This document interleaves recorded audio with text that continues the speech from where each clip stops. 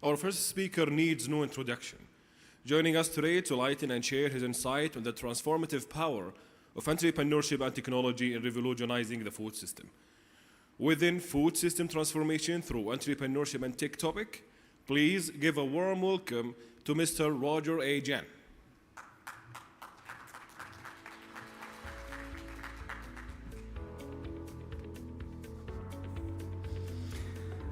Morning, everybody. Thank you for joining early and talking about the food system transformation through entrepreneurship and technology. Food is actually fundamental to our existence. It sustains our bodies, drives our economies, and connects us culturally and socially. But today, the way we grow, distribute, and consume food faces profound challenges. From climate change and resource scarcity to population growth and inequities in access, it's clear that our current food systems need transformation.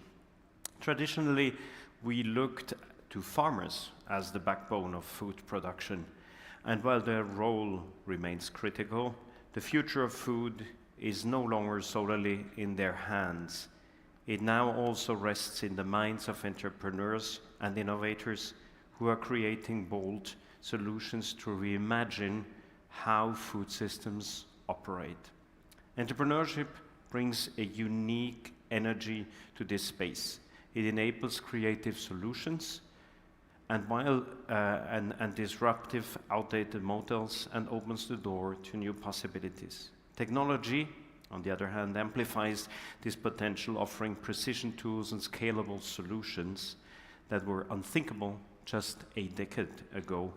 Whether it's through AI-driven agriculture, vertical farming, lab-grown proteins, or blockchain-enabled supply chains, the fusion of entrepreneurial spirit and cutting-edge technology is unlocking a future of sustainable, efficient, and equitable food systems. But this isn't just about solving problems, it's about opportunity. The global food sector is one of the most dynamic industries, with billions of dollars flowing into innovations that improve productivity, reduce waste, and address the challenges of feeding a growing population sustainably.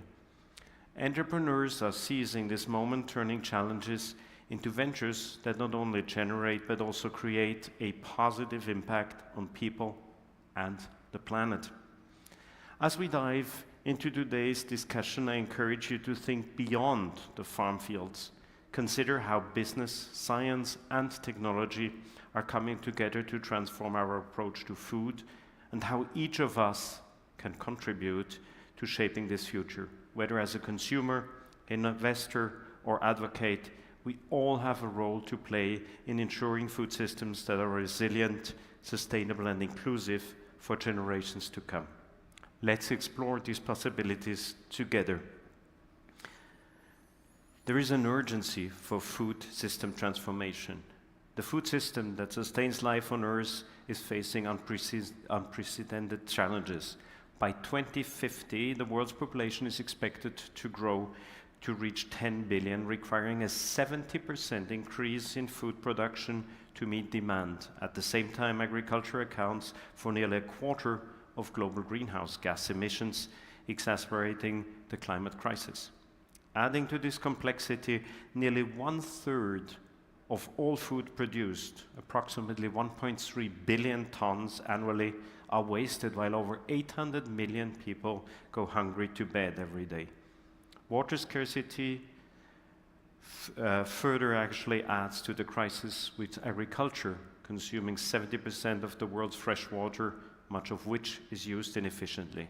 Additionally, monoculture farming depletes soil health, threatening long-term productivity and biodiversity. These challenges are not just a test of our system, but a call to action for humanity. At the heart of this transformation are two powerful sources: entrepreneurship and technology. Entrepreneurs bring fresh thinking, challenging traditional paradigms with groundbreaking ideas that disrupt inefficiencies and create new opportunities. Think of companies developing plant-based proteins, creating entirely new markets. that reduce the environmental footprint of meat production by about 90%, or vertical farms that produce crops using 90% less of water compared to the traditional agriculture. Initiatives like food recovery programs also tackle waste by redirecting surplus food to those in need, addressing hunger while conserving resources. Technology, in turn, equips us with tools to revolutionize the food system, from AI-driven predictive farming to blockchain-enabled supply chain transparency. These innovations help us optimize resources, minimize waste, and democratize access to sustainable solutions. Consider the possibilities of CRISPR gene editing to create climate-resilient crops. Our e-commerce platforms that connect smallholder farms to global markets, bypassing traditional barriers. Today, we will explore the intersection of these catalysts, how entrepreneurs and innovators are leveraging cutting-edge technology to reshape our food system. We'll dive into real-world examples of solutions that are already making an impact, proving that transformation is not just necessary, it's actually happening. As we embark on this journey, I ask you to reflect on this. What role will you play in shaping the future of food? Whether as an innovator, an investor, a policymaker, or an advocate, each of us holds a piece of the solution. Let's challenge ourselves to think boldly and act decisively, because the future of food and the planet depends on it and depends on you. I'd like to have a look at the role of the entrepreneurship, which is often described as the art of turning challenges into opportunities. Nowhere is this more evident than in the realm of food system transformation. Entrepreneurs, with their bold thinking and relentless pursuit of solutions, have become the disruptors of traditional models, reimagining what is possible in a world where food production, distribution, and consumption are fraught with inefficiencies and inequities. Take, for example, the inefficiencies in global supply chains. Traditional systems are often opaque, wasteful, and vulnerable to disruption. Entrepreneurs are leveraging technology to create innovative business models that address these challenges. For instance, Indigo Ag in the United States helps farmers boost crop productivity by using microbial seed treatments while simultaneously developing a carbon marketplace to reward farmers for adopting regenerative practices. Similarly, iFarm in Finland provides automated vertical farming solutions tailored to urban spaces, enabling high-yield production with minimal waste, water, energy, and space usage. Entrepreneurship also plays a pivotal role in addressing local food security. Startups like Gooder in the US combat food waste and hunger by leveraging blockchain technology to redirect surplus food from businesses to non-profit organizations, ensuring that edible food reaches those in need. Additionally, Livestock Wealth in South Africa, for example, enables small-scale farmers to access funding by connecting them with investors through a crowd farming platform, boosting agricultural productivity and rural livelihood. Sustainability, too, is at the heart of this entrepreneurial wave. As consumers demand more transparency and eco-friendly options, entrepreneurs are stepping in with transformative ideas. Consider the rise of alternative proteins.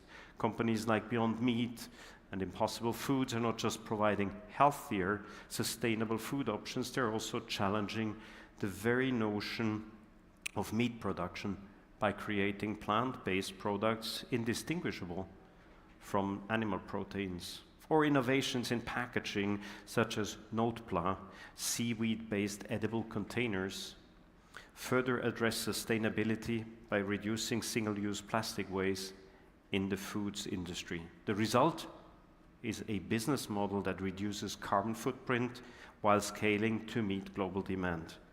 These ventures share a common thread. They see complexity not as a barrier, but as an invitation to innovate.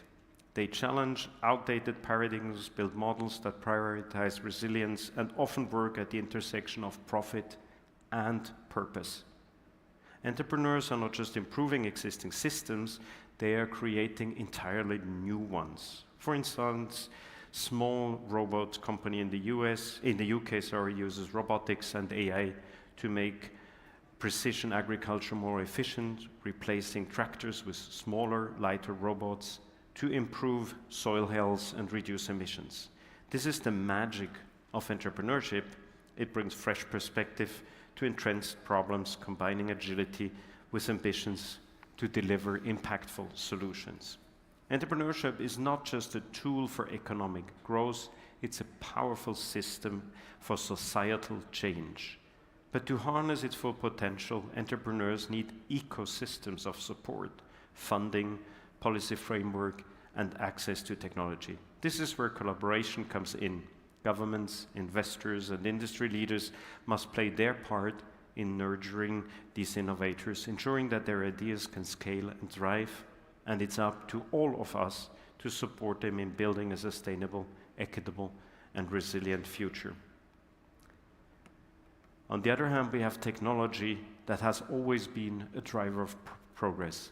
And in the context of food system, it's really a game changer. From the fields where crops are grown to the markets where food is consumed, technology is reshaping every stage of the food chain, enabling solutions that were once unimaginable. Take precision agriculture, for example. Farmers today are leveraging drones, IoT devices, and AI-powered analytics to optimize yields while reducing waste. Drones survey fields in real time, identify areas that need water, fertilizers, or pest control. Sensors embedded in the soil send data directly to the farmer's smartphone, helping them make informed decisions about resource use. AI-driven platforms predict weather patterns and crop diseases, empowering farmers to act proactively rather than reactively. The result, we have higher productivity, lower cost, and a significant reduction in environmental impact. Another transformative area is agri-tech platforms powered by blockchain. Supply chain in the food sectors are notoriously complex, often plagued by inefficiencies and lack of transparency. Blockchain technology here offers a solution by creating immutable, decentralized records of transactions. This means that consumers can trace the journey of their food from farm to fork, ensuring safety, ethical sourcing, and fair trade practices. Farmers, in turn, gain access to better markets and command higher prices for verified, sustainable produce. Biotechnology is pushing the boundaries even further. Tools like CRISPR's gene editing are enabling the development of climate-resilient crops that can thrive in extreme conditions, addressing the dual challenge of food security and climate change. Meanwhile, the rise of lab-grown meat is redefining protein production. By cultivating meat directly from animal cells, companies are reducing the need for livestock farming, which is a major contributor to greenhouse gas emissions, and paving the way for a more sustainable food future. Then there are digital markets, which are transforming how smallhold farmers participate in the global economy. Platforms like e-commerce and mobile apps connect these farmers directly to consumers, bypassing middlemen and ensuring fair prices for their products. In many regions, these platforms are also providing farmers with access to financial services, enabling them to invest in better tools and technologies, thereby improving productivity and livelihood. These technologies don't just address the symptoms of a broken system, they tackle its root causes, offering scalable and sustainable solutions. But to unlock their full potential, we need collaboration. Governments must create policies that encourage innovation, investors need to fund these technologies, and communities need to embrace them. The transformative power of technology lies not just in the tools themselves, but in how they're applied to solve real-world problems. Together with entrepreneurship and innovation, technology can help us build food systems that are smarter, more sustainable, and inclusive. A future where no one is left behind and the planet thrives alongside its people. I would like now quickly to show you a few case studies, innovative solutions that are not just theoretical. They are actively reshaping food systems across the globe.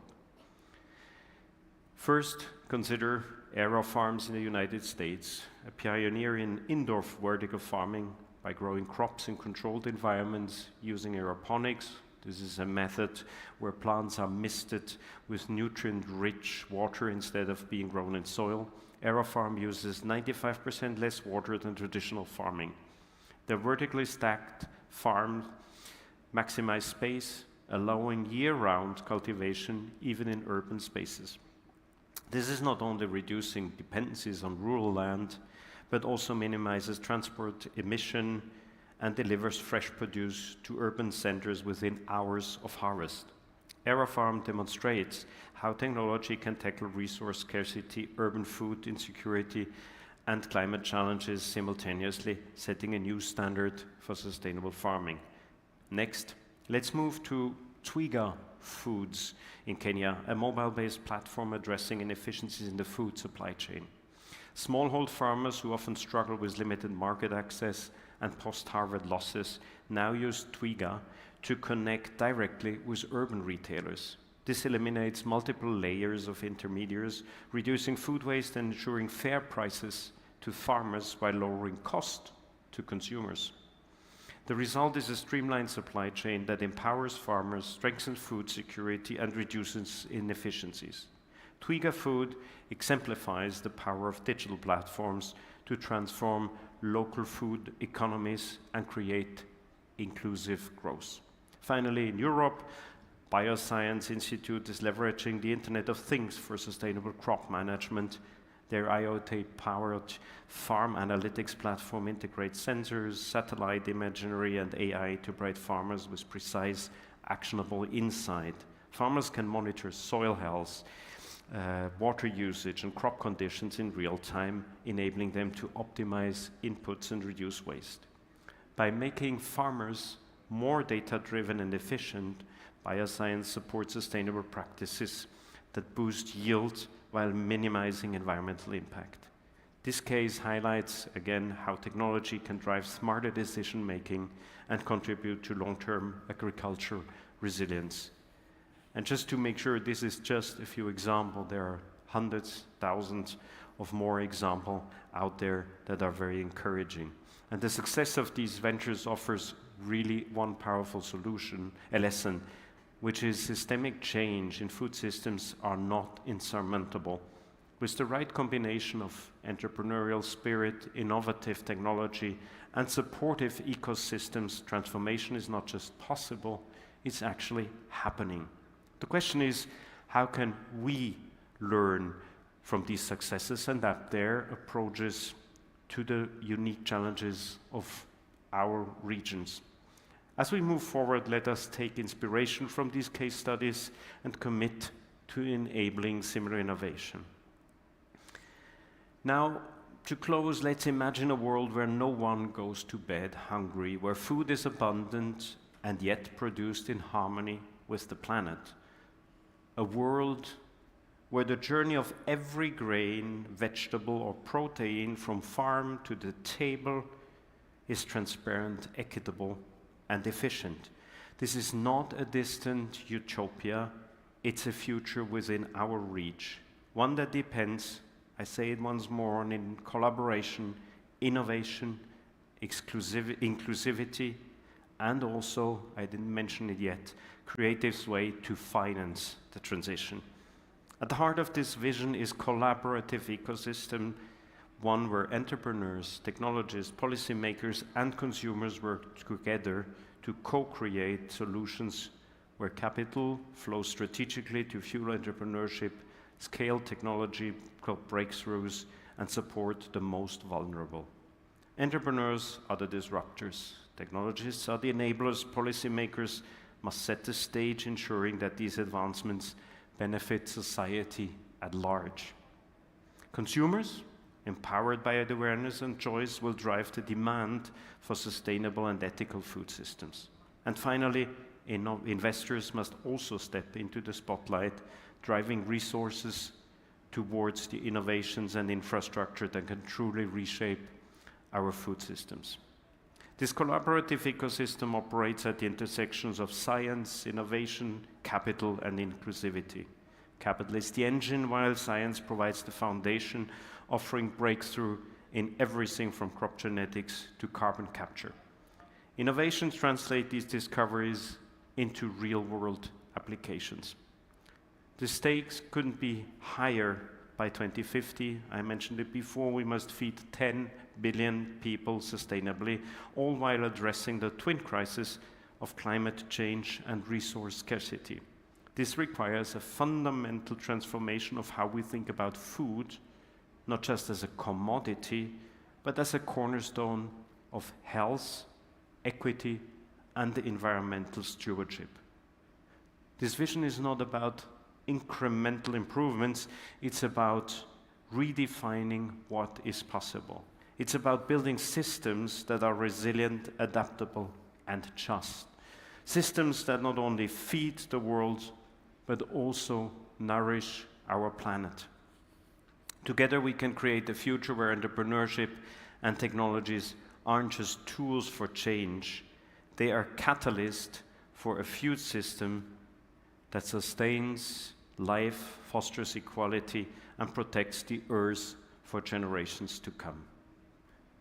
The future of food is being shaped today. Let's make it one we can be proud of. Thank you.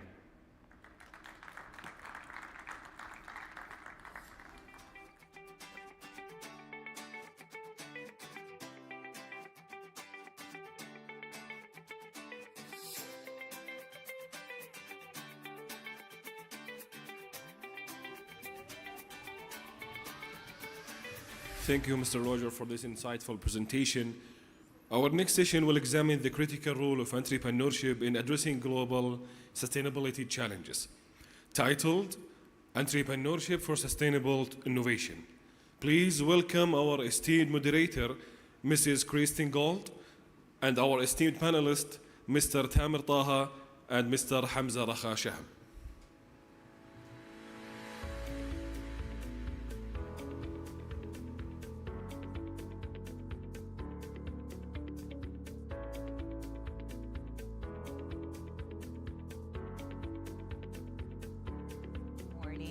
Good morning, everyone. Welcome back today. We're going to be continuing our discussion around how we can make innovation sustainable and scalable.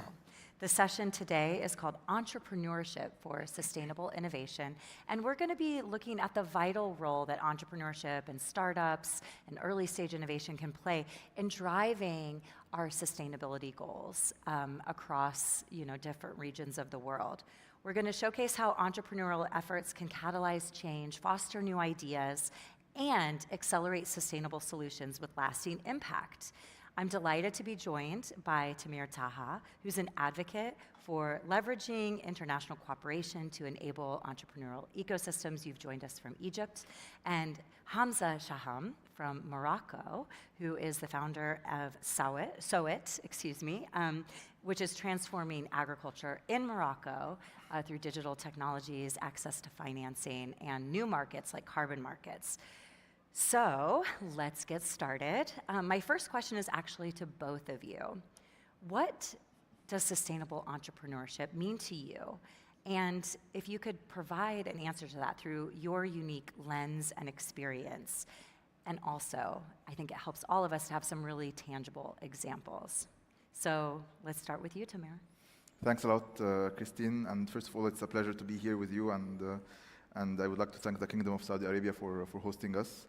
For me, social entrepreneurship is a business that balances profitability and impact, and that has a long-term vision that is aligned with the Sustainable Development Goals, whether national or the UN SDGs. So this is simply put, And I think we have, in terms of impact, and coming from a country like Egypt, there is so many potentials and so many challenges that businesses can solve, especially when it comes to climate, when it comes to waste management, when it comes to health, education, and so on. So And food systems. and food system, of course, and this will be elaborating more on during the workshop, during the Nice, session. nice. What about through your lens and experience? I think sustainable entrepreneurship is an entrepreneurial initiative that has sustainability at its core, at its DNA.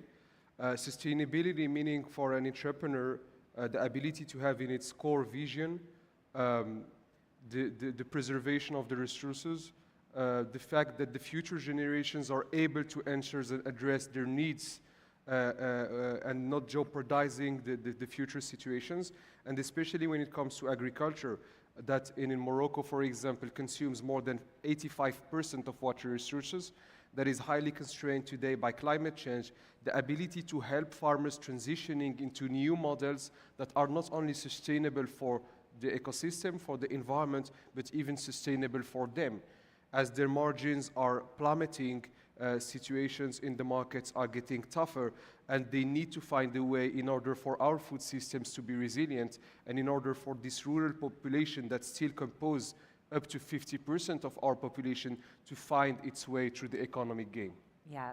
So what I've heard from both of you is really finding this business model that is prioritizing purpose as well as profit. And that's something that I think is really, of the times in the startups I've worked with around the world, we see that this is actually what entrepreneurs want to be doing as they're building their startups.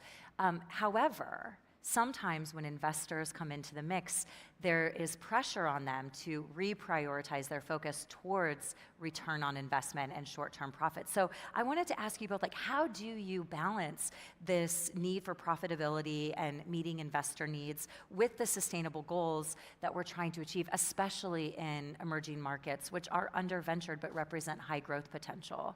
Maybe you could start. Sure, I think this issue can be tackled from different perspectives. First of all, awareness about the importance of the socio-economic impact on these investments, linking this impact with, because at the end of the day, it's also related to the long-term value of the investments.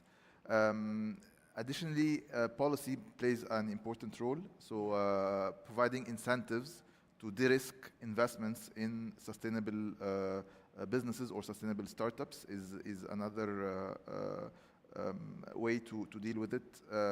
Providing incentives, whether fiscal or monetary incentives, and also the idea of blended finance with the support of international players or international financial institutions can help all to de-risk the investments, because it's all a matter of a risk mitigation strategy and tactics. Yeah. And I think for investors, whenever they see support, whether from the government or big institutions, they will be more and more motivated to support such type of startups. Yeah, that's interesting. And I think in the past we used to see kind of sustainability initiatives clustered under corporate social responsibility, but now it's becoming business as usual. So you really do have kind of sustainability at the core of your business, and you're talking about environmental sustainability, but also financial stability for the farmers. So have you had any challenges with investors, kind of putting pressure on you to move away from some of those goals and focus on short-term profits? Yes, I think as an entrepreneur, you need to be clear about what you're achieving. Profitability is behind the ability to feed the people. Yes. You need to find the investor that are with the right temporality in terms of long-term investor looking at the impact of what you're driving in areas where environment is putting very high constraints on the ability to people to feed themselves. So I don't see it necessarily as being as finding a balance. As I see it as finding the right priority and finding the people that believe it is the right priority. So for example, in our investors, we have the World Bank, IFC, which is an investor that is actually requesting us to do much more in terms of sustainability than in terms of profitability. Because we believe that on the long run, profitability will come as we are solving real world challenges that are very tricky for everyone. Yeah, there's increasing evidence, of course, that like focusing on the SDGs and sustainable goals actually builds better businesses for the long term, and becomes more investable. You mentioned policy frameworks in your answer, so I wanted to ask you, like, what are those policy frameworks or incentives that you've seen have been most effective in actually driving forward these goals and supporting sustainable entrepreneurship? Well, coming from the Ministry of Economic Development and Planning and International Cooperation of Egypt, we're leading the ministerial group for entrepreneurship, and seeing, like dealing with, on a daily basis with startups. I believe, first of all, it's about the definition. What is a startup? What is a sustainable startup? What is an impact-driven startup? And so on. Once we define Do you think there's a difference between the but three? a startup in general, for Yeah. example, an SME, because this Yeah. is the one is scalable and fast growing, and another is more or less Yeah. linear with a linear growth. So this is as intuitive as it sounds, but it's not clear for all the That's policymakers. true, yeah, So first of all, defining yeah. what is a startup, and defining under this what is an impact-driven startup or a sustainable startup. Coordinating the different programs and policies across the ministries, because when we, for example, if we tackle sustainable businesses, you have different sectors who are involved. You have the environment sector, you have the investment sector, and so on. So coordinating all the policies towards certain given targets and given KPIs is key. Supporting these startups in access to markets, and by access to markets, I mean locally and globally. One of the biggest markets is the government itself. So how we can link the technologies and innovations that are offered by the startups with the governmental mega projects, and this is very important. And I think you mentioned the World Bank and IFC and EBRD and others. So all these IFIs are very interested in startups because they are the source of efficiency and innovation. No matter what, they will be investing in big projects. They will not be as innovative and as efficient as a startup that is focusing with every penny where it's spent and what's the return on investment. So this is also the mindset that we are trying to adopt at the government. Fourth thing is access to finance, and this is across the different stages. So starting from the early stage, the government provides grants. We can work on challenges, competitions, even supporting startups to exhibit in maybe international conferences and so on, and capacity building, because it's very important. And capacity building here, it's not only related to the startup, but if we focus on an ecosystem perspective, we need also capacity building for the investors, to how to assess the impact of these startups, especially the investors who are interested in impact investment. So how they can assess the startup, what are the metrics where they can define whether this startup is profitable and doing an impact, or only profitable and maybe have a negative impact on the environment and so on. So to wrap it up, access to finance, policy coordination, networking, and capacity building. Yeah, I want to double down on one point, which is how do you spend time actually also training startups on how to be more sustainable? Of course, they're coming with sustainability at their core of their business, helping with water use efficiency or climate resiliency. But they could even go further, perhaps, with some training on how to make their solution more impactful to local communities, or to be more comprehensive in their approaches. What's the role, do you think, of government in helping to push them to go even further when it comes to these positive outcomes? I think the most effective role is regulations. So because whenever you put regulations and standards for whether especially for big companies, because once you put standards for, this is what will happen in Egypt, for the example, for the cement industry, when you put regulations for the cement industry to work on decarbonizing the industry, they were stuck. So they had to go to the startups Yeah. and try to find, technologies that are there. Yeah. And this is the beauty of the thing. So sometimes you have to tackle it from a top-down approach, but also the bottom-up approach also is needed because, as you mentioned, capacity building is needed, support is needed for the startups, especially the startups who are working in sectors like mobility or food security or water management and so on. Sometimes they need to know where to start. Yeah. And sometimes they also need to access the first client. And once they get the first client, it's kind of a proof of concept for their technology. I really, really love the point that you made about the role that regulation can play. Unfortunately, it does seem like that stick approach is one of the things that actually moves larger organizations. So I'd like to ask you specifically, founding and running a startup, like what is the benefit of a startup when it comes to achieving sustainability goals versus a larger organization? I think a startup has three advantages that a large organization will struggle to find. The first is the speed of execution. Yeah.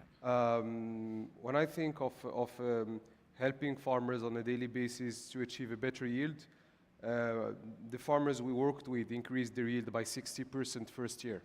So you need to be able to act quickly, deploy teams quickly, adapt, innovate, iterate, and this is proper to a startup that is at the end of the day working fast pace on a actually very vertical decision making with very limited processes.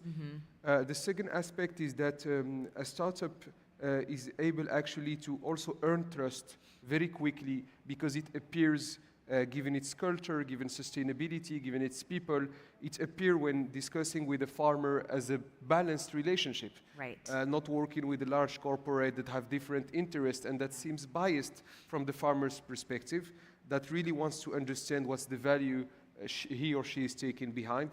And I think this kind of sincere, honest culture builds healthy relationships. And I think the third aspect is that startups tend also to have a bias for action. Yeah. When there is a gray zone, startups still get in because they see the value of bringing this to the people, of creating the value. They tend to take the risks that larger corporates wouldn't take. And I think this is very important because in face of the climate change, given the current geopolitical situations, if we don't have bold moves, we will simply not be able to answer the challenges that are evolving and more complex. So we're hearing speed and agility, the ability to build trust quickly, and the ability and bias towards action. So we've definitely experienced that in my organization, and that is a great way to move forward sustainable solutions quickly. But there's often a mismatch between the ability for a startup to scale, which requires partnerships with big companies and incumbents, and how they think and operate and how the big companies operate. So do you have any tangible examples of how you've navigated, through some of those challenges and differences? Yeah, I think there is also one point that is very important is institutionalizing what the startup is doing at a certain extent. The startup cannot operate alone in an isolated framework over which it intends to change things. Yeah. Definitely, it needs to fall within a government framework that is clear enough. For example, for us, it's regarding water optimization, resources, and financial inclusion for farmers. Yeah. But along the way, when you have the right institutional frameworks, and when you build the right relationship with the customer, with the end user, of course, it's still hard to navigate because this path is a new path. And then you're discovering things, you're discovering how decision-making is done, you're discovering new regulatory aspects that you didn't expect, you're even discovering that operations are tougher than you would expect. Rural areas, long distances, farmer relationships, they're not digital savvy and so on. But the thing is that when the startup is capacitated well, meaning it has the ability very quickly to take preliminary conclusions about everything it is doing on a daily basis, it is really able to navigate in a way that it can turn very fast until it finds the right path.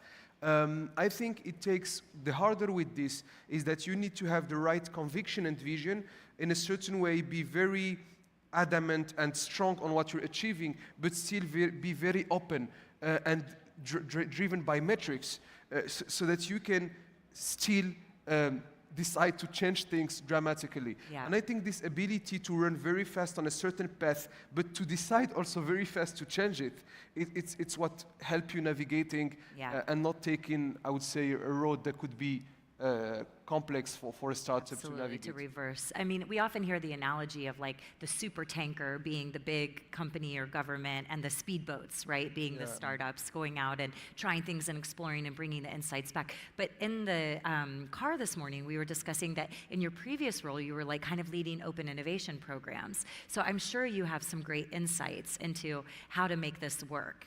And maybe you could share some of those, like by diving into some challenges that you've seen. I've certainly seen even startups go bankrupt sometimes in the time it takes for a big corporate to make decisions, but also how you've seen those challenges be addressed, because I think that's important for us to understand. Well, I think in this specific area of sustainable startups, the main challenge is that the solution or the innovation is sometimes too technical. Yeah. The founder is usually someone who's a genius technically, Yeah. but who might not be able to usually expand fast and sell the product and convince the right investors. Yeah. So this is the most common challenge I've seen in my previous work during my work on open innovation, and. But there is a solution for this, is about the team and forming the right team, so complementing the technical skills with a business and business development skills is a solution. And again, capacity building and so on. Also, I think another challenge is access to finance. The MENA region, for example, only receives 1.5% of the total climate VC funding, Right. although it's one of the regions that is most affected by climate change, and one of the regions that is least contributing to the climate change. So I think it's an uneven equation, because there is a lot that needs to be happen. Yeah. And also, I'm a firm believer that local challenges need local solutions, and this is exactly Totally. what's needed for this type of climate and food security challenges, because you cannot import a challenge from abroad that is not adapted. And I'm sure Hamza agrees with me on this, especially even using AI and big data and so on. It has to be adapted to the local circumstances and the local conditions. And this is a great opportunity for startups, especially in the same region like the MENA region, to exchange knowledge, and given that we are on the same, having more or less the same nature and environment. So there's a lot of exchanges and expansion, and I think Hamza has already did great work in expanding beyond Morocco. And this is a great example, because there's an opportunity for having a wave of regional startups that are working in this area, given that challenges are common. Yeah, that makes so much sense, and I mean, it definitely speaks to my heart. We talk a lot about like global collaboration for local impact, because startups can share knowledge and best practice with each other, globally, and when they're working on similar challenges in their respective localities. But at the end of the day, we need the local solutions that are contextual, right, to the environmental conditions and cultures in which they're being implemented. But I want to double down on this like financing point, because again, I've seen all too often that startups, have a great technical solution. They're focused on making long-term sustainable impact. They get some financing, and then they try to scale, and they get stuck in this kind of log jam. Either they can't raise additional financing, or the partners with which they're working with move too slowly. And so they burn out, they run out of money.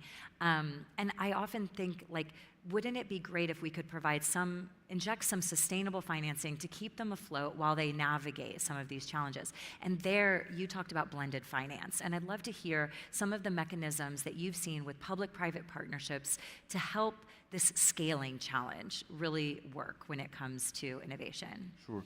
Let's take them by stage. For example, blended finance for the early stage. We hosted COP27 back in 2022 at Sharm el-Sheikh. And during COP, we created the biggest startup competition for climate technologies. It was called Climatech Run.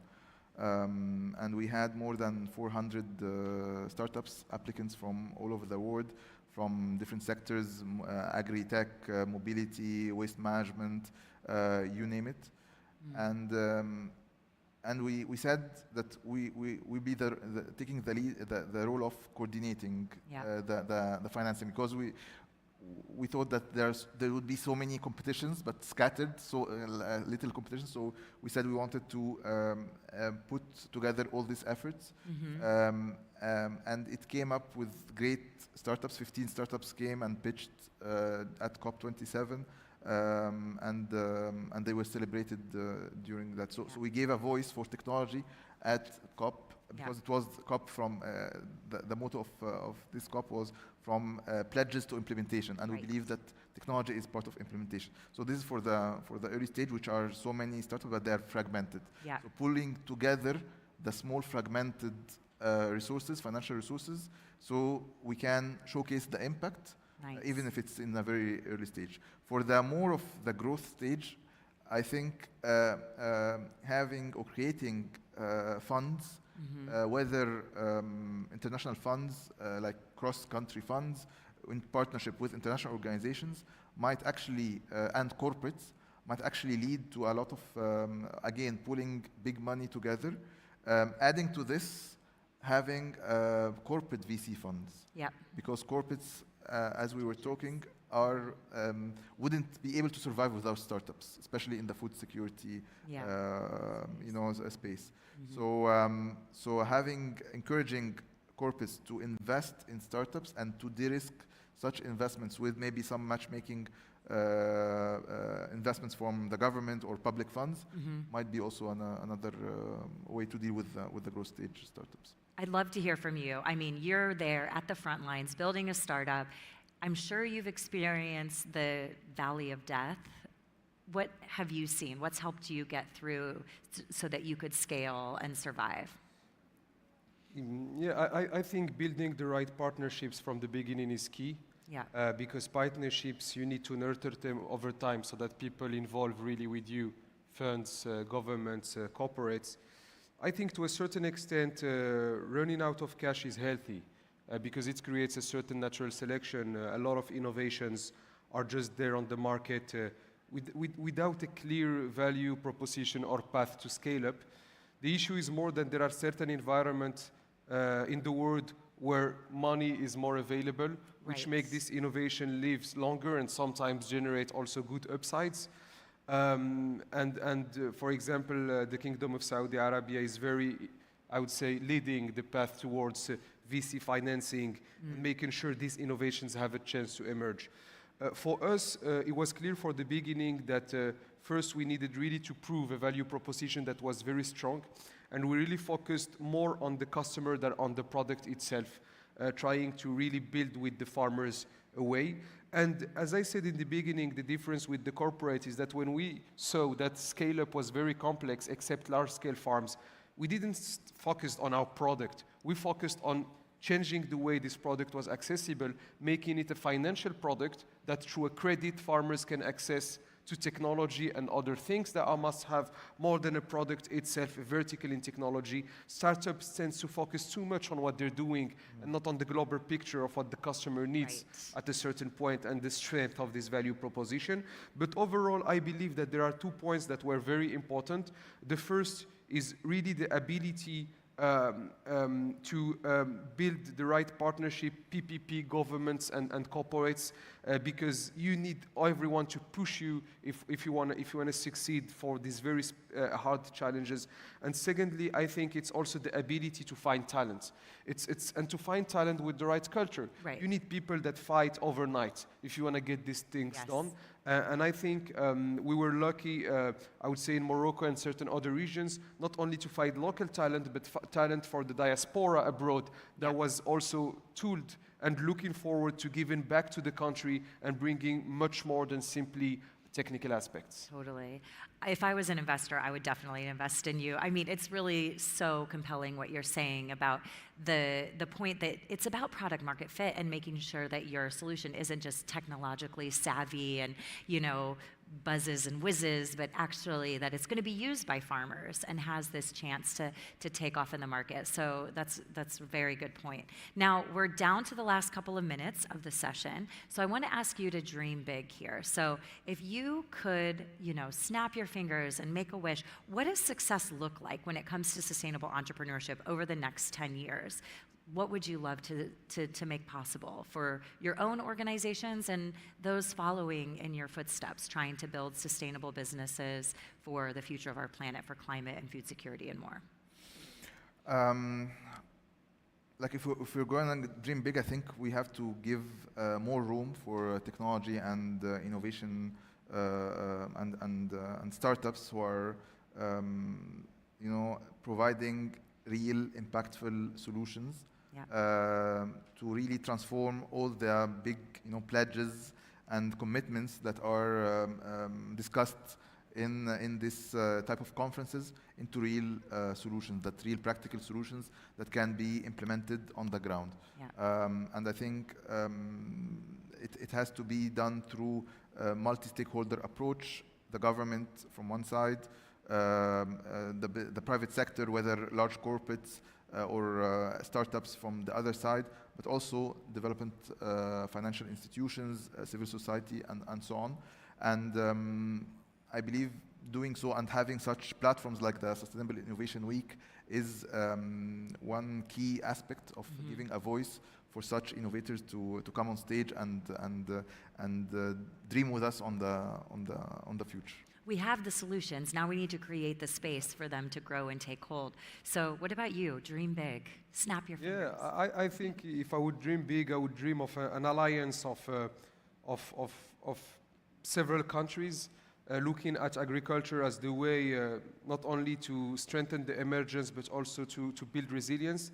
And this alliance would not only be able to put a specific regulatory framework for all this innovation that could operate I would say in a much more efficient way. Yeah. I'm thinking about satellite imagery, use of drones, IoTs, so much technology that bring value on managing on a daily basis the natural resources, and this alliance being capacitated in terms of funding to be able for the models that already proved successful with a very strong track to aid them and to tell them, okay, today you're facing 10,000 farmers, tomorrow you'll face 1 million.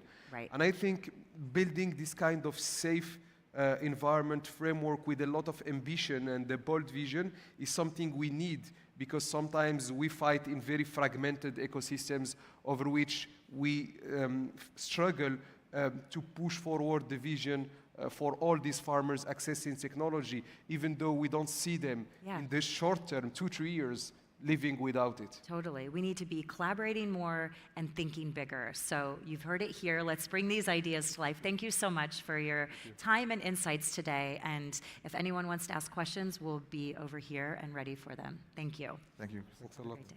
Thank you.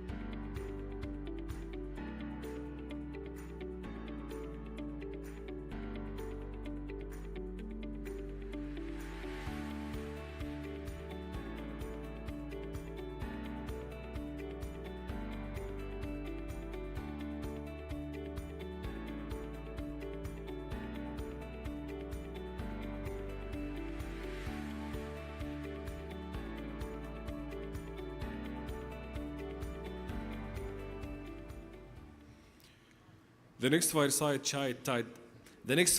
chat titled Driving Innovation in Food and Water Security Through Entrepreneurship Platforms. We will explore the potential of entrepreneurial platform to drive innovation and address the pressing issues of food and water security. We are honored to welcome our esteemed moderator, Mr. Khalid Dehesh, and our esteemed panelist, Mr. Hisham Al Jabr, Mr. Hassan Halawi, and Mr. Muhammad Al Arifi.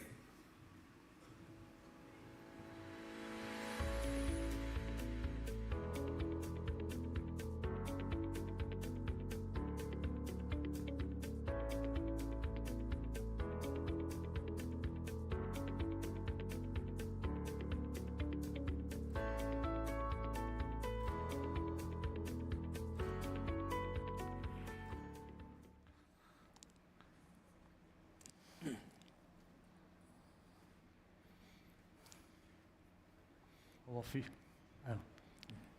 السلام عليكم. وعليكم السلام. Good morning, everyone. Thanks for joining us today. I'm Khalid Dehesh from MIWA. I'm honored to moderate this session titled Driving Innovation in Food and Water Security Through Entrepreneurship Platform. As we all know, food and water security are major challenges these days. So this session will explore how entrepreneurship platforms such as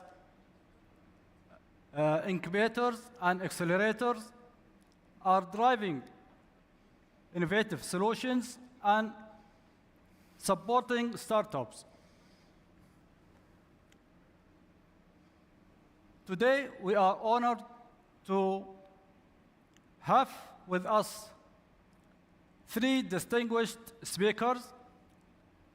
Mr. Muhammad Al Arifi, he is Assistant Deputy Minister for Entrepreneurship at the Ministry of Communication and Information Technology. And also we have Mr. Hassan Halawi, representing First Elite Agro, who brings expertise in agriculture and food security and technology. And also we have Hisham Al Jabr, he's the founder of Tadweer, who specializes in food waste management and circular economy initiatives. So I will start with the government sector with Mr. Muhammad Al Arifi. And I just want to know, how does the Ministry of Communication and Information Technology link entrepreneurship with sustainability, especially when we talk about food and water security?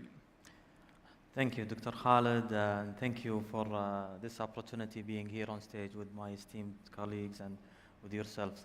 So the ministry, our key focus is the developing the technology sector. So having a thriving and promising technology sector that serves the vision. So the Vision 2030 has really gave us a laser focus on what sectors to focus on, and all sectors can be digitized and utilizing the different types of technologies, including food and water. So the way we focus on those, so we are sector agnostic, however, having a sustainable impact or sustainability impact would really add value to the potential of success for those startups or technology companies. The way we focus on is starting from policy and regulation, identifying gaps in the policy and regulations and working with the different government and regulators to help pave the way for those startups. Another thing is capacity building, capability building. So access to talent is a key challenge for most of the players in technology field, including water and food sustainability. And that is where we have a full deputyship that is focusing on capacity development, upskilling, reskilling, different programs that help those entities have access to suitable resources. Another focus is the access to financing and funding and different incentive programs, subsidy. So we have the National Technology Development Program, which has served a lot of companies in the food and water security, as well as in the different sustainability and SDGs that the UN is focusing on, the global is focusing on. So, and providing them with different types of subsidy, whether it is grant or debt or incentives and perks. Maybe to add a few, and one is very key, is access to market. Awesome. So for this industry to be thriving and successful, they need to have access to market. They need to start generating revenue. With the vision, as I started with, there is a huge drive for demand, especially in the sustainability areas. If we have an example like NEOM, a zero carbon emission project that has significant opportunity for companies to really, once they move from the MVP or the idea stage to accessing the market, they will find great potential market opportunities in those projects. So this is just awesome. Shukran. That's great. And we will move to the private sector. So with Mr. Hisham Al-Jabr. So how has Tadweer addressed the food waste management with innovative solutions? And if you can share with us some success stories and its impact. Yep. Thank you, Dr. Khalid. Let's talk about the challenge of food waste. I want to tell you something. FAO, which is the Food and Agriculture Organization, has ranked Saudi Arabia as number 6 worldwide in food waste. We're talking about 13 million tons of food is wasted every year in Saudi Arabia, according to MIWA report. Let's take Riyadh as an example. Riyadh landfill here received 16,000 tons of general waste every day. Let's imagine what's the percentage of food. Do you think 20%? 30%? 30. It is 70%. Oh. 70% of materials going to landfills is organic, either food or green, according to Mawan, which is a waste management center. It's a real challenge. We're talking about economical problem, where a huge amount of budget is allocated just to solve the issue. Of course, environmental and social. I think I will quote from Quran, ضرب الله مثلا قرية كانت آمنة مطمئنة يأتيها رزقها رغدا من كل مكان. Allah subhanahu wa ta'ala give an example of a village which stay in safe, has an abundance of food and grace, which will be thankful. We should be thankful of that grace. What we have done is we've established our first factory in Dammam to recycle the food waste into compost. This was our solution. That's great. Nice. Mr. Hassan, based on your experience at First Elite Group, how can agriculture innovation help address food security challenges?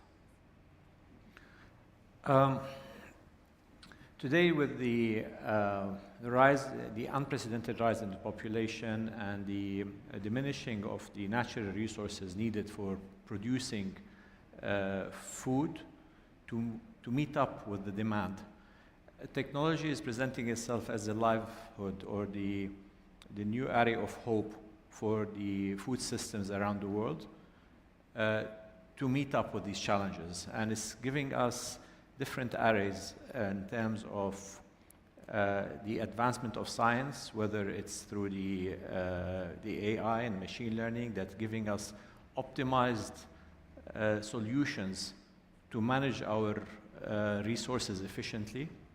It's also addressing another critical problem, which is the aging population that we have in the natural producing countries that till today produce up to 70% of our food. And these are the small stakeholder farmers in the traditional countries like India, Africa, who in the last few years, because of the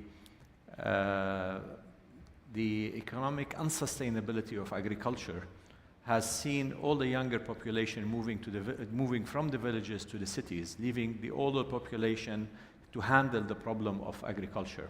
So today technology comes in with solutions, utilizing the drones for seeding, weeding, for the spraying of insecticides, helping this elderly generation to maintain this gap, and also attracting again the smaller generation, the younger generation who are tech savvy, who like technology, to go back to the agriculture and make it a less physically burdening industry for them, so that we can revitalize the small stakeholder farmers, which again I stress are extremely important for our food systems, as they still produce 60 to 70% of our food, and they deploy more than 50% of the world population.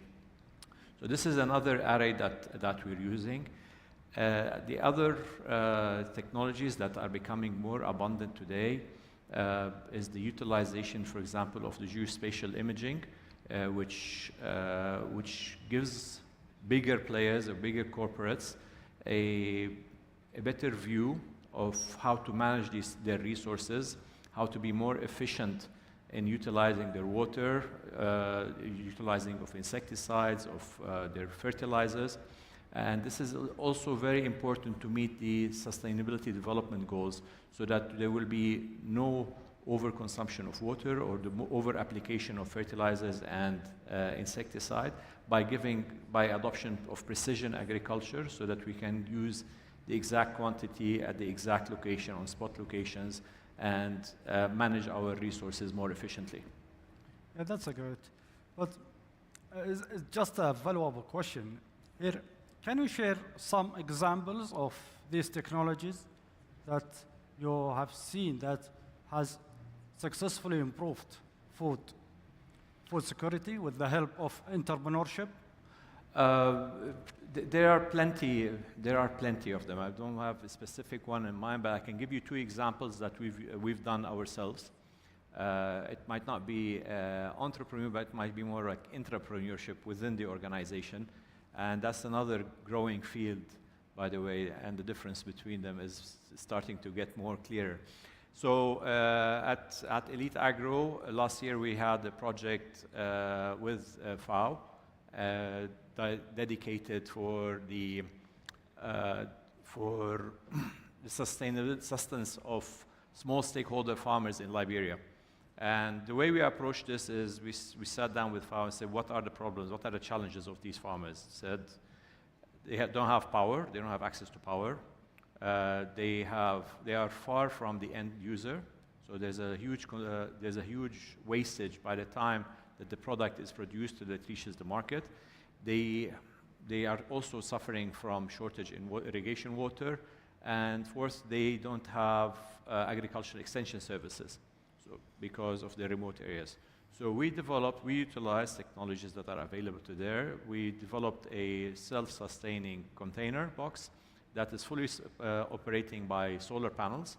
By that, we solved the issue of the electricity. We fitted it with a cold storage unit to maintain the temperature of the produce, so that by the time the trucks come in to pick it up, it's still in a good shape, and we reduced the amount of wastage that's doing. And we fitted it with a precision irrigation system, dripper lines, so that it can irrigate precisely 1 hectare of land, enough to sustain a full family and the village around it, along with fitting it with IoT sensors to get the readings from all these ones, so that we can remotely manage and support them, support the operation of the farm. Plus, we gave the farmers on their mobile app a communication network so that they can take a picture and send it to us remotely. So by that, we resolved the issue of the extension services remotely. We resolved the issue of the power, the water, and the cold storage. Thanks to technology and thanks to connectivity, if we did not have access to satellite technology to connect these IoT devices via internet and manage them remotely, we would not been able to do that. So that's one example. The other example is we developed a cloud application. It's called AgroCloud. We use it to do geospatial imaging, measuring the vegetative indexes, water indexes of open fields. It's accessible to anyone. They can log in, draw the coordinates of their farm. We can automatically give them the live readings of, not live, but every few hours, depending on the orbit satellite that's coming over the farm. We can give them accurate measuring of the water indexes, vegetative indexes, and we added to that the OpenAI to give them suggestion optimizing the water consumption and a better analysis of what they're doing. Because in many cases, this technology is available, but in many cases, the farmer does not know how to utilize or how to read this information that he's getting. So we help them bridge that gap in making it easier for them to understand what is he reading. Now, I would see in the couple of years, once we start getting more data, training more our machine learning models and AI, we can get more accurate results to give it a higher level of efficiency. Yeah, that's great. And with the digital technology, I will move to the government sector. So, Mr. Mohammed, what program or platforms are being developed to support the startups in water and food areas? And also, how do digital platforms help them succeed? So thank you. So if I want to just give like a journey of the entrepreneurship ecosystem and our role in it, especially with key focus on water and food. So we in the ministry we have the Center of Digital Entrepreneurship, so CODE. So they call the Center of Digital Entrepreneurship, which is focusing on 4 main areas. First area is widening the funnel. So looking at the key objective is increasing investment activities. So because our key mandate is to develop the technology sector and increase the GDP contribution from the technology sector. So to do that, we're focusing on the activities which shows the job creation in the tech sector and the investments. So having that in mind, this North Star, we want to widen the funnel. So we have more companies that would potentially help us achieve our objectives. From awareness to ideation to startup development and incubation to acceleration to investable startups. And that would just make it faster to succeed and faster to fail and try again. So that's one key focus, and that's increasing the pipeline. Second function that we have is growth. So we have a specific unit that is only focusing on startup growth, dealing with startup founders and venture capitalists, local or international, to help them grow from A to B, B to C, and accelerate that growth because that also helps and help them accessing new markets and solving some specific challenges they have, access to different technologies, to talent, etc. The fourth function is building different communities. And those communities as code centers and code labs, and we have international communities in the Bay Area in Palo Alto, the Multiverse by Code, and then we have other programs that we do globally to help startups and ecosystem players, not only startups, explore the global ecosystem and learn from them, and also create new partnerships and bring them home. The fourth function is when we zoom out and look at the full ecosystem and identify different gaps and try to put together programs that help fulfill those gaps, whether it's access to financing or ease of doing business and government and policy regulation, and other different initiatives. Zooming back, we'll focus on the sustainability and environment and food and security. We've recently worked with the Ministry of Environment and Water and Agriculture in a program we call Tech Champion, where so most of what we do is sector agnostic. Sometimes we work with the sector experts on a specific program. So we worked with the ministry on a program, the Tech Champion program, focusing on green tech, where we had 12 startups only focusing on the different sustainability goals, including food and water, and help those startups accelerate them with international partners from the Silicon Valley. And that was a program for 3 months. And then the question is, what after those 3 months? Then we took most of them to be incubated for 2 months in the US. We helped them access new markets, and we took them to the different projects that help them access markets, as in NEOM, as in the Gidea, as in the different PIF Giga projects, as well as the Aramcos and the other key procurers of, and they that have similar. Yeah, that's good. But we have one of the startups in the market, Tadweer company. So, Mr. Hisham, how do private companies and investors, startups, help in growing circular economy projects, especially in food and water security? And also, how can partnerships and collaboration across sectors bring more funding and innovations? Funding is the beautiful word for all entrepreneurs. Let's talk about the challenge again. We used to talk about food and water security as a challenge. However, I believe it's a missed opportunity. Let's have an example from US, a startup called Divert. Divert used to transform the food waste into biogas. It has been backed by a VC, I think with around with 100 million, something like that. Then it has been acquired by another company. Last year, they signed an agreement with the US government with $1 billion to cover all the US with its small units of food recycling. In our case, alhamdulillah, we had a fund from WAD, Aramco, when we started our startup. And we're in the stage of growth by using, again, small units in rural or other cities in order to increase the amount of food recycled. By the way, the recycled food in Saudi Arabia, although all these figures and waste, can you suggest what percentage that has been recycled? Among 13 million ton. 30? It is less than 1%. So it's still a blue ocean. We're talking about, although it has a lot of challenges, a lot of regulations need to be developed, but it's still a blue ocean in that area. In the past years, we've seen significant activities within VCs, platforms, angel investors. But honestly, for me at least, I know only one VC which is specialized in green tech.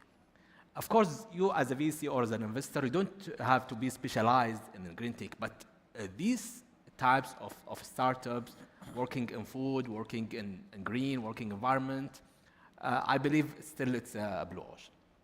Yeah. So I have a question for Mr. Hassan. What the role do partnership between innovation hubs and agriculture businesses play in creating innovative solutions? It's extremely important for the innovation hubs to be connected with the end user. In our case, which is the farmers or the corporate farmers, because what we've noticed in many years, at least in the recent years, that we have a lot of entrepreneurs, innovators who come up with great ideas. But when you come to the application in real life, it doesn't work. So it's very important that the part of the training of the innovation hub to be linked with an end user so that the entrepreneur who's working or who's coming up with the innovation has something that is focused toward the end user so that we can ensure that this is a successful, has a lifeline to applicable application use cases, and also to assist them in selecting the right technologies that they need to be focusing on in building their, at least at the MVP, the minimum viable product. This is a gray area today that I think all innovation hubs should focus on, along with the end users, stakeholders, so that there is there's saving of resources, there's saving of time, and also saving of ambitions, because it's very hard for an entrepreneur who works all the way or works outside the ecosystem through a VC or a funder to come up with a product at the end of the time that is not applicable or not scalable. So as Mr. Mohammed mentioned, it's important to be in that ecosystem of the incubator so that he understands the market, he understands the end user, he understands the scalability. It's equally important to understand the end user, the use cases, and to ensure that whatever technology he's working on has a grassroots to be applicable on the field and by the end users. Yeah. Can I, sorry, can you allow me? Yes, you can. Well, thank you. I think we need to have what we call it public-private synergy. Yeah. Where I remember an example in Bangladesh, in the field of food recycling. The land has been granted by the government, and they were involving also the NGO to hire needy people and people in the rural to work in the factory of recycling, and it has been operated by the private sector. So they create a very good model where all these sectors work together to achieve the goal. Yeah, I was going to ask my fellow panelists, now in the last maybe year and a half or 2 years with the generative AI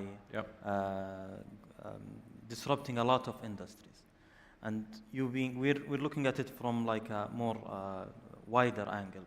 I think being in the business, looking at your P&L and looking how to grow this business, and seeing generative AI, and so what is the applications of generative AI in the food and water security and the recycling, and how do you see that going forward? How do you capture data? How do you utilize it to grow?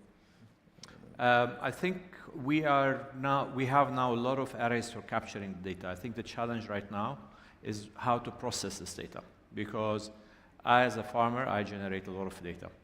My challenge is how to clean it, process it, put it in a structured way so that I can utilize it in my machine learning models and and at the end get to the AI optimization. So this is now, I think, where the industry is stuck at. Our data, especially in this part of the world, is unstructured, is scattered, and this is where we rely on the government bodies to put a framework for the gathering of the data, the cleaning of the data, and putting strategies so that in the future remain accessible to us. But on my data alone, I'm not able to build an effective model. To build an effective model, I need to have access to all the data that is available in this region so that we can utilize it efficiently and build models that are applicable for our particular environment, particular conditions, and production ways.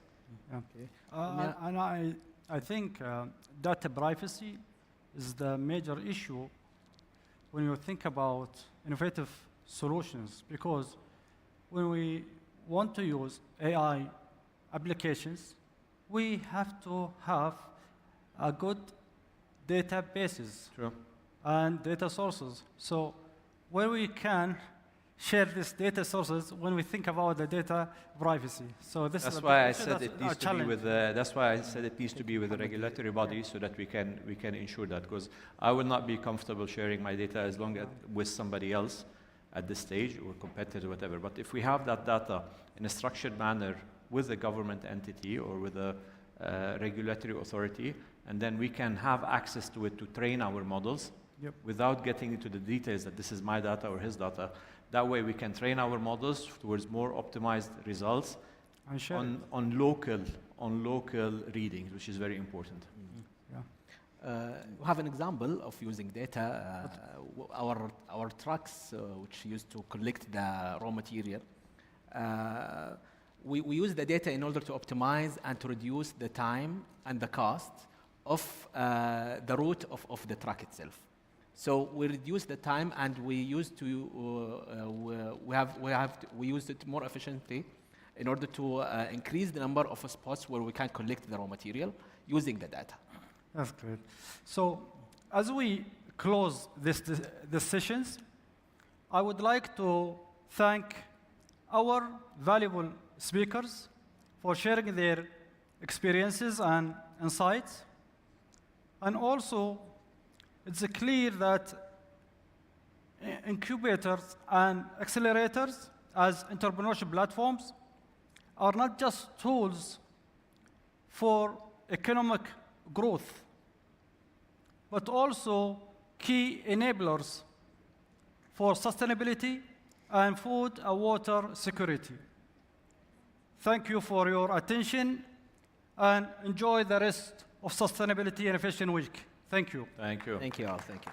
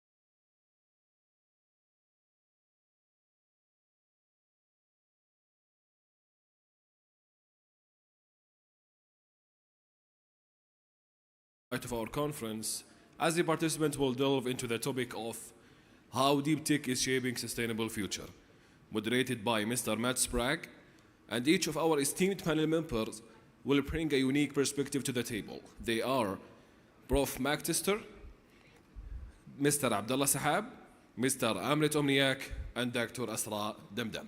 Please welcome.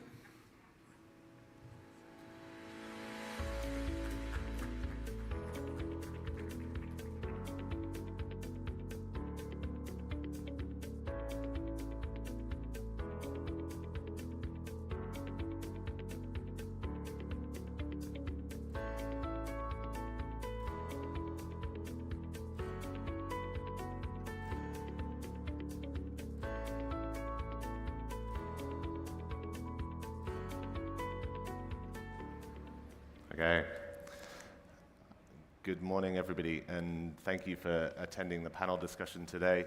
I'm very excited to be introducing our guest speakers on our discussion on deep technology in sustainability, and I'm very proud to be joined by Professor Mark Tester from KAUST, Mr. Abdullah Sahab from IRAMA, Mr. Amrit Omniak from Indra Water, and Dr. Asra Damdam from Uvera. Welcome, everyone. My name's Matt. I'm from South Pole. We're a global climate company helping organizations and governments decarbonize and invest in climate. And I will be putting the questions to our panelists, and so we'll start off. Starting with a question to the whole panel, and maybe you could introduce yourselves in a little bit more depth and provide a quick overview of your organizations and companies and the work you're doing. But I'll start with you, Mark, but what are the most promising technology innovations that you're seeing at the moment, maybe addressing the food and water sustainability topics as we're at the climate COP? Over to you. Sure.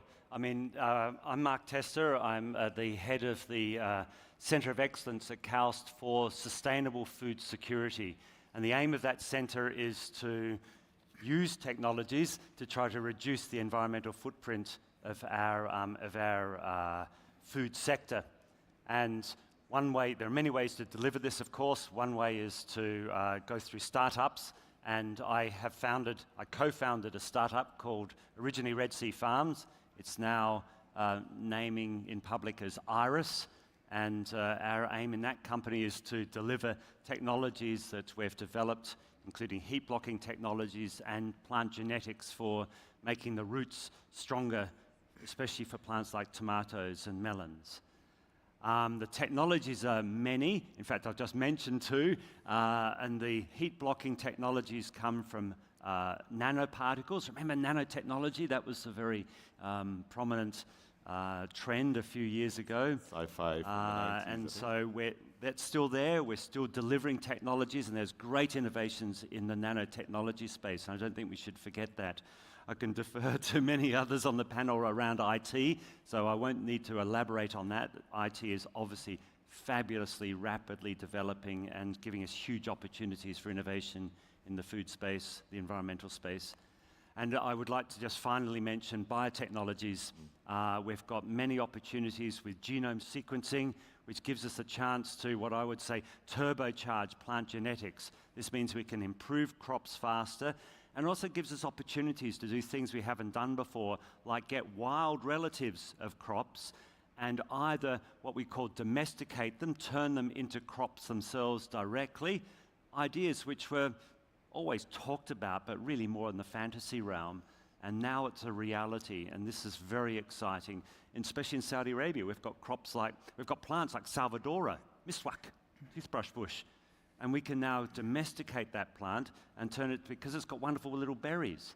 And so we could have our own domestic berry production system here in Saudi Arabia with a plant that can grow with very little water and stabilize sand dunes and do all sorts of amazing things at the same time, make a business from it. So we've got genomics, and of course there are things like gene editing, which is still a little bit marginal in terms of public acceptability and policy acceptability. But the power of these technologies is really can't be overstated, and gives us lots of chances to do things that we haven't ever been able to do before in human history, which I guess is why they're scary and people are concerned about them, but it also gives us fabulous opportunities to increase the sustainability of our food sector. Fantastic. Thanks, Mark. Mr. Abdullah. Oh, thank you, Matt. Abdullah Sahab, actually, I'm the founder of a company called Irama. We do something called urban farming. We bring the farm to the hypermarkets, to the neighborhood, so you have your food alive, which is more than fresh, just beside your home. And to do this, you need to work with 3 different main factors: climate, light, and feeding of that plant, and how it can sustain within hypermarkets. That need a lot of technologies to deal with this. We have more than 32 different nodes of what we call it IoT, powered by AI-based computer vision, that give us the situation of the plant at that moment, and is it good enough, sustain enough to serve the customer with a good quality.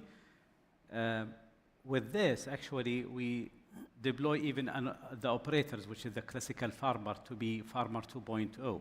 Farmer comes with technology, they operate things with technology, and this is new generation of farmers were not accepted on the market. So we try to make it Uber-like. So we go to we change the customer better than we go and we change the setup. And that's in short. Fantastic. Thanks, Abdullah. So a lot of collaboration opportunities there between new planting and new farming techniques. That's fantastic. Mr. Amrit, maybe you can talk to us about technology in the water space. Thank you so much, Matt, and hi everyone. I'm Amrit. I'm the co-founder and CEO of Indra Water. We're a company based out of Mumbai in India. When we are working a lot on decentralization of water treatment, and how we're doing it differently is by using electricity. Normally, water is treated using chemicals, using bacterial methods, which are inherently slow. So today, we're able to treat large quantities of water and treat some of the most difficult pollutants across streams coming out from industrial establishments as well as non-industrial establishments. We're able to recover all of this water at the point of source for reuse. Now, one of the most important things that we have noticed is that even though we are electrically driven, we're actually consuming 25% less energy compared to conventional methods that use biology or chemicals to treat water. The idea is to not just treat water quicker, but to be able to treat it to standards where people can reuse it in the industries, or the water could be reused in agricultural purposes. One of the things that we've seen in water is that some of the areas where technology is really growing quick is in the sector of electrochemistry. We're seeing a lot of development in membranes, especially with the use of carbon nanotubes, which can significantly increase the flux, thereby decreasing the cost of water treatment. We are strong believers in the fact that water must be treated to the point where it can be used for various applications. For example, in many cases, the water has nutrients, and we're trying to remove all of these nutrients, let's say nitrogen, phosphate, these are good for plants. So if we were able to treat water, which we are doing with our solutions, to standards that are based on actual end utilization, then it would be much more effective, and more importantly, it would make a lot of economic sense for people. So we're talking about this balancing act between industrial use versus agricultural use of water, and treating water to exactly the standards that it needs to be treated to, rather than treating everything with the same template. Yeah. Thanks. And same question to you, Asra. My name is Asrar Damdam. I'm a scientist, an entrepreneur, and the founder and CEO of Uvera. Uvera is a clean tech startup based at KAUST that focuses on increasing the shelf life of fresh foods and digitizing the fresh foods industry in the kingdom. We developed a patented technology that doubles the shelf life of fresh foods without chemicals and within a few seconds of processing. We also developed another device that manages the inventory for fresh produce distribution centers, organic farms, and vertical farms in order to provide real-time traceability with intensive amount of data that is needed to reduce the food loss and waste. And this is one of the goals of Vision 2030, reducing food loss and waste in the kingdom by 50%, and it is also one of the goals of the United Nations Sustainable Development Goals 12.3. Again, the same exactly, 50% food waste and loss reduction across the supply chain by the year 2030. So that's also the mission of the company, and that's what we're doing. Fantastic. Thanks, Esra. So, sounds everyone's making huge impact in the world of food and water. So it's wonderful to have you all on the panel today. I'll put this on to you, Mark. Looking at the biggest challenges that we're seeing in scaling these technology solutions, particularly in developing nations, and what role can governments, investors, and private companies have in helping solve some of these issues? Yes, I guess for scaling, you need to test in the particular target environment if it actually works, your technologies work, technically work. And so you need to have trials, and you need to be able to test things at a small scale. And then you need to scale up to the next stage where you probably need to have pilot facilities, so you need to have your pilot plant for deploying your particular technology of choice. And then when you're doing that pilot, you're doing sort of three things at the same time. You're testing and improving your technology, you're demonstrating it to investors, and you're demonstrating it to customers.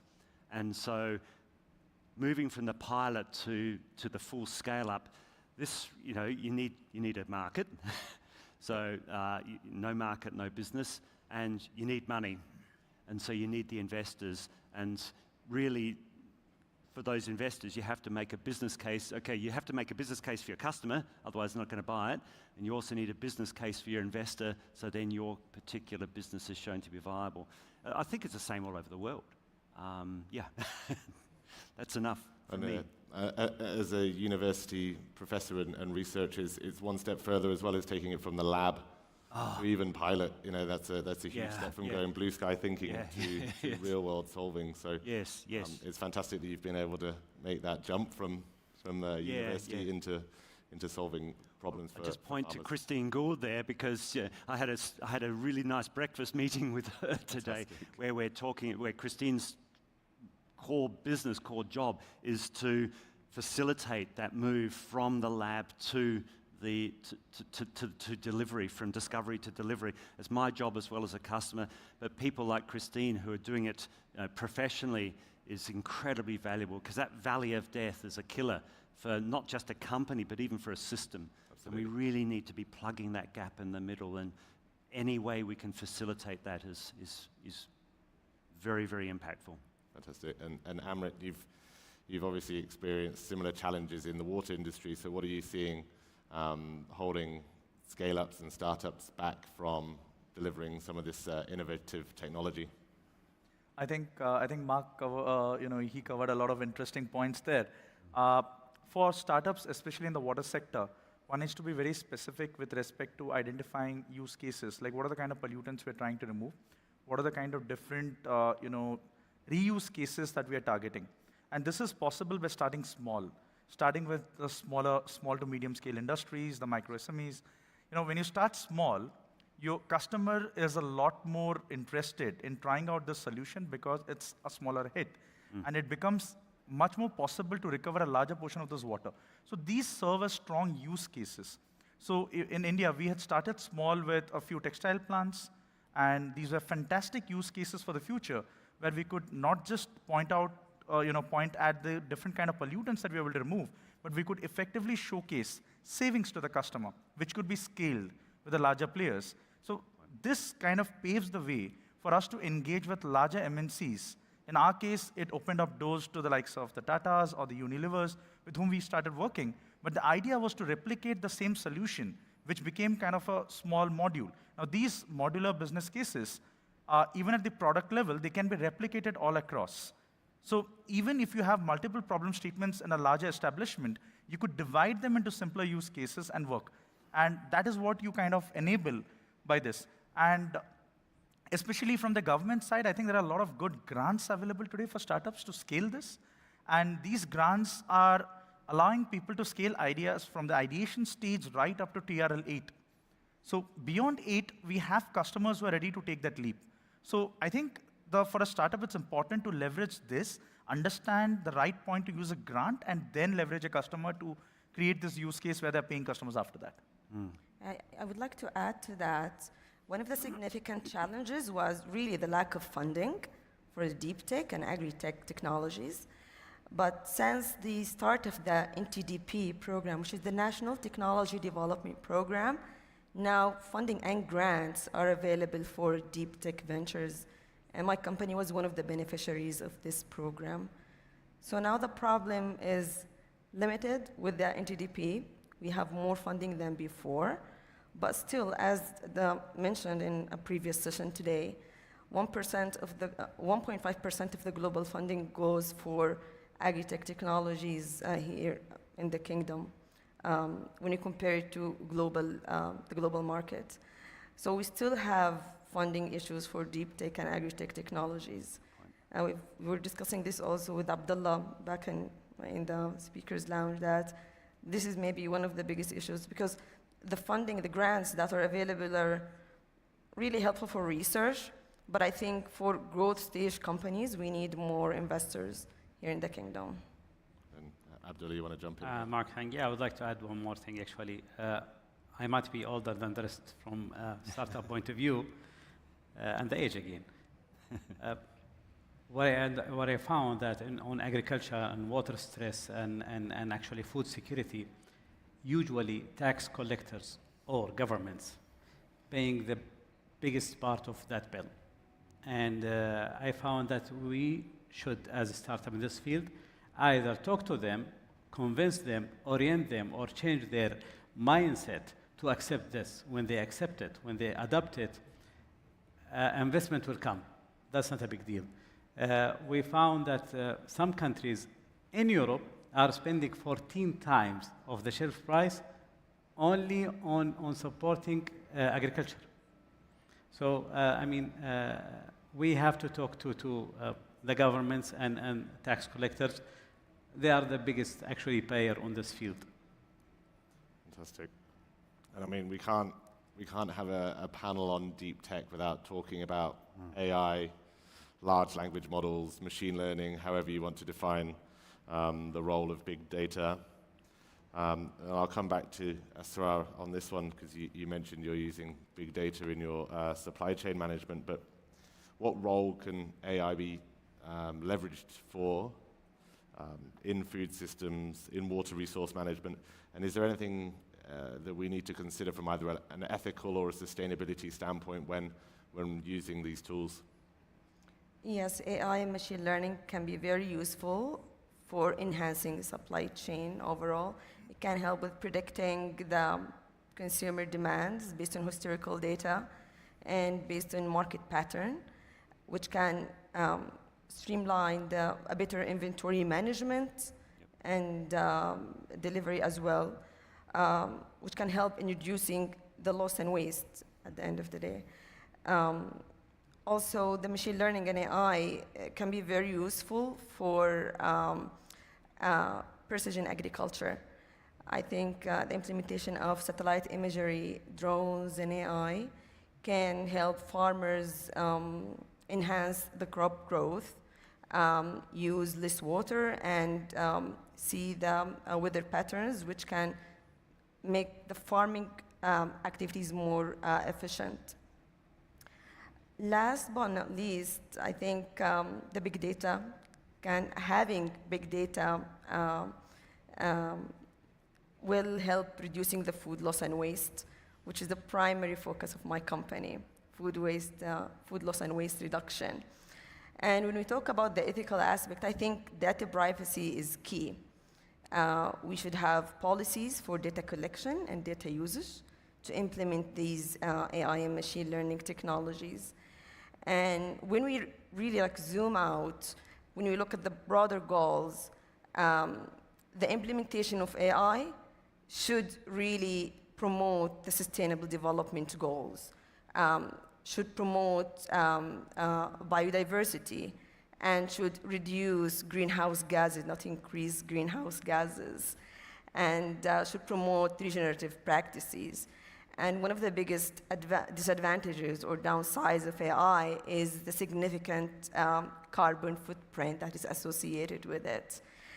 So while we implement AI and machine learning across the supply chain, we should be also developing more energy efficient solutions or more energy efficient computational technologies, and also implementing renewable resources so we can limit the carbon footprint. Right. Yeah, and you mentioned the supply chain there, and one of the use cases we see is around blockchain for scope 3 and supply chain tracking.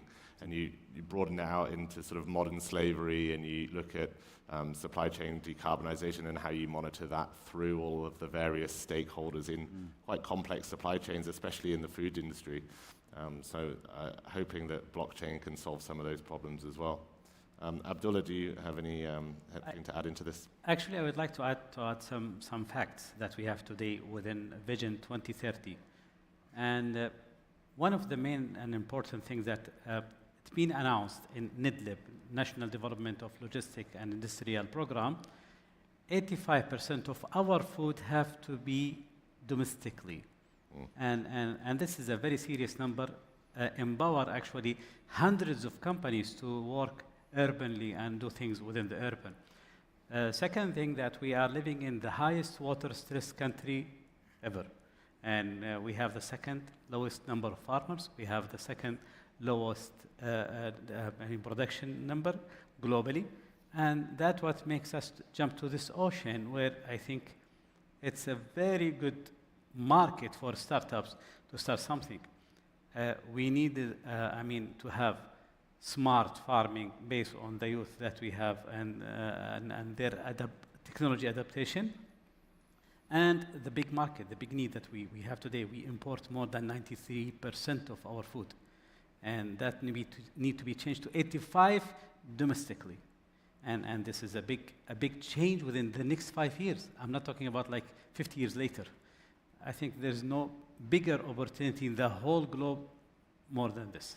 So I'm taking it from classical business point of view, and of course, without deep tech and good tech and technologies and application, it will never work. Absolutely, and with one expat Australian and one expat Brit now living in Australia, we have a very big desert as well. I can see a lot of this technology being used in sort of arid countries like Australia, and also in America, even whilst it's a developed nation, you have food deserts where it's very hard for local communities to access fresh Usually food. your needs push you to create. So, you need so to number one innovators on this are Netherlands. And why? Because 83% of their country below the water. So they need it. So needs push them to be the leaders. That's right. Thank you.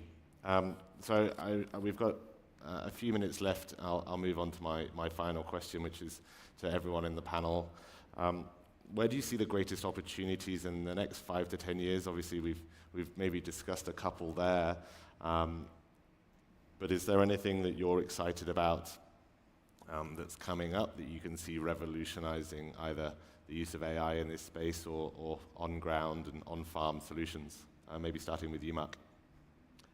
Okay, thank you. I think the opportunities we've discussed in terms of technology, what I would like to be seeing more discussed is actually the priorities and where we're directing all of these wonderful technologies.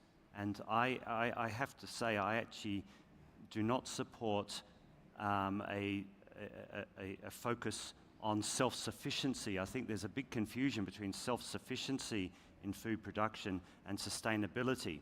And it actually depends on which segment of the food sector we're talking about.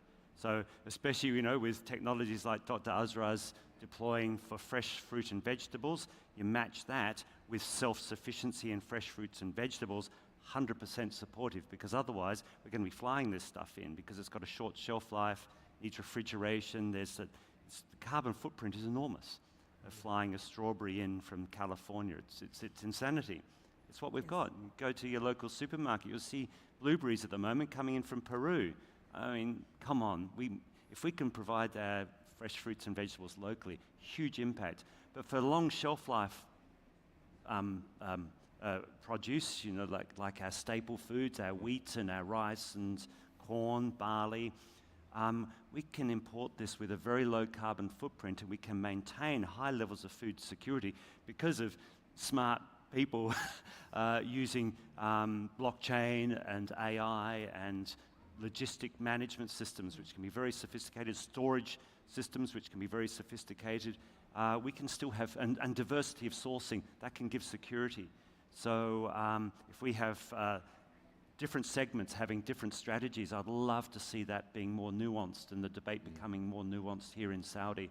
Sustainability, I think, has to be a very, very high priority. But the other one, which we haven't discussed yet, is human nutrition and nutritional quality of the food.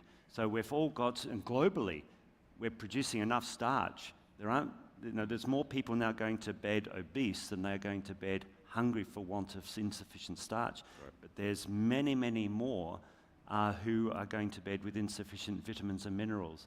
And that's another debate, an area I would love to see us focusing on more. Actually, I do agree with you, Mark. Actually, with Industry 2.0, we push the farms out of the towns to make cities. Yeah. And that push the quality away, that push the farmer's lifestyle away.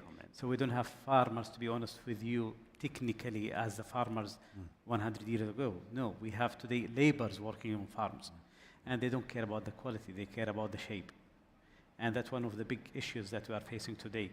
Having it back to the town or to the urban area actually support the idea of having good quality monitored by municipalities, by you personally, and by, of course, the point of presence guy, the supermarket or whatever I mean. So yeah, that's technically from human being point of view, not even with the technology. But when you check the things personally, then you can manage it. Great comment.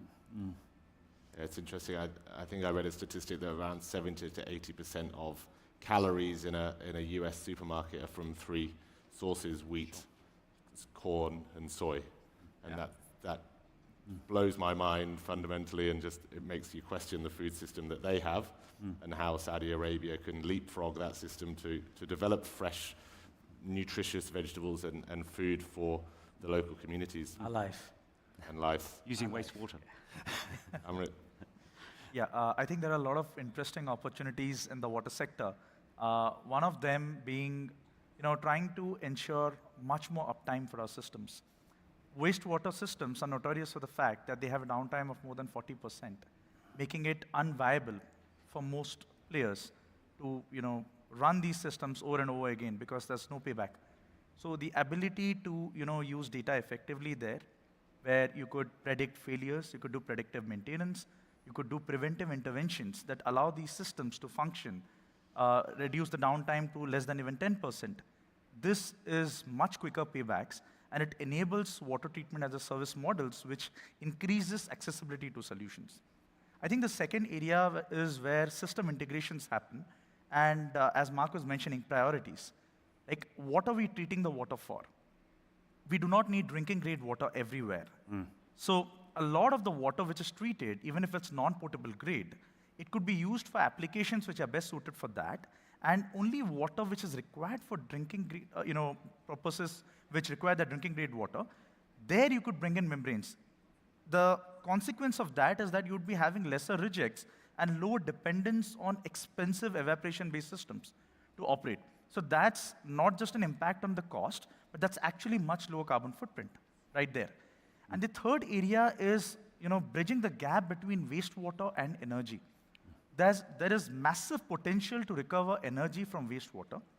Not like, for example, we use microelectrolysis. So for us, hydrogen is the way to go forward because we generate hydrogen along with it.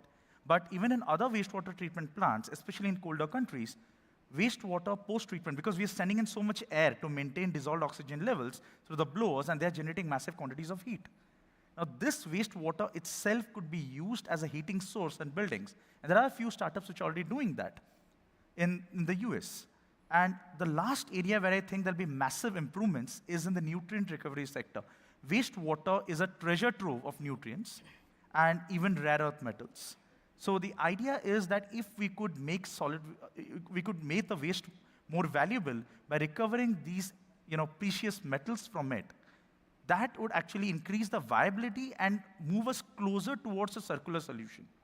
So I think these are the areas where I believe there'll be a lot of growth, a lot of development, and there's a lot of opportunity for everyone. Fantastic, thank you. And we'll leave the last word with Asra. So looking at the next 5 years or 20 years, I see the implementation for the shelf life technology, either the technology that I developed at Uvera or other technologies, especially here in the Kingdom or in the Gulf countries. Because here in the Kingdom, we import 80% of food, of our food is imported. And this is has a significant carbon footprint, and also like the cost of this food, when this food is wasted, the cost is significant also because of the water associated with growing and producing this food.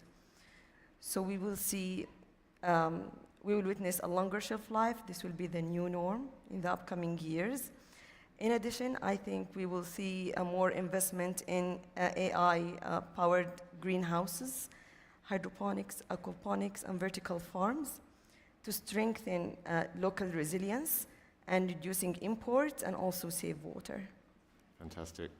Well, unfortunately, we are at time today, but I'd like to thank our guest speakers, Mark, Abdullah, Amrit, and Asrar for their time today and valuable insights. And I really appreciate all of your thoughts and suggestions today, and hopefully the audience has taken away some interesting thoughts to change how we run our food and water systems here in Saudi Arabia and around the world. And I look forward to see some of the food and vegetables that is produced on supermarket shelves soon. So, thank you very much. Thank you. Thank you.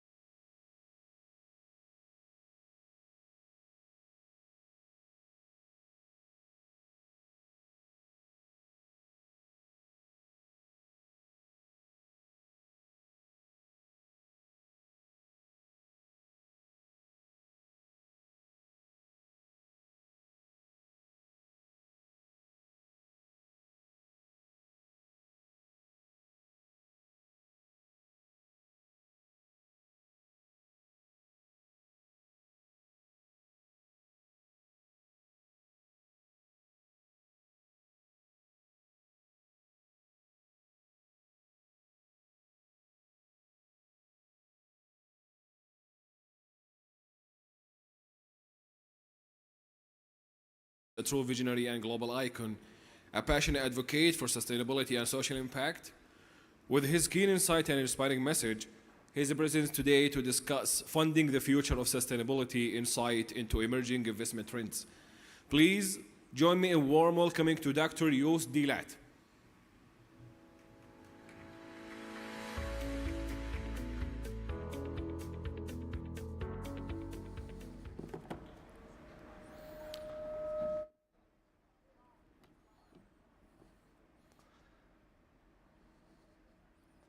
Thank you very much. So the question I'm asking today is, what financial system does it take to create true value for the most vulnerable while supporting our planet? As pointed out by the UNCCD and others, more than 3.2 billion people depend on the 40% of the world's land that is degraded, with the highest cost borne by those who can least afford it. Indigenous communities, rural households, smallholder farmers, especially youth and women, and especially in Africa. The new UNCCD report, Investing in Land's Future, Financial Needs Assessment for UNCCD, identifies gaps between current investment pathways and the resources needed to effectively implement the convention. To achieve the targets that address drought, land degradation, and desertification, the required annual investments that are necessary for the next 6 years are estimated to be $355 billion US, while the actual projected investments fall far short of this at $77 billion US. So this reveals a substantial gap of more than $270 billion that needs to be mobilized, with the biggest financing gap in Africa. So how can this gap be filled? The report highlights a number of areas on the financial side.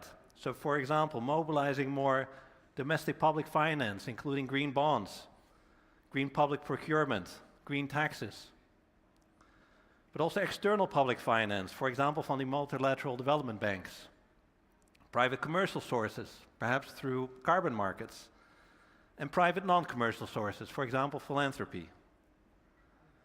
Mobilizing more resources, however, requires us to also look beyond the supply side of finances, as the amount of money being made available very much depends on the quality and the quantity of the investment opportunities. Money is set to follow value, after all.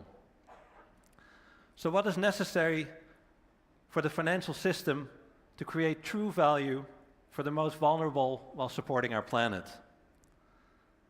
Last week, at the launch of the Global Flagship Initiative for Food Security, panelists discussed the question of what can be achieved for farmers in Africa to get access to land that is not degraded, access to water, access to knowledge, access to seeds, microfinance, etc.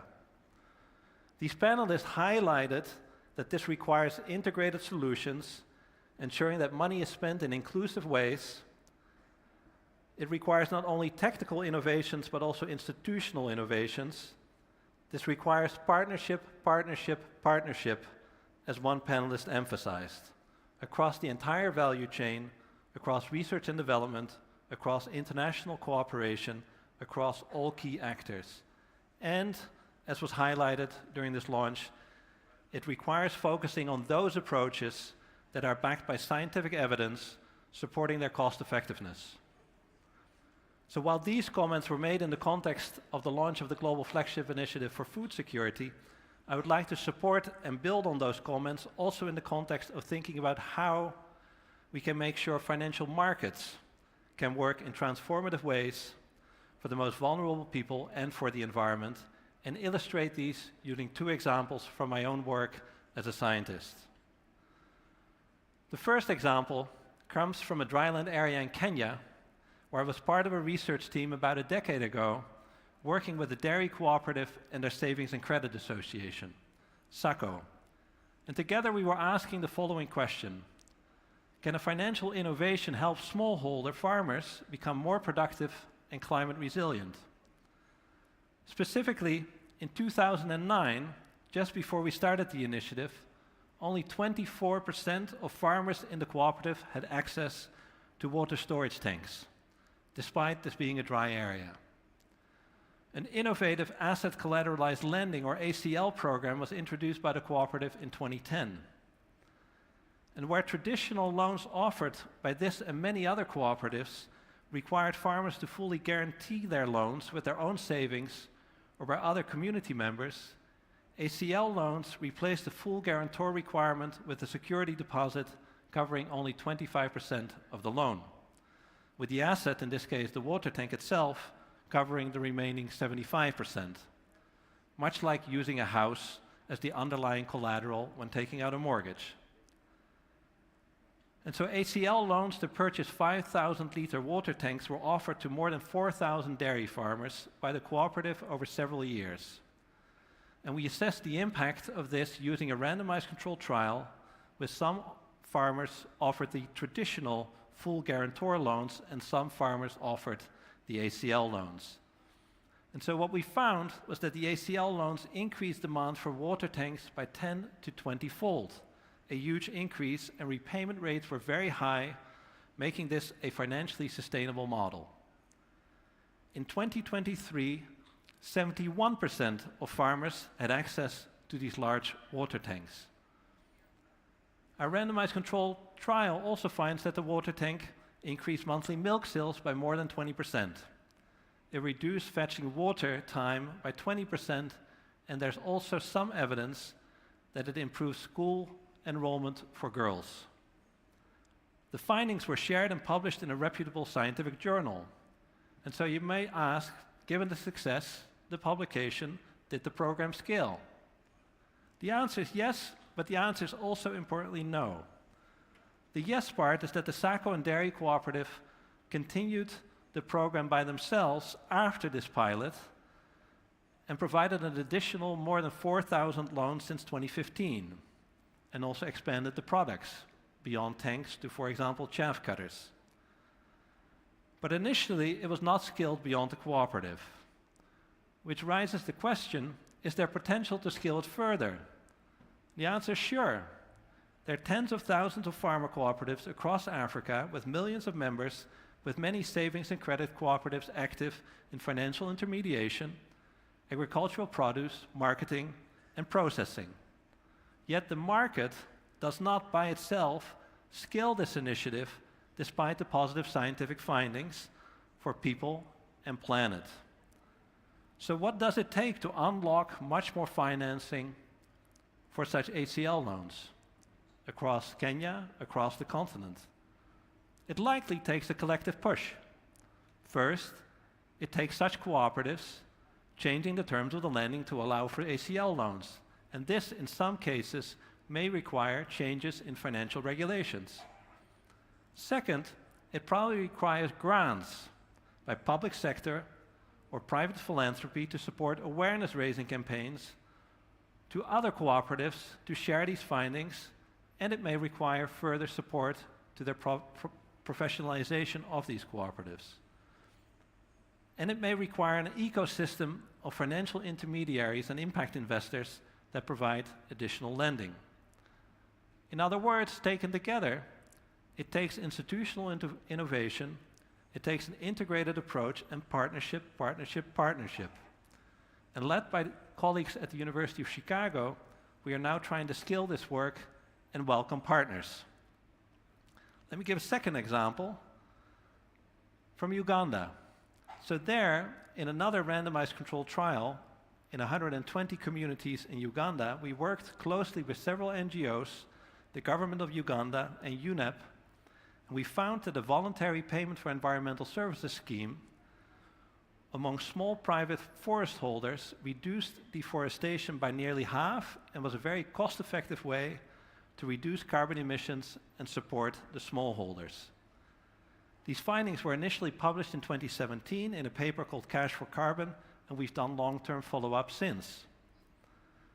We find in this long-term follow-up 6 years later, after the program ended, that there's no lasting shift in resource-sharing practices.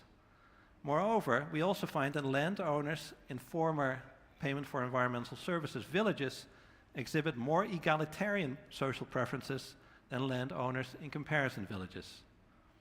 So again, the question can be asked, did this cost-effective program get scaled by itself? And again, the answer is no. It ended after 2 years of funding and was discontinued. Could it scale in sustainable ways? Like the ACL loan example, sure. But again, we need to develop new policies, legal rules, and governance mechanisms. We need institutional innovations that will unlock financial resources to pay for these schemes in ways that support inclusion and the planet. And so to illustrate, there's much discussion today, also here at the UNCCD COP, about the potential of voluntary carbon markets, VCMs, for such PES schemes. A new report just launched this week by UNU INRA in Accra, Ghana, called Carbon Market Economies, crafting a new narrative of opportunity and sustainable growth for climate action in Africa, shows that African carbon markets represent 16% of the global market, indicating their growth potential. These voluntary carbon markets in Africa have grown at a rate of 36% annually over the last 5 years, and the Africa Carbon Markets Initiative aims to unlock $6 billion in revenue by 2030. However, the risks are also great and increasingly known. For example, voluntary carbon payment schemes risk creating competition for land where commercial interests to pursue these payments lead to land grabbing, pushing out smallholders. Or unequal power structures leave smallholder forest owners with a very small share of the payments, with most going to middlemen. And in a recent Nature Communications study, researchers at Kyoto University show that a large group of multinational companies rely on low-quality credits to offset their carbon emissions.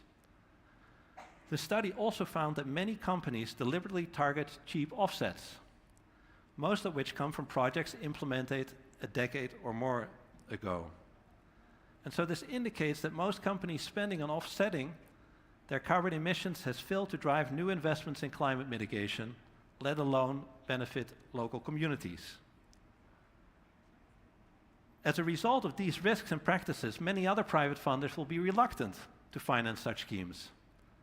However, provided the public sector takes its responsibility to alter the rules, institutional innovations can unlock those financial resources. In my own country, the Netherlands, we've seen, for example, a rise in nature cooperatives. These are communities of farmers that collectively organize to maintain nature or prevent degradations, and who collectively negotiate with the government, with the provinces, to receive payments for these. Already more than 10,000 Dutch farmers are involved. Voluntary carbon markets in Africa could similarly be modeled, with legal requirements in place to ensure minimum standards, preferential treatment for such cooperative initiatives, and clear transparency and reporting requirements on the side of cooperatives. Adequate governance provides companies with the security that their money reaches smallholders and generates environmental benefits. And to avoid a race to the bottom, countries will also need to collectively agree on such standards. Additional action by domestic and international public sector or private philanthropy is likely needed to support cooperatives strengthen their capacity. And some co-financing may be needed beyond payments from the voluntary carbon market, particularly when initiatives provide a range of social and environmental benefits, of which carbon offsets are only one. In short, these types of PES schemes, just like the previous example of asset-based collateral lending for water storage, can be scaled in ways that promote sustainability and equity goals, but an integrated approach, institutional innovation, and partnership across sectors and across the value chain is needed to unlock that financing. So in conclusion, the financial sector's influence on the interaction between human endeavor and nature is gaining recognition. What can we learn from these two examples when it comes to financing sustainable transitions, achieving ultimately, as some call it, transformative investments? The financial sector is both contributing and exposed to nature degradation. It perpetuates nature-damaging activities through its capital allocation and incentive frameworks, while the resulting Earth system disruptions expose it, and thus the rest of society, to systemic physical and transition risks. Given its resources, power, and unique position within society, the financial sector can, however, potentially be converted into a powerful agent of transformation for the most vulnerable people and the planet. The examples illustrate the importance of scientific evidence from impact evaluations, the importance of institutional innovation, putting in place the right policies and structures, nationally and internationally, and seeing finance not in isolation, but an integral part of a bigger system across multiple stakeholders, with the public sector an important role to play, not only in terms of providing finance, but also setting and enforcing the rules that benefit nature and smallholders. And importantly, transformation starts and ends with the land and the very people depending on its health. After all, money needs to follow true value. Thank you very much.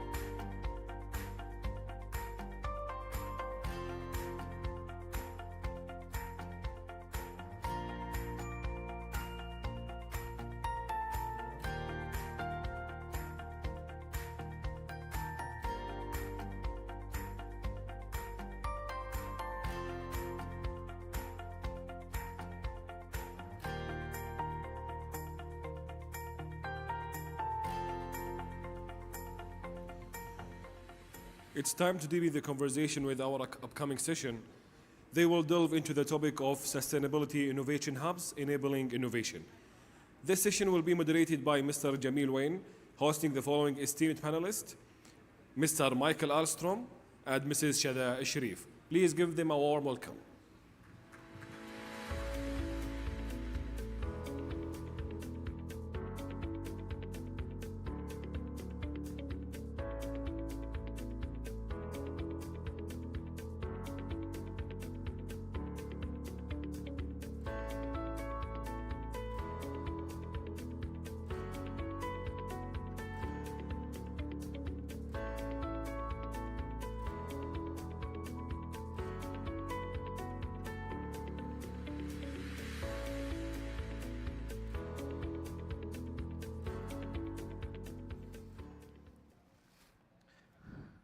Good morning. Good morning. Can you all hear me okay? Thank you all so much for this audience. It's a pleasure to be here. My name is Jamil Wine. I'm co-founder of a company called Riffle Ventures. We're a global firm that focuses on innovation ecosystems to support sustainability and climate goals, which is effectively what we're going to be talking to with these fantastic experts here today. I am joined by Mr. Michael Alstrom and engineer Shada Al-Sharif. It's a pleasure to be on the stage with you. The theme of the panel today is sustainability hubs, right? So if you think about it, to reach net zero and sustainability goals, we need to create an enormous amount of technology that is effectively still in development. The International Energy Agency estimates that we have about 40% of the technologies that we need to reach our 2030 and 2050 net zero goals are still in development. That does not reflect the need for the technologies around things like adaptation and resilience when it comes to climate change and sustainability, which is obviously a key theme of COP16. So the reliance on innovation and entrepreneurship is going to be enormous. And traditionally, when we think about the way that technology has grown and flown from between countries, the general dynamic is that a certain nucleus of countries creates the technologies, the rest of the world receives them. In this case, the urgency that we're dealing with around the climate and sustainability crises in the world does not necessarily allow for us to wait. So we need to be proactively building these hubs. And so that's why I'm delighted to be able to speak with Shada and Michael today, two esteemed experts on this topic, to think about what is the role of sustainability hubs, but also how do we build them, right? And how do we build them in a very short amount of time, because the clock is certainly ticking. Yes. So I'd love to start with a question for Engineer Shada. You know, you've been in this space for quite a while, you know, physically based in Jordan, but working regionally. You've seen the issue of supporting innovation and entrepreneurship around sustainability.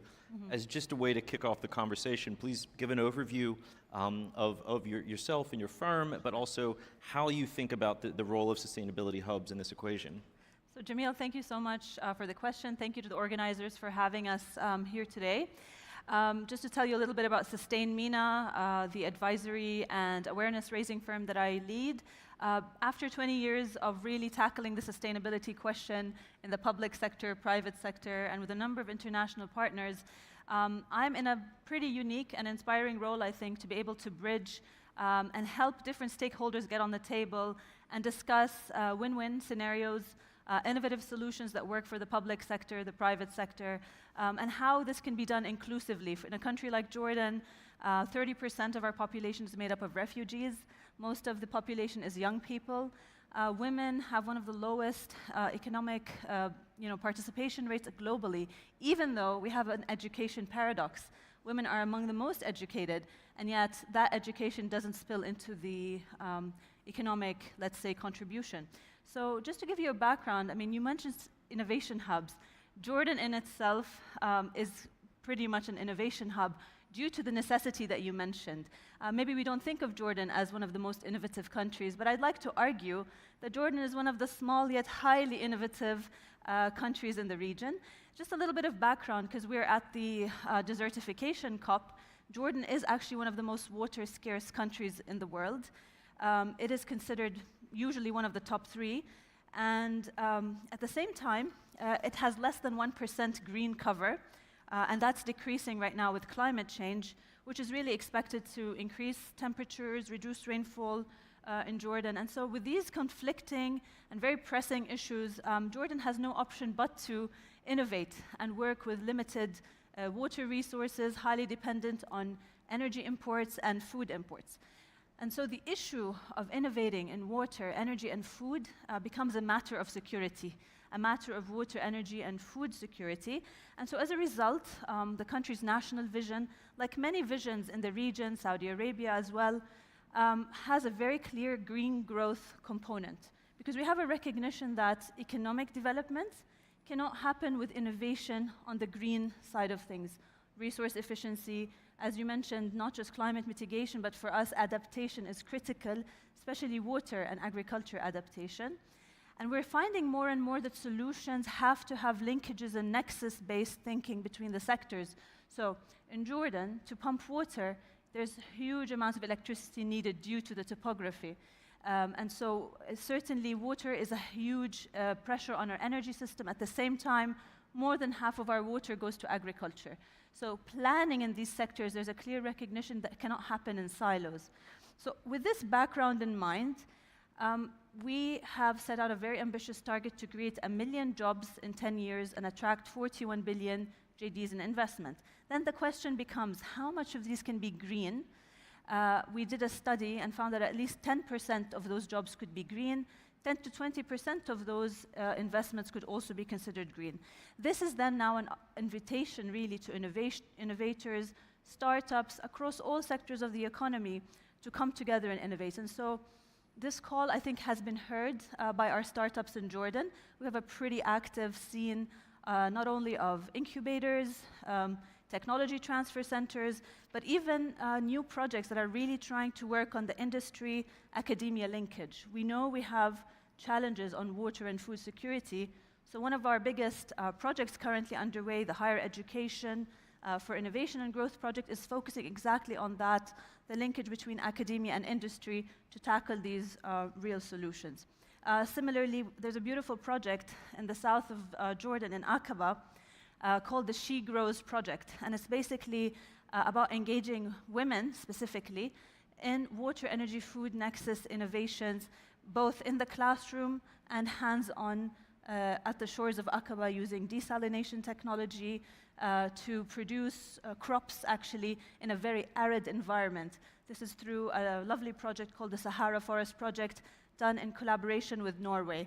So we have all these really amazing examples of how the country as a whole is acting as an innovation hub, and then you have these small geographies within the country. So Aqaba, Petram, which you might have all heard of, is also emerging as a hub on green ecotourism and how to integrate electric mobility, how to preserve cultural sites, engaging young people in these solutions.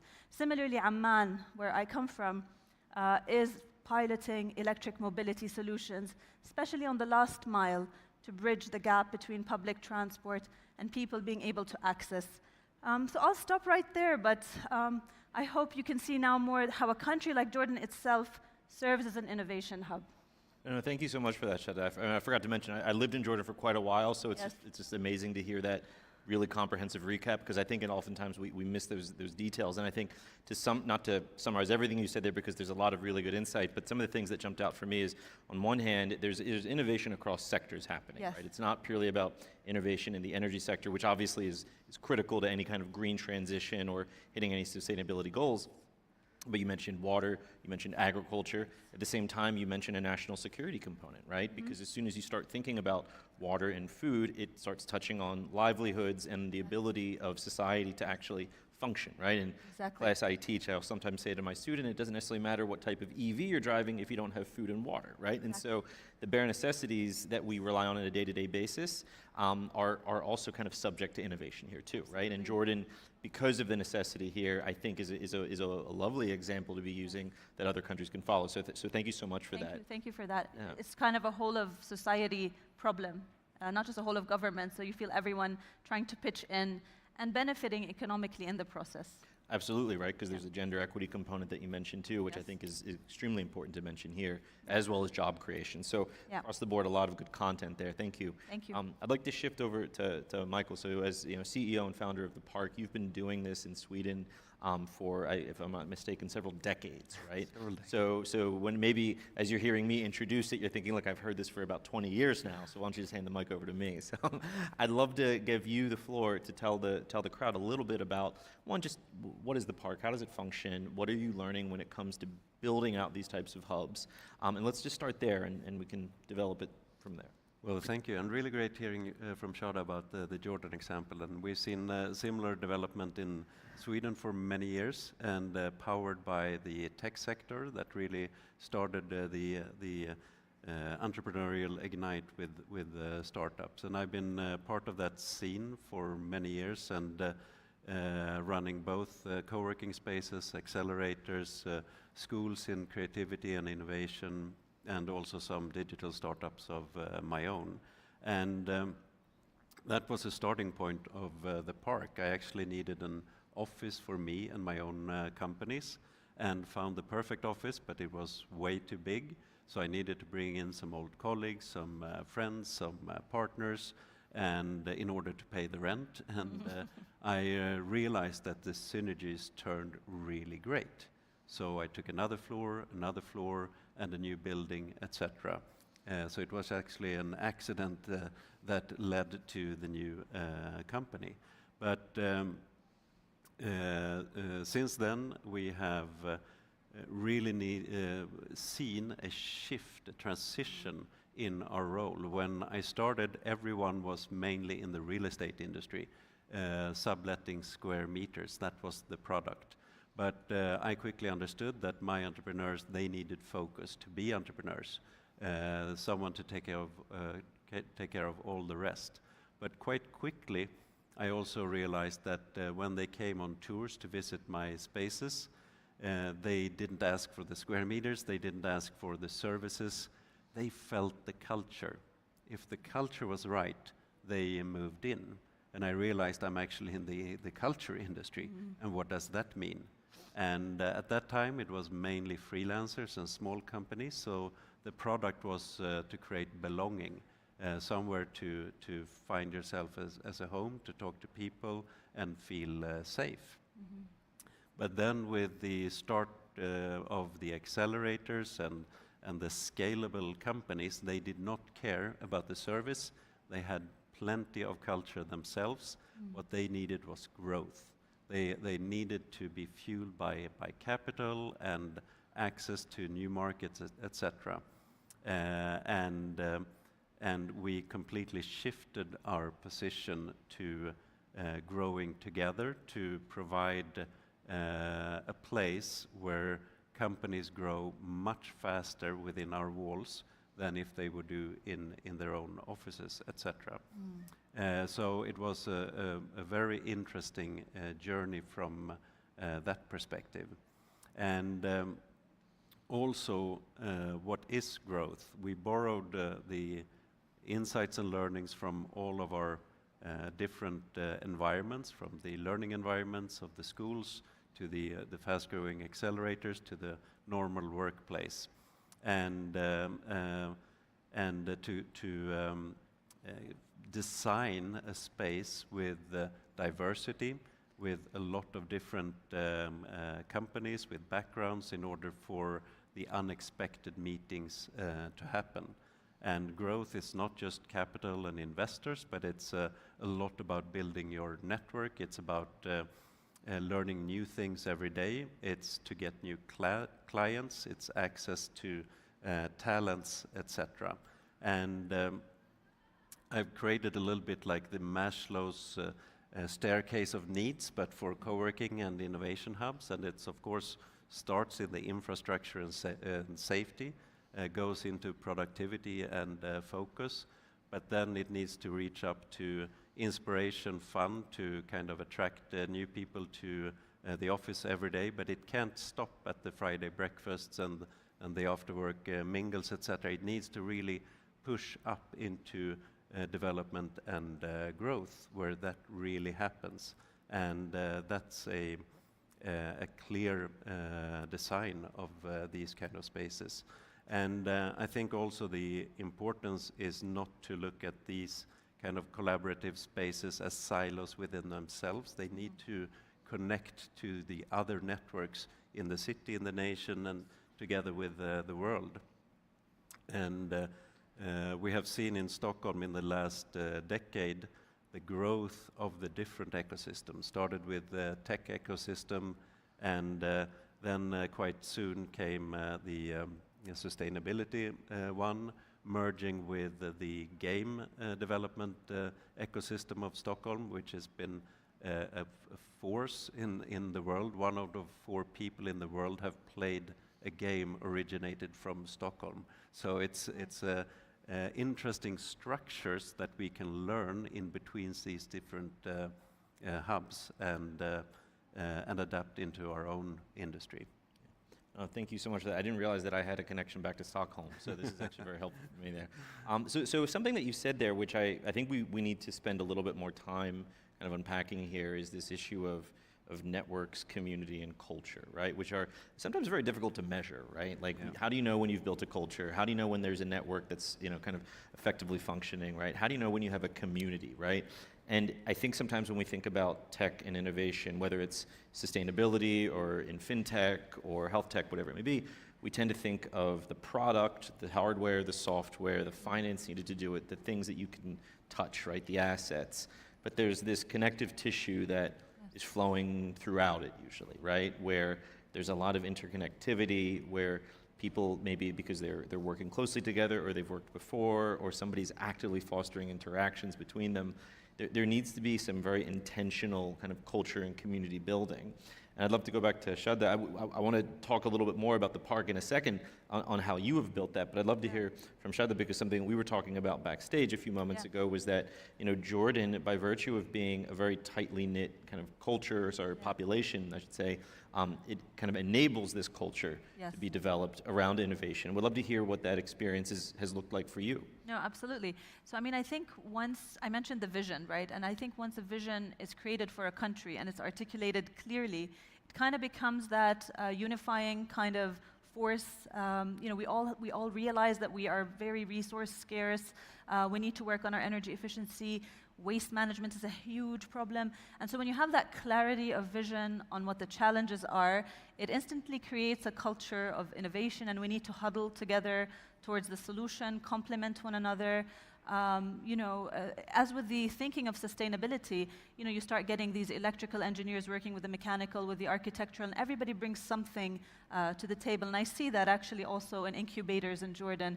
And I've mentored many teams of startups, and often, you have people with very diverse backgrounds coming together to tackle a specific solution, because there's that unified belief of, okay, there's an issue and it needs all hands on deck. Not just the technical people, we need the artists, the communicators, the business-minded people, the financiers, the legal. And that's why I love the sustainability agenda, because it's a way to kind of bring everyone together. And it's an agenda that everyone can contribute to from one aspect or the other. And I think that's what's been reflected in the broader green economy framework in Jordan. And so I think that's maybe telling a little bit about how that bigger vision has been translated into smaller projects across the economy. But maybe I can leave room to Michael to address your question, and then I'll tell you more about why and how Jordan was able to use the green economy agenda to reflect into the broader economy. Excellent. We can circle back to that in just a second. So, Yeah. so thank you for sharing all that, Shada. Yeah. It rings true, and we can dive a little bit deeper in a moment. So Michael, just to kind of recap and also maybe add a little bit more on top, I think something that you mentioned, you originally were looking for office space, right? Realized that you had too much office space, and so you kind of organically started to build this community around you, and it sounds like 10, 20 years later, you wake up and think, wow, there's a diverse network of builders, operators, investors, practitioners, ideators, whatever it may be. You've created this probably very, very unique community nationally and perhaps even globally. For countries that are also setting out to say, we want to replicate a similar vision, right? What would you suggest they prioritize? But at the same time, what would you suggest that they try to avoid, right? Because I think that there's this tendency when we think about creating innovation hubs, whether they be through technology parks or corporate innovation centers, there's always some intentionality, but usually people bring in some of the more kind of tangible things that you can touch, but you almost lose some of the culture and the community that underlies it, because that's a little bit harder to just proactively create. We don't necessarily force culture. It can be very difficult. So we'd love to hear, and feel free to disagree, of course, too. We'd love to hear what your experiences looked like around that. Well, yeah, first of all, I always hear that the best communities are always the ones that are grown organically. But I think that's not giving the right to all of the people really working every day, really dedicated, building these communities, because that doesn't just happen. It's a design and it's hard work. And I think what you were talking about is that the important part of the design is the diversity. Different backgrounds, different competencies, different industries, different phases, different purpose coming together and meeting and have these unexpected meetings. For us, it's also the position, as I say, is growing together. Growing is our product. That's what we deliver when thousands of people get to work every day. We're not providing them just with a workspace. We're making sure that they grow every day. But together is how we deliver it. And we have realized that a community usually consists of about 1% of the contributors, the speakers, the thought leaders, the ones who wants to organize things and events. And then there's about 9% of the collaborators, the ones who want to support, help out, share, and be part of that delivery. And then we have 90% participants. And we need to kind of create almost like an algorithm. It's roles, mandates, and resources in order for these different stakeholders to flourish in that world. And therefore we need to design both the physical space for that, but also with the digital component. So we talk a lot about creating a phygital space that consists of the best components of the analog world, together with the digital components that will enable easy meetings, setups, visualizing the events, etc. And the core, also the backbone of a well-working space, is kind of the oxygen of the event calendar. We have hundreds of events every year, not just bringing thought leadership and insights and learnings and network opportunity, but also brings the oxygen of thousands of participants from outside of the community into the space with their thoughts and networks, etc. So I love this kind of 1% of the community is the speaker, the CEO, et cetera. 99% is the participants, as you said. And I think it's something we often forget when we're building new technologies and companies, right? Yeah. There's inevitably going to be a CEO, right? The chairperson, et cetera. That is serving as the face of the company, but underpinning that, there's not necessarily just a sea of people at the company, but also a sea of people that have preceded the creation of that company, right? And I think sometimes we forget about that. I mean, you know, Shada, you mentioned EVs a while ago. You know, EVs were not created by Tesla, right? There were many decades worth of research that went into. I mean, Tesla has made an enormous and important contribution, but it was built off the back of many decades of innovation, research, trial and error, right? And now we've obviously had this amazing breakthrough in the form of Tesla and other EV builders in the world. So I love that sentiment there. Shada, you mentioned a few moments ago, you know, wanting to comment on the role of kind of green growth and you know, the tie-in to Jordan's economy. Would love to turn the mic back over to you and hear more about that. Oh, thank you. I mean, just building off of Michael's example, for sure, I feel the role of the 1%, if we take that same sort of breakdown and apply it to policy making, so you have those visionary policymakers, and that's actually how EV was born in Jordan as one of the early movers in the region in 2015. You know, I would say visionary or leaders from the environmental sector said, you know, we need to introduce this technology, A, to improve public transport, but B, also to lower our carbon footprint, and most importantly, to create an economic value chain, create new jobs, new operation maintenance garages. You know, that was always the argument for the introduction of any new technology in the country, is what is the economic impact going to be? And so you had that 1%, and then you had sort of the 9%, which is more the stakeholders that were helping to push this forward, the different entities in the government. And then you had the rest of the population with the private sector, startups coming up and making use of the fiscal incentives that were introduced. You know, EVs were, for the longest times, customs and tax exempt from Jordan, and that's why today 21% of our vehicles are hybrid or electric in Jordan. So, I mean, this is very interesting, is when somebody needs to have that spark of innovation to open up a new market or a new opportunity, but of course that's not sufficient. You certainly need to follow that up with a regulatory framework, clear regulations, which give a signal to the private sector to come in. But the good thing is, when you bring in the mega investors, they unlock a whole value chain of smaller companies. I mean, our economy is based on small, medium enterprises, and those bring in also the innovators and the startups. And so it's a trickle-down effect, and I think the bottom-up work that Michael is doing is so important, and I think it meets halfway with the type of top-down also push that we've seen in Jordan in introducing clean technologies like renewable energy, electric vehicles, or smart agriculture.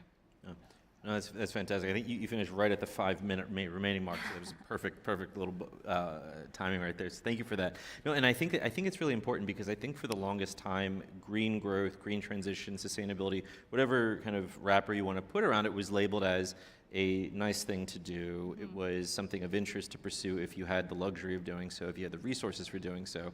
But I think what you're saying, particularly from the Jordanian case, but I think we're seeing globally, that the connection between green growth or the green transition and economic growth is really indisputable at this point, right? And in your remarks, you've touched on everything from gender equity to job creation to wealth creation to just reducing the amount of greenhouse gas emissions in the atmosphere, which obviously has impacts on health and livelihoods. So what, regardless of the angle that you look at, and there's also obviously a national security angle here too, which we talk about in the U.S. Regardless of what angle you look at here, the role for a green transition makes like a pretty compelling case for itself. Yes. And in the few minutes remaining, what I'd love to do is give you both maybe roughly 2 minutes, if we can, to talk a little bit about kind of what, you know, given that we're sitting in a country right now that, at least in my mind, is arguably one of the most important countries globally when it comes to thinking about this green transition, because of the amount of resources that it has at its disposal, the amount of talent, the amount of ambition and vision. What would be some of your recommendations on leveraging this concept of building sustainability hubs, right? You have a very unique opportunity, or we have a very unique opportunity here to kind of paint with very broad strokes on a blank canvas what that vision can look like, and would love to get both of your respective takes on kind of what to do and what not to do, because it's also, we have a small amount of window to act, and urgency is critical, but also we can make missteps that kind of lose that opportunity. Michael, would you like to start, and then we can go to Shada? Sure. I think one of the most important parts is where we started with like the nation's kind of ecosystem rather than just looking at the innovation hubs. It's need to be interconnected with the different initiatives. And I think one of the most important parts that are usually missed is to connect the large corporations into these different hubs. And it's always been tricky, but there's so much value in their global presence, their IPs, their the kind of finance resources, etc. And what we found recent years, thanks to the pandemic, is that we now can offer them the third office. So the first office is the head office. The second office nowadays is at home. And what we're trying to do is to offer a few days a month in an innovation hub of some sort.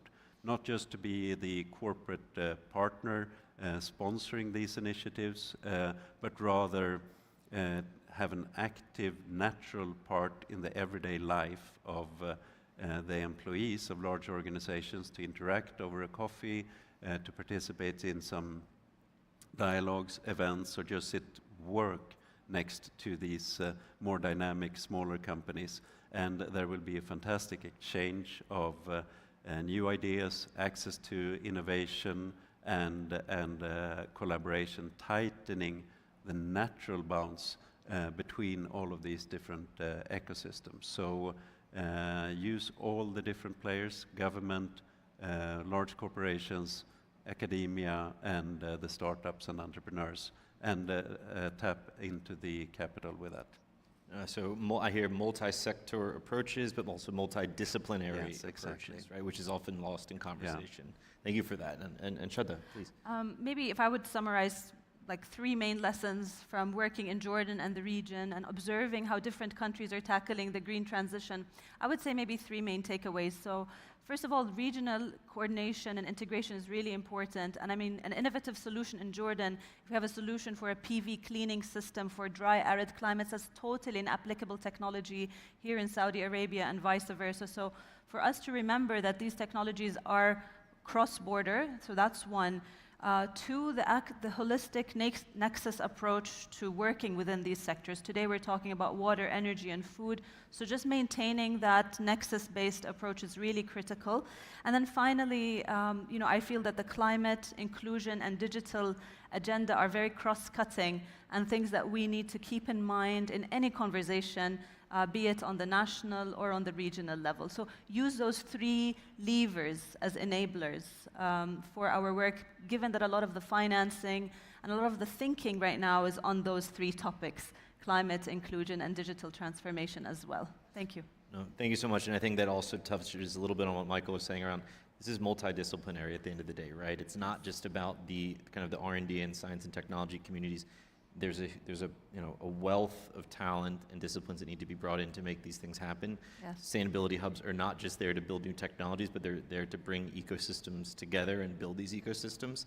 And I think if we could all kind of to summarize what we're saying here, the window of opportunity is of course very small, but the amount of talent and resources and know-how that we have from previous examples from experts such as yourselves and others is enormous, right? And so I want to thank you both for spending this 30 minutes with us. Thank you to the Sustainability Innovation Week team and COP16, and thank you all for joining us. Thank you. Thank you. Thank you so much. Thank you.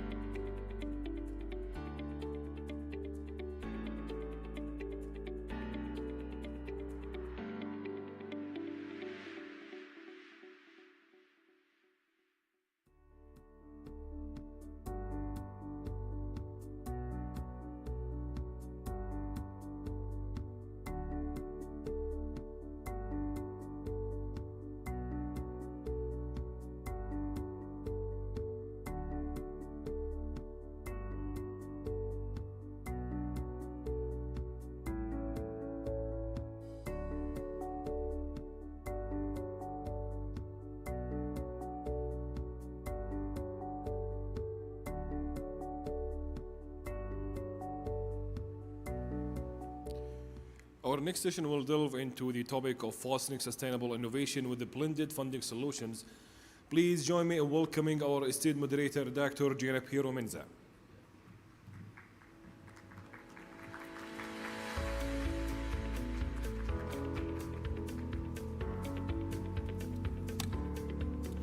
So, good afternoon, everyone. Welcome to our session, Fostering Sustainable Innovation with Blended Funding Solutions, organized as part of the Sustainability Innovation Track at the UNCCD COP16 here in Riyadh. First, I'd like to extend my gratitude to the Research, Development and Innovation Authority and the Ministry of Environment, Water and Agriculture in Saudi Arabia for hosting this event and creating a platform for such impactful discussion. This session will explore the transformative role of blended funding solutions in advancing sustainable innovation, particularly in Saudi Arabia's science and technology sectors. Together with our esteemed speakers, we'll delve into innovative funding strategies and their potential to shape sustainable growth. We have just 39 minutes now, so let me introduce our distinguished panelists without further ado. It is my honor to introduce Dr. Hamad Al-Batshan, a visionary leader with over 35 years of experience spanning academia, government, and the private sector in the agri-food and health domains. Dr. Al-Batshan holds a PhD in nutrition and has dedicated his career to advancing excellence in agriculture, food system, and policy development. Among his many achievements, he served as a Deputy Minister of Research and Innovation at the Ministry of Environment, Water and Agriculture from 2021 to 2023, and as a Deputy Minister of Animal Resources from 2015 to 2021. Please join me in welcoming Dr. Hamad, and I see he's already on stage. Thank you. Next, we have Dr. Han Lemore, a distinguished expert in food security, sustainability, and climate. Dr. Lemore is the president of Chef for the Planet and co-founder of the Saudi Food Future Innovation.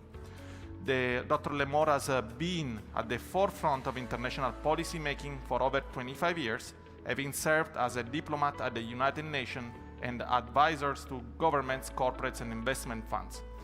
Recently, she collaborated with KAUST, the Ministry of Environment, Water and Agriculture, and other Saudi partners to launch the Saudi Food Futures, a platform uniting research, policy, and innovations to address security challenges in Saudi Arabia. Let's give her a warm welcome and thank you. So our third speaker is Hamad Al-Saadani, a dynamic young leader driving transformative change in sustainability and technology. Hamad is the founder of Roots Venture, Saudi Arabia's first venture builder and fund dedicated to delivering impactful solutions for global sustainability challenges. Hamad's experience has been recognized globally. He is an active member of the Young Global Compact and World Economic Forum Uplink Initiative, and he is currently advancing his experience in sustainability at Recognized as a young leader by the US government on climate change, Hamad is bringing here today a lot of experience when it comes to science and technologies. So let me tell you a bit more about our session today as we are entering in this conversation about blended finance. And I want to just to say that this is a space and mechanism, that have long played a role in development financing. This mechanism, combining grants and non-grants financing, have gained attention for their potential to drive investment toward the 2030 Agenda for Sustainable Development and Paris Agreement. Yet, their broader adoption faces challenges, including a lack of a consensus within the development cooperation community on blending practices. So blended finance involves the complementary use of grants and non-grants. And today, with our esteemed speakers, we will try and explore more about their experience and point of view on how to best leverage and this mechanism. So I need to.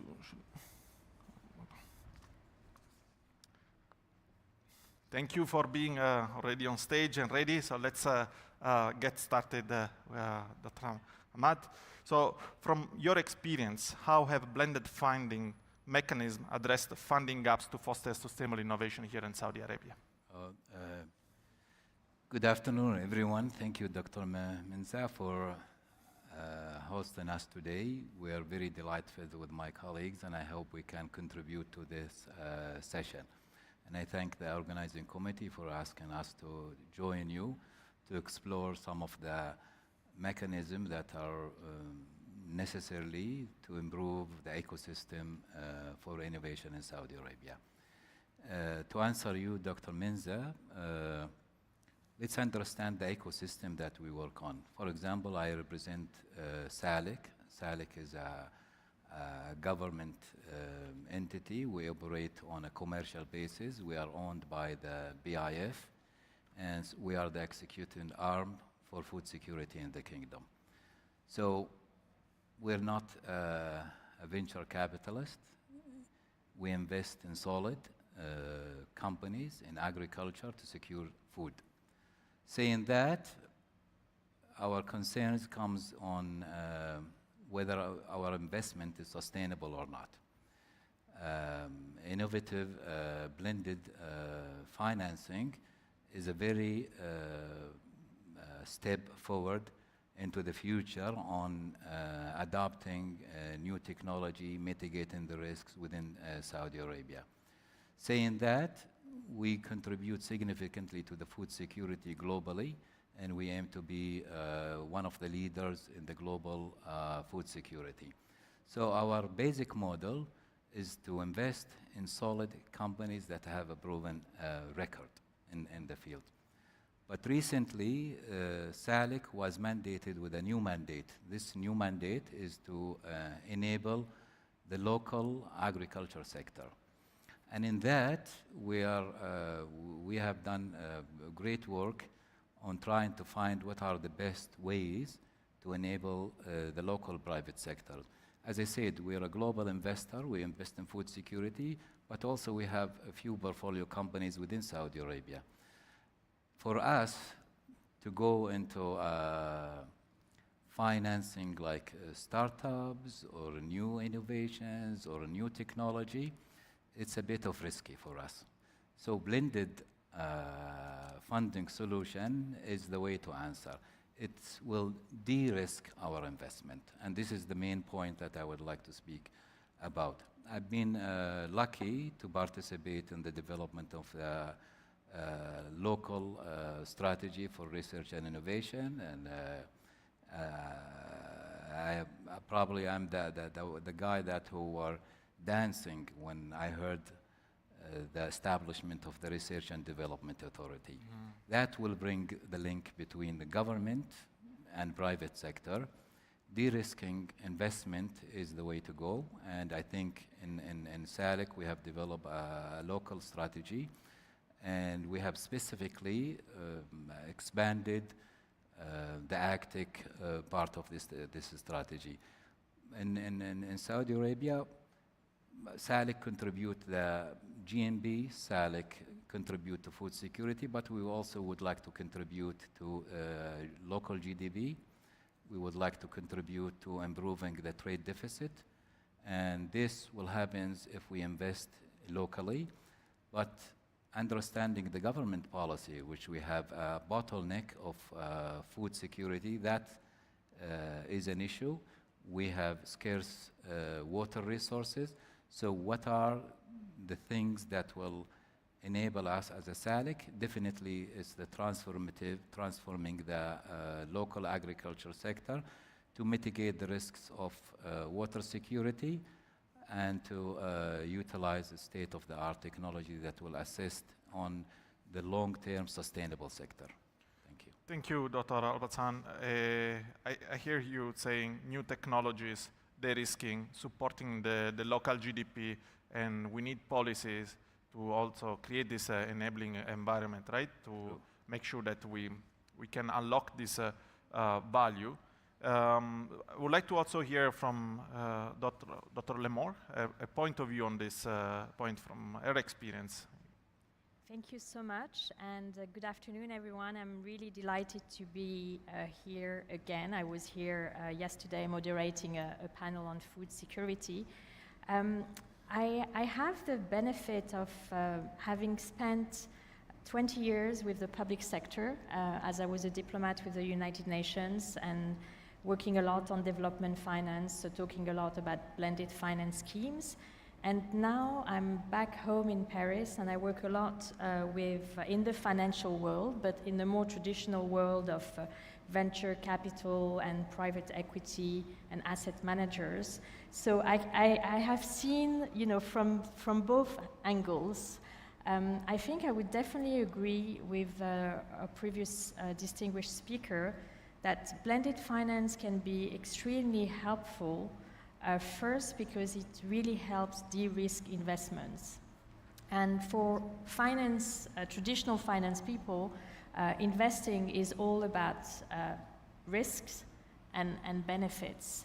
And so by de-risking investments, by absorbing first losses, providing insurance guarantees, blended finance can really be a useful tool, especially in areas which are more impact investment, which are maybe not traditional investments where we only look at benefits and quick returns. The second way I think blended finance can be helpful is not only it helps mitigate risk, but it also can lower capital costs. And this is through concessional loans, for instance. And so it can really be helpful for startups and small and medium-term enterprises. And then maybe the third aspect I will mention is that blended finance, through the involvement of public institutions or philanthropic institutions, can also help with capacity building and technical assistance. And this is, again, particularly helpful with small enterprises, maybe startups in the early stages, but also in certain countries, notably, what we call the least developed country or the global south. So I think blended finance definitely can be very helpful. There is also some limitations, but maybe we'll talk about that later. So thank you, Dr. Lemore. And I believe you introduced three very interesting points here. The aspects about risk and benefits with the using of blended finance instruments for first loss and guarantees. These are very important, especially when it comes to development cooperation, large projects we are implementing. We're talking about the new models for supporting and lower the cost, the capital cost through concessional loans. But you introduced something very interesting from my point of view of the use of these resources for capacity building and technical assistance, because most of the time it's not of a lack of resources, but it's a lack of investable projects, right, and pipeline that can then be funded. And these type of instruments can really support, and enhance the quality of investments. So maybe if I can ask you, Hamad, from your point of view as a young leader, and you've been exposed to many different technologies, just give us your point of view and what would you expect from such type of instruments, and how you've been eventually use them and leverage them. Thank you very much, Dr. Menza, and assalamu alaikum, everyone. I'm really honored to be invited to participate in this panel by the RDIA as part of Sustainability Innovation Week, where we talk about innovation and funding to support the acceleration of the development of technologies that can help us addressing the challenges that we face.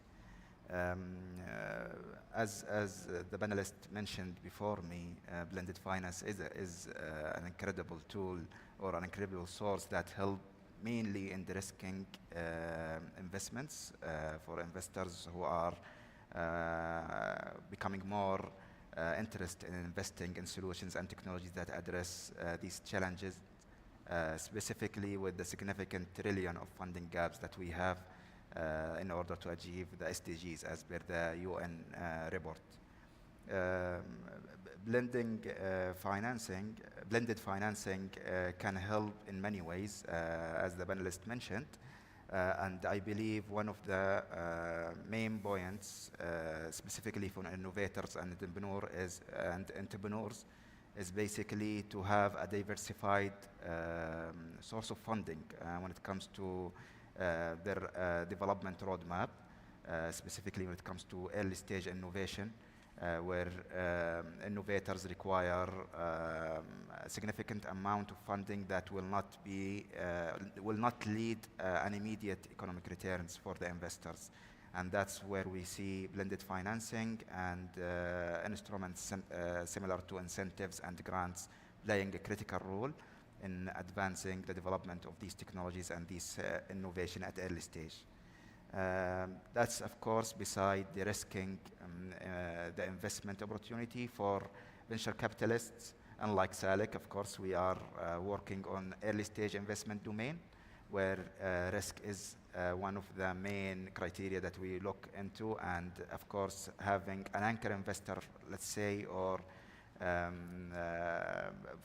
coming from the public or the private sector, help us in of course, de-risking this investment and making an investment decision based on that support coming from the blended finance.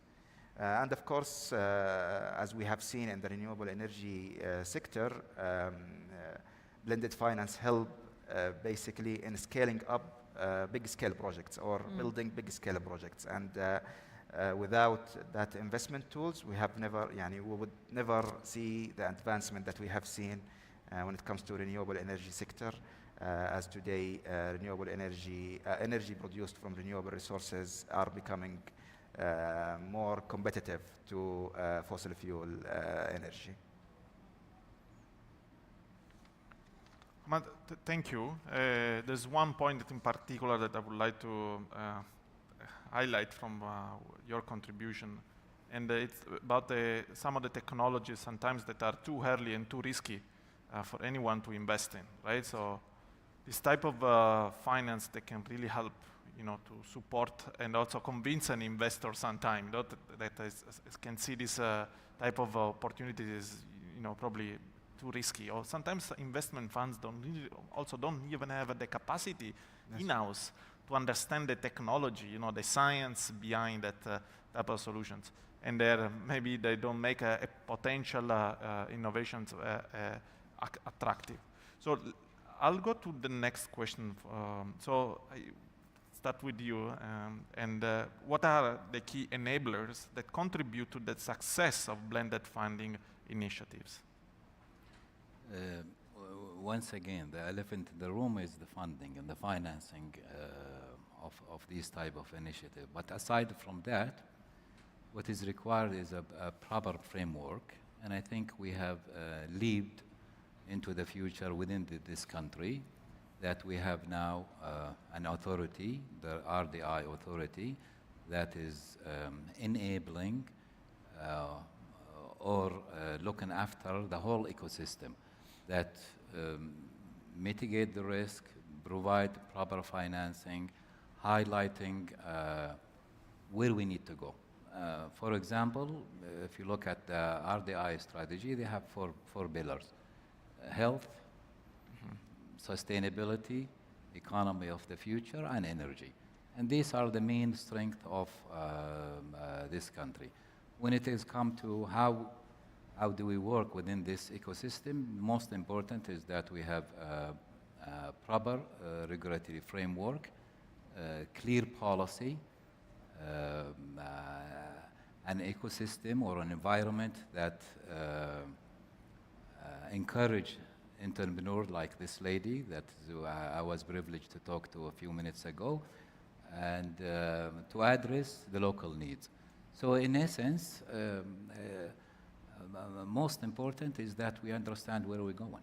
And I think we have a clear direction on this front, that we need to look after health, providing essential needs like the domain that we work on, economies of the future, and energy. Putting that into a healthy ecosystem that everyone understand what their role in this is very important.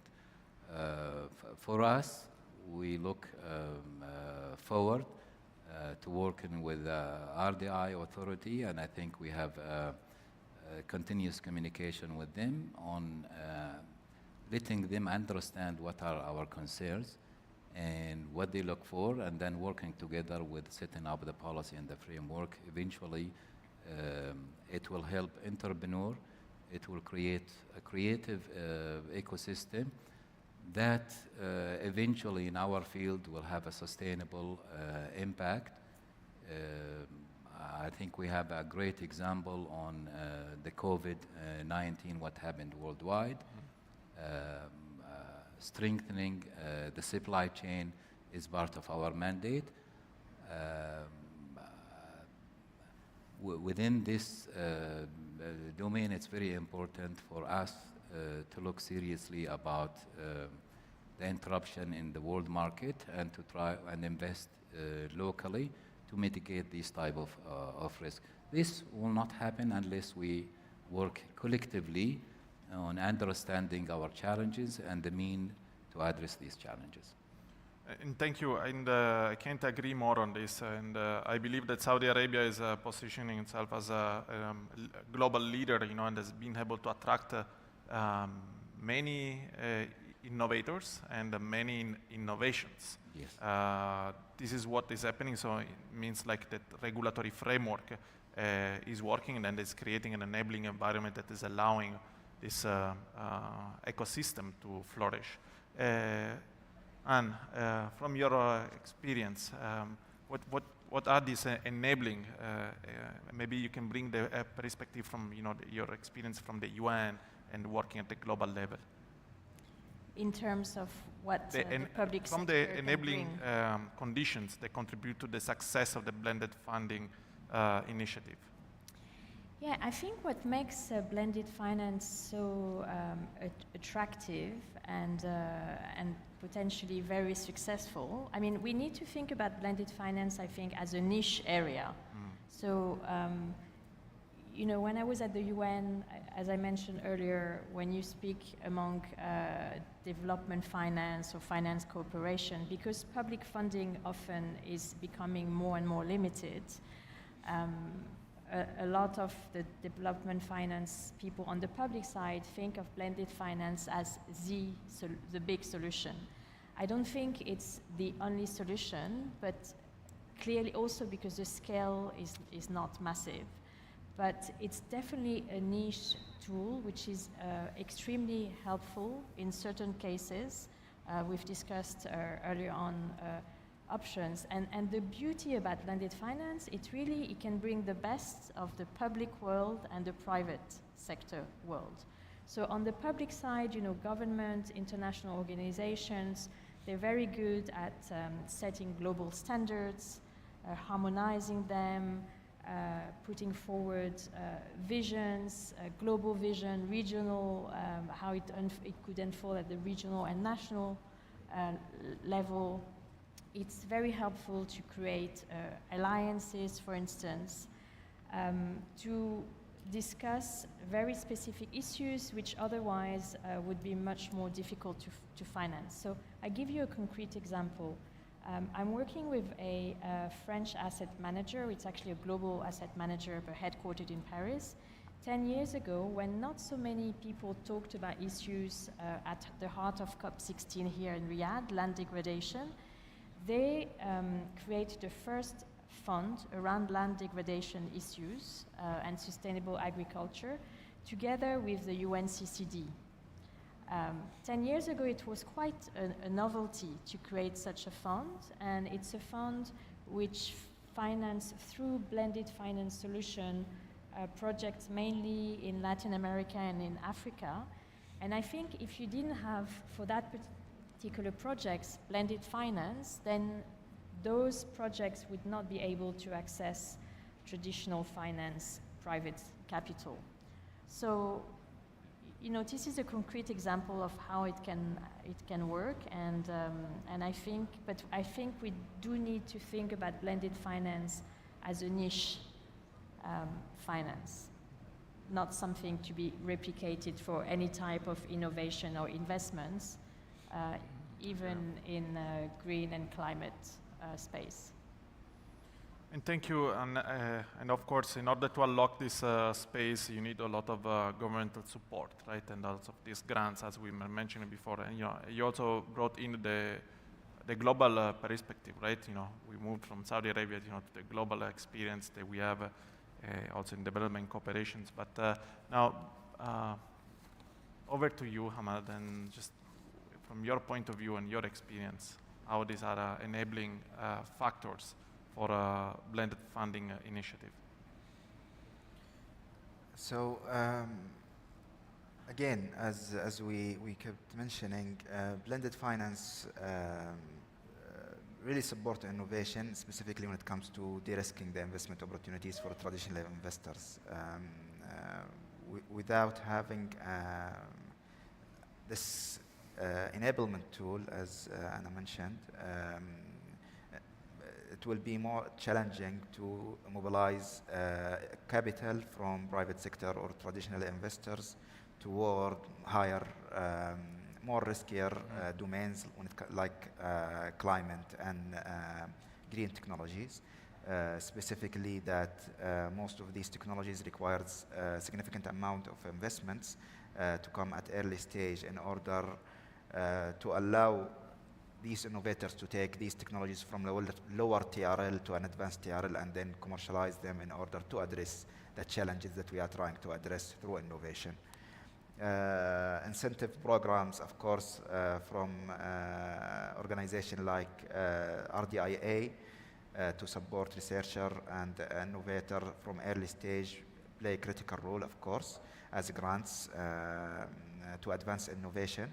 However, public and private partnership is also a key element as a tool of the blended finance to scale up these projects and establish their commercial activities in their domain and their respective domains to address that challenges. And of course, blended finance also have the flexibility to focus more toward the outcomes, the impact that will be driven from the investments. And that's not usually the case when it comes to traditional investment and conventional investors. And that's why blended finance as a tool play a critical role when it comes to advancing technology and innovation. Thank you. So I think we have 8 minutes left. Probably we'll go for another quick round and then probably just 1 minute each to wrap up our session. So my next one is on the lesson from the global blended funding models be adapted to advance sustainable innovations in Saudi Arabia science and technology sectors. You've been the deputy minister and you perfectly know this space. So how can public-private partnership be structured to attract greater investments into sustainable innovation projects in Saudi Arabia? Yeah, I will be very brief for the sake of time, but I think an excellent partnership between the public and private sector is very important. Saying that, incentives need to be there. What are the incentives? The government clearly need to incentivize the private sector to go into that path. These incentives sometimes not necessarily financing incentives, but also improving the ecosystem of the whole investment. Another example would be tax cut, for example, for us as a private company. Third, concessional funding, concessional loans, whatever is needed for us just to ease a little bit to reporting to our board of directors. Yeah, I understand that sometimes when you have a certain mandate, the board of directors is very difficult to, but those type of incentives, since we know where we're going, the proper framework there, the ecosystem is there, the incentives by the public sector is, by the public and the government sector is very important. This way, that will contribute to our mandate we will be able to provide food security for this country. We will be able to work with the government on the main policies that they are working on. So incentives is a very important part of enabling the private sector, enabling entrepreneurs, and enabling innovators. Thank you. Anne. Yeah, no, I would agree. I think government initiative is very important. As mentioned earlier, the tricky thing about blended finance is that, but which is also the beauty, is that it brings actors from very different worlds with different expectations on objectives, on risks, on returns, for instance. So the whole negotiation process and structuring of blended finance deals can be very complex and lengthy, which then poses some issues of project implementation, monitoring, for instance. So it's very important to try to be well aligned from the outset, and from each actor to try to understand where the others come from. So government to try to build the trust and confidence of the private sector, so private actors can invest, and finance people and institutions to also realize that perhaps the returns will be less fast, perhaps it will be a tiny bit lower than traditional investments, but at the same time the impact might be much bigger and it's for the public good. So it's like negotiations in general. You know, everyone has to try to understand the different perspectives of the other. Thank you, Ahmad. Yeah, I think the only thing I can add to what the panelists mentioned is basically fostering an ecosystem that can support innovation, entrepreneurship, and where we have different financing tools and funding tools across the different stages of development when it comes to technologies and innovations, will help at least in mobilizing the capital, first of all, toward these investment areas or investment domains, and at the same time incentivize and encourage innovators and entrepreneurs to try to address these challenges, bearing in mind that an ecosystem exists and funding tools and solutions are accessible from private and public sector at the same time. Thank you. I think we have still 3 minutes. I will go for a final round. Okay. 30 seconds, with your final thought about this. And then I will have just one last message. My final thought is just a sum of my old experience. Never say never. And never say never, that means that what seems today be a difficult task to achieve, you will be surprised how innovator or entrepreneur can open that space. And I strongly believe in innovation, and the technology keeps on evolving. We all understand Moore's law, how technology become very cheap with time. And I think and this, Saudi Arabia may one day produce all its food, regardless of the bottlenecks that we're facing today in terms of scarce water and unfriendly climate. Yeah, no, I think that blended finance to help foster innovation can be really a great tool, as we've just discussed. It has worked in many parts of the world, so I'm sure it will and can work here, and I'm sure it's already working in Saudi. The important part is really to be well aligned from the outset, and also be committed over the long term, because it's not something that you just do quickly.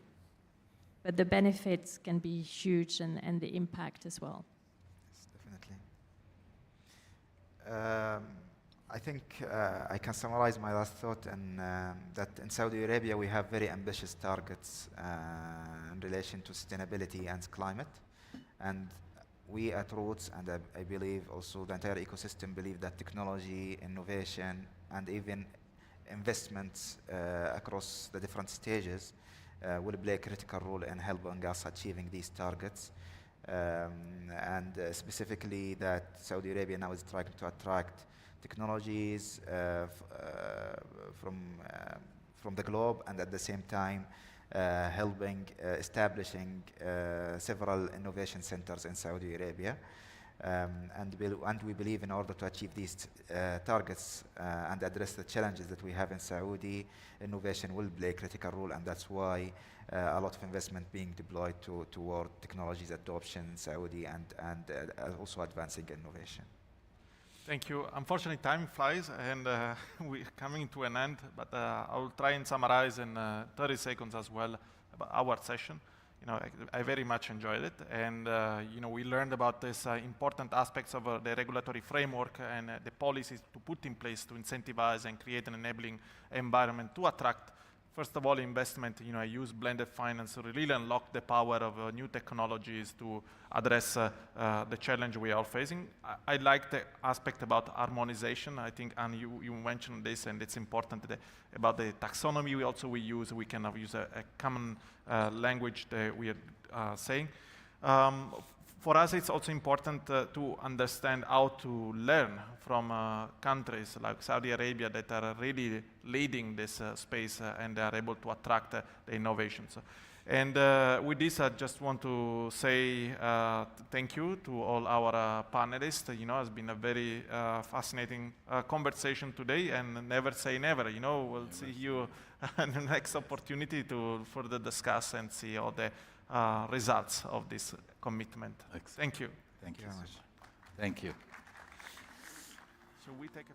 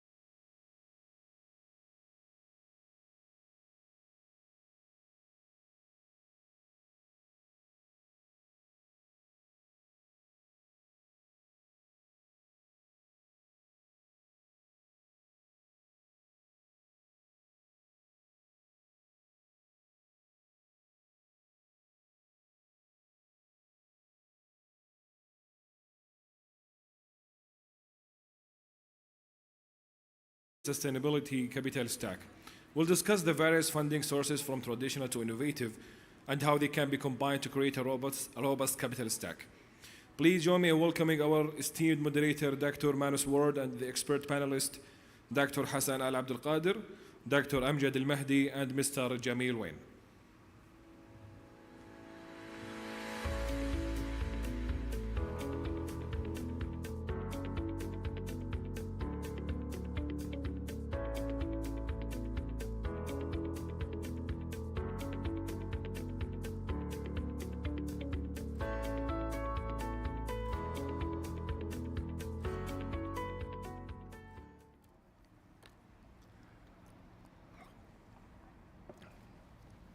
Okay, thank you very much for the kind introduction, and thank you very much, Hassan and Jamil, for attending, and thank you for an audience for staying around. I know this is the last main session in the hall today, and this is around lunchtime, so Yeah. we're gonna try and keep this very casual here for the next session, because we have a lot to unpack. You know, so if we look at the actual title for the topic, Financing the Future, Building a Sustainable Capital Stack, it's quite a meaty conversation to begin with. So I think, you know, the key thing for this session is the sustainability sector is at the forefront of innovation. We all understand that, you know, for startups, for SMEs to survive, grow, that there has to be the right sort of financial models in place in order to support the development of these entities.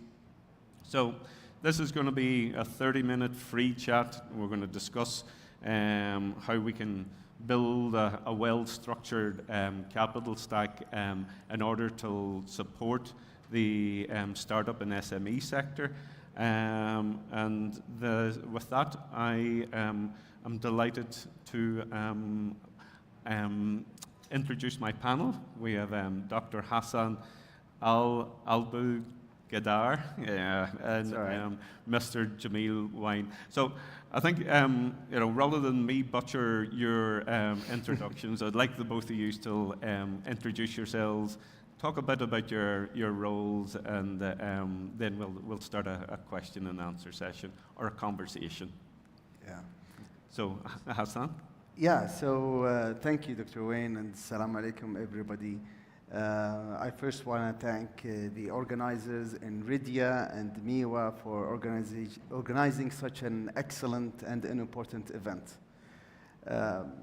So my background is I am a water treatment specialist. I have been focusing for the last few years on developing technologies from the ground up, from the idea stage, all the way into commercialization. The topic, as you said, it's very important, especially in the local sphere, and I think we all know venture capital investment is the key driver of technologies and innovation. We see it in sustainability sector and other sectors as well. And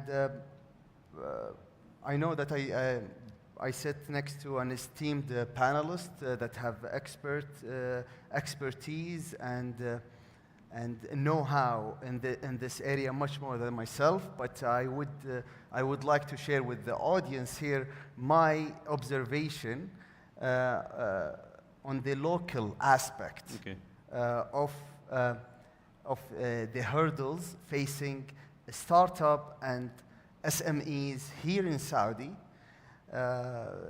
in the sustainability sector. Now, in that, if I want to categorize these hurdles, I can simply categorize them into two main areas: funding and regulations.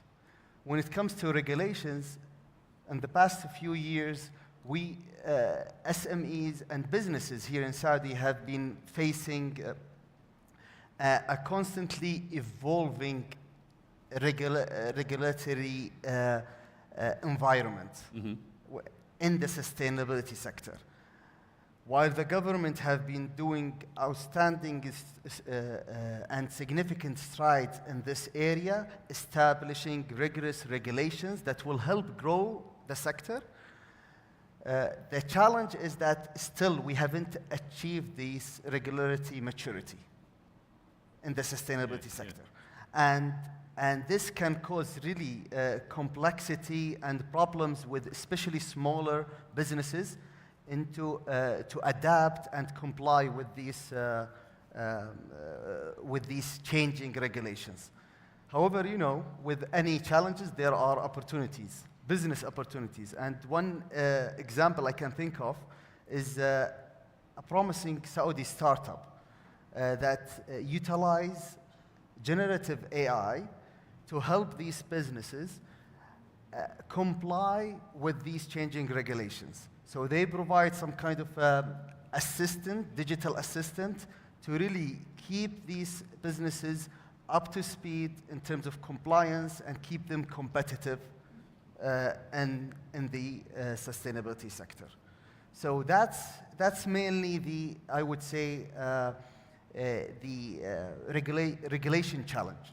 When it comes to the funding challenge, in this region, it's no secret. We have scarcity in venture, and I'm sure Mr. Wayne would attest to that, into investment and venture firms specializing in ESG here in this region. And what this makes it quite difficult to startup and companies to go and reach out to other investors, trying to convince them of their sustainability solutions and innovations and the long-term value of these things. And I can attest to this challenge through my experience as a specialist, technology specialist in water treatment. We all know water is the, I would say, the prime pillar of the sustainability business. Without water, I mean, we don't have any sustainable, let's say, business. And providing technologies that will ensure we have an alternative sustainable water resource is a great enabler. Now, to develop these technologies, you have to go, through my experience, and I've seen that working with companies like Aramco and other companies, we have to go through rigorous stages of starting with idea, then lab scale, bench scale, piloting, demonstration, deployment, and all the way to demonstration. This takes time and significant resources. Now, private equities, they don't have the appetite to wait for 10 plus years to really reap the benefits and returns of these technologies. And that's why, just from a non-expert point of view, mostly from the technical point of view, that's why I think we definitely need a different approach when it comes to funding sustainability technology solutions to really reap the benefit of it. And this could be a top approach, could be a hybrid thing with the collaboration from government, universities, and the private sector. Okay.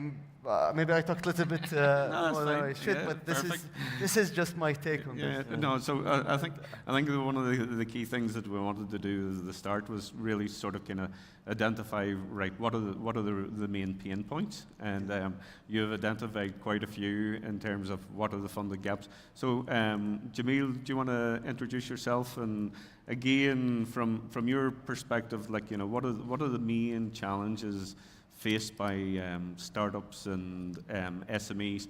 I suppose Hassan has talked about the local context in terms of Saudi Arabia. Maybe you could broaden that out more in terms of, you know, other examples that you see in an international context. No, absolutely, and thank you very much, Dr. Manis, Dr. Hassan. Great to be on a panel with both of you, and also just to echo what you said earlier, thank you very much to Miwa, Ridia, COP16 for having us. So I'm co-founder of a company called Riffle Ventures. We launched last year at COP in Dubai, and our mission is to work in a lot of ways with kind of the issues that we're going to be talking about on the panel today, right? Where the process of taking a concept that is going to contribute in some way to net zero goals or building resilience and adaptation capabilities is quite long, quite daunting, challenging, et cetera. Kind of how do we shorten that timeline? How do we bring other players into the picture so that you are reducing that timeline and obviously realizing impact and returns along the way? So very aligned with, I think, a lot of the themes here. And we do that globally, right? So I'm based in the US, my partners as well, but we work kind of across the globe, have activity in multiple continents outside of the US as well.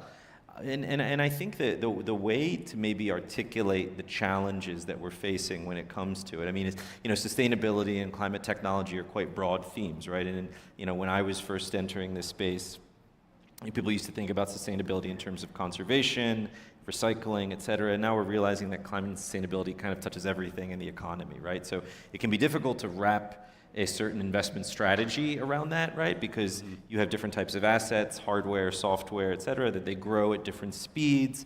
They have different risk return profiles. Some of them are much more R&D intensive, other are much already more commercialized and ready for the market. So it can be a little bit difficult to put a common wrapper around all of it. But for sake of conversation, we can run through like a bit of a case study here. So you all might not know this, but cement, right? So cement that is kind of omnipresent in our world is, if you were to calculate the amount of carbon emissions that come from producing cement, it would equal the size of kind of the third largest country in terms of emissions in the world, right? So a massive amount of carbon emissions comes from cement.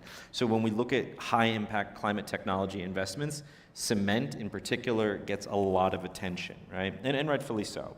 And so point being here is that to create, though, the solutions that are going to be needed to replace the current assets that we use in cement production, we have to almost take a completely different mindset when it comes to investing and waiting for returns, because in the time it might take us to actually back a green cement company, and I've invested in a couple myself, you're looking at maybe 5 years in a laboratory, right? Of just getting that formula right. It's a science project at that point, right? It's not even a company, right? Then it comes into the market, right? And then in maybe 2 to 3 years after that, you have a pilot production facility. In 3 to 4 years after that, that pilot product facility has graduated into a formal production, kind of fully commercialized, producing cement at a high clip, and active buyers coming in to actually purchase the material, right? Then that cement has to last for about 30, upwards of 50 years, right? We don't want to be using cement to build our infrastructure in the economy with the expectation that we're going to have to replace it every couple of years, right? So you're looking at a multi-decade kind of waiting period to figure out if this thing is going to stand the test of time, right? We've gotten spoiled as investors by the software period, where in that same amount of time, you can have about 5 to 10 unicorns created, many IPOs in that amount of time, right? Average, it takes about 5. If you look at IPOs in the software tech sector, it takes about 5 to 7 years on average for those to become a unicorn into IPO. In the same amount of time, that cement company hasn't even made it into the market officially yet, right? So it's a completely different mindset that we have to be using, right? And so before we even get into the financial instruments that are going to be needed to fund this, Dr. Hassan, you're talking about venture capital. Venture capital is critical in this. Even before the venture capitalists come into the picture, we've had to kind of rethink the way that we build companies, right? And I think that is also really critical here. And the other thing I'd bring in is also, when we talk about the sustainability capital stack, it wouldn't be a capital stack if we don't have buyers at the other end, right? We can only pump so much cash into companies for so long. There has to be a buyer eventually. Yeah. The market is ultimately, the investor is just a middleman between the builder and the buyer, right? If the buyer's not there, we don't have a market, right?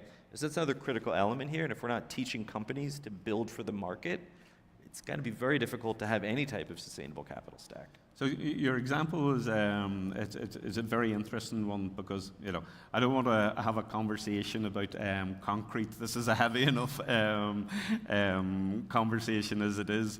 But very interestingly, Saudi Arabia, we import most of our sand for construction. Most of the sand here is so fine, that it can't be used within the construction process. So one of our professors and a very astounded architect come up with a process in terms of aggregating the sand together in order to make construction sand from Saudi sand. And the process itself involves a calcification process, so it actually captures carbon in the process. But this is another conversation for afterwards. But that sustainable process, the net reduction in terms of CO2, in terms of our sand coming from Australia, is astronomical alone. So it's but we can have a conversation afterwards about that. Hold you to it. We talked a bit about the gaps in terms of where there's funding gaps.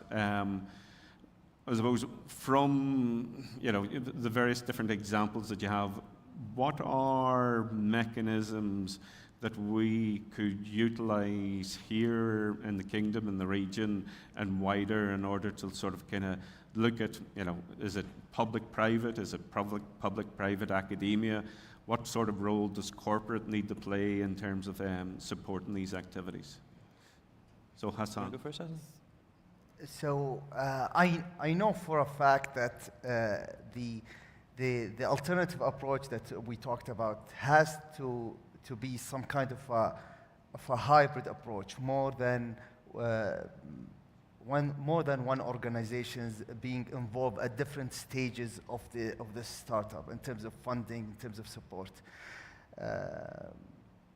I know Wayne have looked at this at maybe at a more of a global scale, and I'm not sure what is the right formula here in Saudi, but definitely we need more investment, more awareness when it comes to ESG in general, sustainability, but also a more top-down approach to really incentivize these investment firms, universities, to start with, for example, low TRL level, starting at the universities or big R&D centers that big companies can afford, like Aramco or SABIC, and then really helping them out through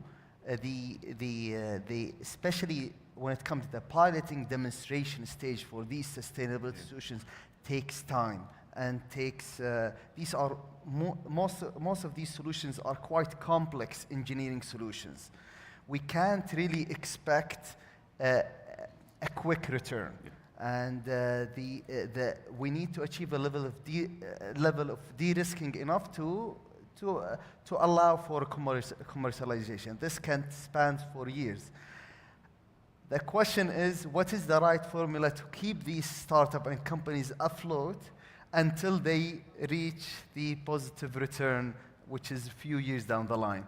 But I'm interested to hear what's your take on this and what's your recommendation as well. No, I think you actually, I was going to repeat a little bit of what you said there. I think you're already on the way to answering it. So I think, let's take a company, and like a very common kind of sector or type of technology in the climate investment space is battery technology, right?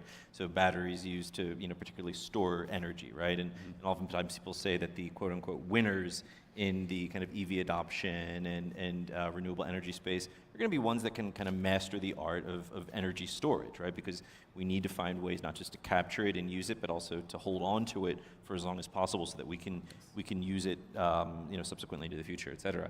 And so to build better battery storage, right, at the beginning of that effort, right, if you were to take a group of researchers at KAUST, right, or a group of researchers at MIT, or a group of researchers in Aramco, right, like whatever it is, somebody has to take a bet on them at the beginning to say that I am going to give you enough financial runway to run your experiments, right? To do the research to figure out if we have a thing here worth even considering commercializing. So the conversation there, back to Dr. Hassan's point, it's not really about a return on investment at that point. It's can this thing even function theoretically, right? Which is a grant, right? There's no way of getting around it. It's going to have to be technically free money that does not have a return associated with it, right? And we just have to say it out loud, even though we live in a society that wants to generate return. I mean, as much as I love to as well, we have to be comfortable with the fact that a large part of this is going to be parting with capital that we will not ever get back, right? Yep. And so somebody has to be willing to take that bet, or a group of entities has to be willing to take that bet.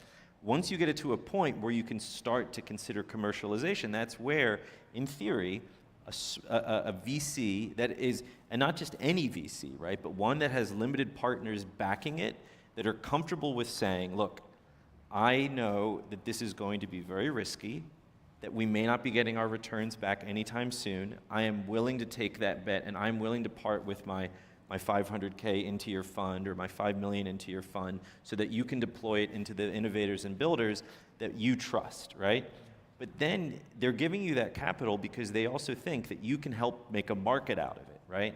And so after a certain point, and this is where I think the software era, again, has kind of conditioned us into thinking that we can keep investing and eventually the market will appear itself, right? It's get as many users as possible onto your platform and eventually the business model will click, right? We don't necessarily have that same luxury this time around. So strategic investors, not just limited partners that have a lot of capital, but strategic investors that have a vested interest in, say, the battery industry, in the cement industry, in the built environment, right? Mm-hmm. That's the kind of group that's, I think, going to push the ball forward because they can help make that market possible. They can bring in talent, right? So I think a group like Aramco is very kind of uniquely positioned to say, like, you know who the buyers are in this space, right? It's not just about the investors and the researchers, but it's who is going to come in and eventually buy this thing from you. The other thing, too, is that there's going to be project finance at the end of the day, too, which usually the venture capital space has not interacted a lot with the project finance world, right? It has a different risk-return profile. VC is built to take many, many shots on goal. They use the portfolio approach to bring in returns. Project finance is going to say, I'm going to take a couple shots on goal because I know that the assets underlying this company are going to work and return capital. It's a very, very different mindset. The thing here is that we've said grants, VC, project finance, all have to be coming to the same table, which is a very unique formula. We haven't really seen a lot of in recent years. And so that means that these three groups, amongst others, have to know how each other behave.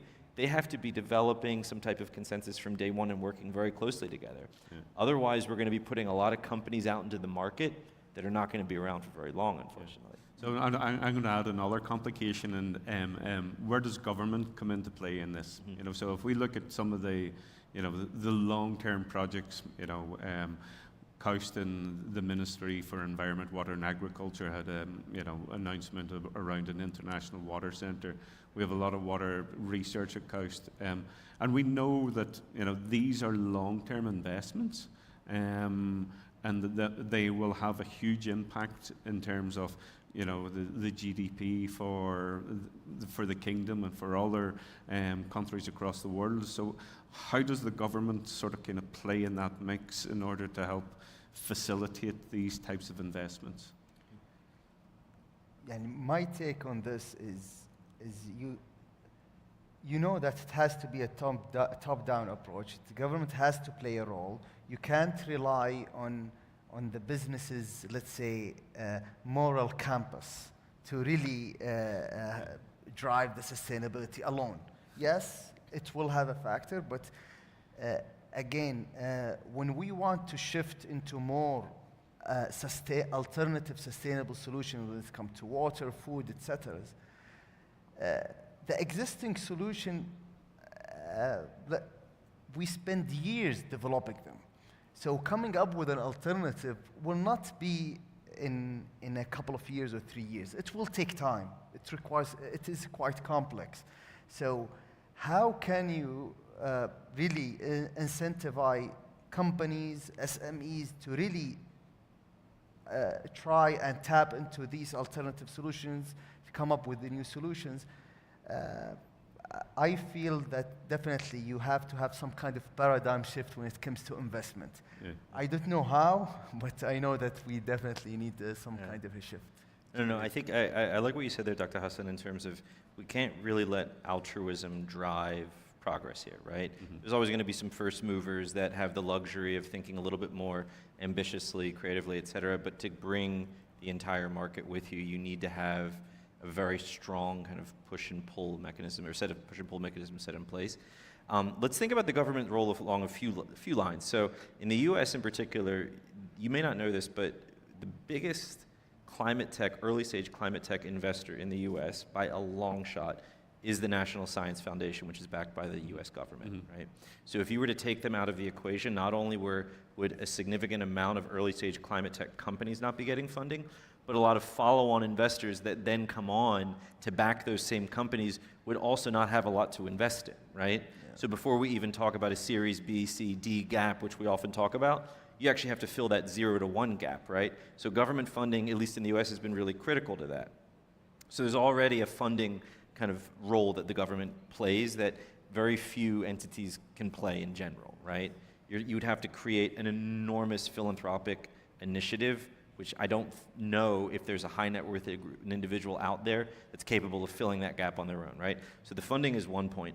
The other is helping, as I said earlier, to shape the market, right? In the US, we use something sometimes called advanced market commitments, and you see those used not just around sustainability and climate, but in other sectors, right? So around COVID, government said we are going to purchase X number of vaccines. That creates an incentive for the pharmaceuticals of the world to start actually creating these vaccines, right? So it is for the government to come and say, in advance of you building it, I'm going to put an order in for them. That will incentivize creation, right? So that means they're not relying on demand from individual consumers to drive it, or altruism in this case. They're saying, no, I'm going to foot the bill, right? So you know that there's a buyer waiting on the other end, right? The other is talent development, right? At the end of the day, if you don't have the human capital to build these things, but also to fund these things, right? Because it's a technical skill set to invest, right? It's not just about looking at deals and pitch decks and saying, great, here's some money. Like, you have to have certain level of awareness in the risk that you're taking as an investor, and these investors, they have fiduciary responsibility to report back to people that gave them the money that they're managing. So there's a talent component in this as well. The government is instrumental in helping to shape the kind of framework, which I'm sure both of you know better than most people, around incentivizing people to learn certain things, right? So is there, a question here for any country is like, do you have a taxonomy in place that your Ministry of Labor is using to guide decisions around, let's say, green talent or sustainability talent, right? If you don't have that, you're basically, to go back to Dr. Hassan's point, you're kind of relying on people's altruism and general curiosity, which when we look at the urgency of the goals sitting in front of us, we can't really rely on just urgency alone to help people feel compelled to learn these things. You have to train people en masse. In this panel I was on a few moments ago, one of the panelists talked about in Jordan needing to create 1 million jobs around sustainability or green jobs. That doesn't happen organically, right? Somebody has to come in and say, we're pulling a lever to make this happen tomorrow, and that there's only so many players in the world that can do that. Governments, last thing I'll say is signaling power, right? Bill Gates established Breakthrough Energy. It helps signal a certain amount of activity in the green investment and climate investment sector. The Inflation Reduction Act comes in on the US. That sends a signal that no other entity in the United States can signal, right? That has such an enormous amount of symbolic power that only, again, a government can do. Yeah. So, and I think the thing that we're really touching upon here is, like, we need a full ecosystem, so we have our hosts, the Research Development and Innovation Authority. I know they're a very young organization. Them and the Ministry for Environment, Water and Agriculture are helping to look and develop that ecosystem within the kingdom. And I suppose we can use this last couple of minutes maybe just to talk about ecosystems and how important, having that ecosystem, building and maintaining that ecosystem over, a period of 10, 20, 30 years is really, really impactful in terms of supporting a thriving economy. So, Hassan? Yeah.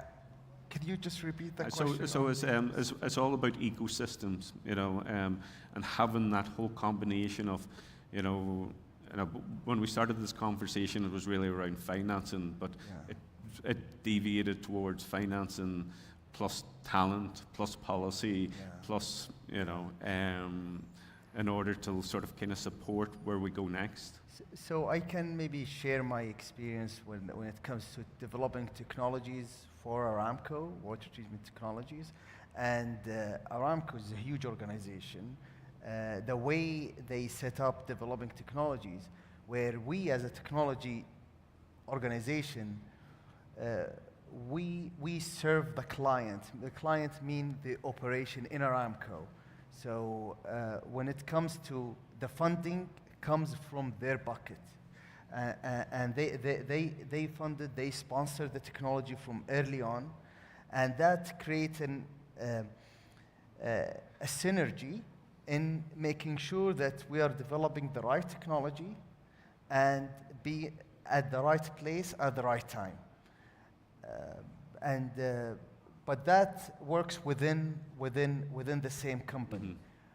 For outside, for startup in Saudi, working with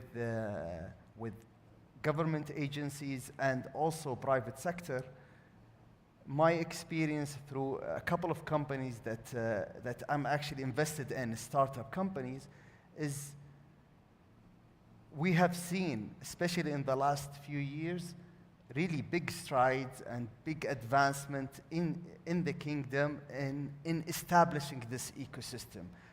Really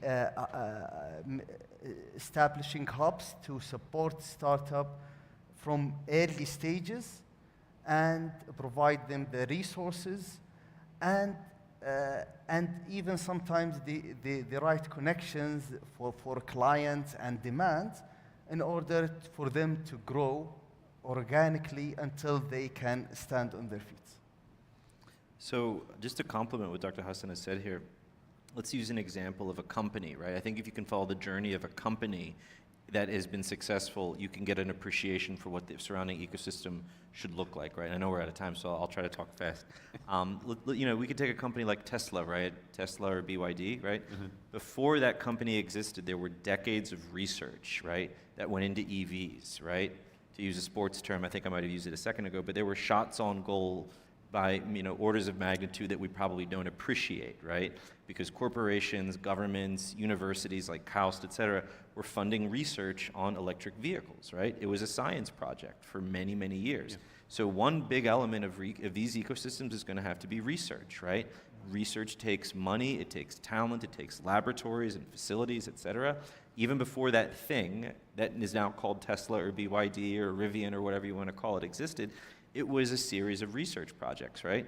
And the people that touched those were engineers and researchers and students and corporate executives and probably government officials at some point too that were providing funding to incentivize that research to be done. So before we even knew these things existed, there was this own ecosystem around academia that was enabling that idea to just be explored, right? Once it became a company, right? You know, we all know Elon Musk. Once it was starting to be commercialized and turned into a company and grown into the marvel that is Tesla today, we would be shocked if we were to look at the capitalization table of that company to see how many different investors have put money into that, right? Which means that you were engaging high net worth individuals and venture capital funds and philanthropies and the US government, right? A host of different types of capital providers are taking a gamble essentially at that point and saying, I believe in this. I believe in this person. I believe in this technology. I think this is critical for the future. I'm going to back it, right? But then those investors are represented by other investors, right? Limited partners, right, that are putting money in. So you have a whole network of limited partners behind the scenes that we don't know who they are, right? I mean, obviously, it's not like they're mysterious individuals, but we just, you know, they're not going to necessarily being recognized in the same way that the person managing that capital is, right? So you have that too, right? You have legions of engineers, lawyers, marketers, right? This host of talent that is on a daily basis helping to convert these kind of, not to sound kind of overly simplified, but these dreams into a reality here, right? And so if we were to kind of look under the hood of any of these companies, we'd realize that it's so much more complex than just saying a technology, an investor, and a buyer. There's so many individuals behind the scenes that contribute to these things. And if you were to take them out of the equation, a lot of these things wouldn't exist, right? And so for us to want, and I think we're all talking here in the interest of making sure that these things don't just exist, but stay in the market for as long as possible, right? That outlast us. And for that to come to fruition, there needs to be an ecosystem approach. If that doesn't happen, none of this is going to have any staying power. Right? Okay, thank you very much. Our clock went from white to red, so I think they're really pushing to get us off the stage. Yeah. Thank you very much, gentlemen. A wonderful conversation. Jamil, I think you ended the conversation on the right note in terms of this is a very complex thing, and it takes time. I think it takes multiple, it takes time, it takes patience, and it takes it takes years in order to deliver on a lot of the things. And I suppose the thing is you have to hold strong, I think, and provide multiple types of funding for various different stages, as well as having the right partners and the right incentives from government. So please join me in thanking my guests, and thank you for staying and enjoying this conversation. Appreciate it. Thank you.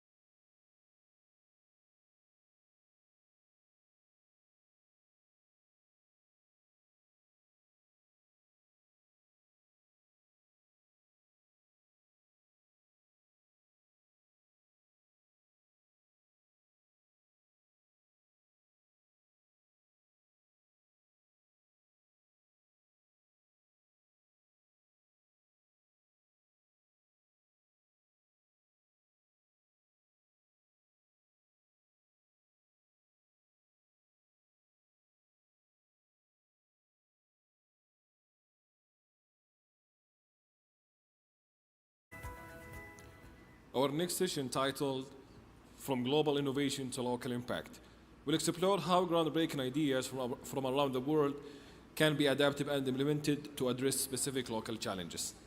Please join me in welcoming our esteemed moderator, Mr. Michael Alstrom, and our expert panelists, Dr. Mohammed Al-Sarf, Dr. Manus Ward, and Dr. Shahir Shakouri. The stage is yours.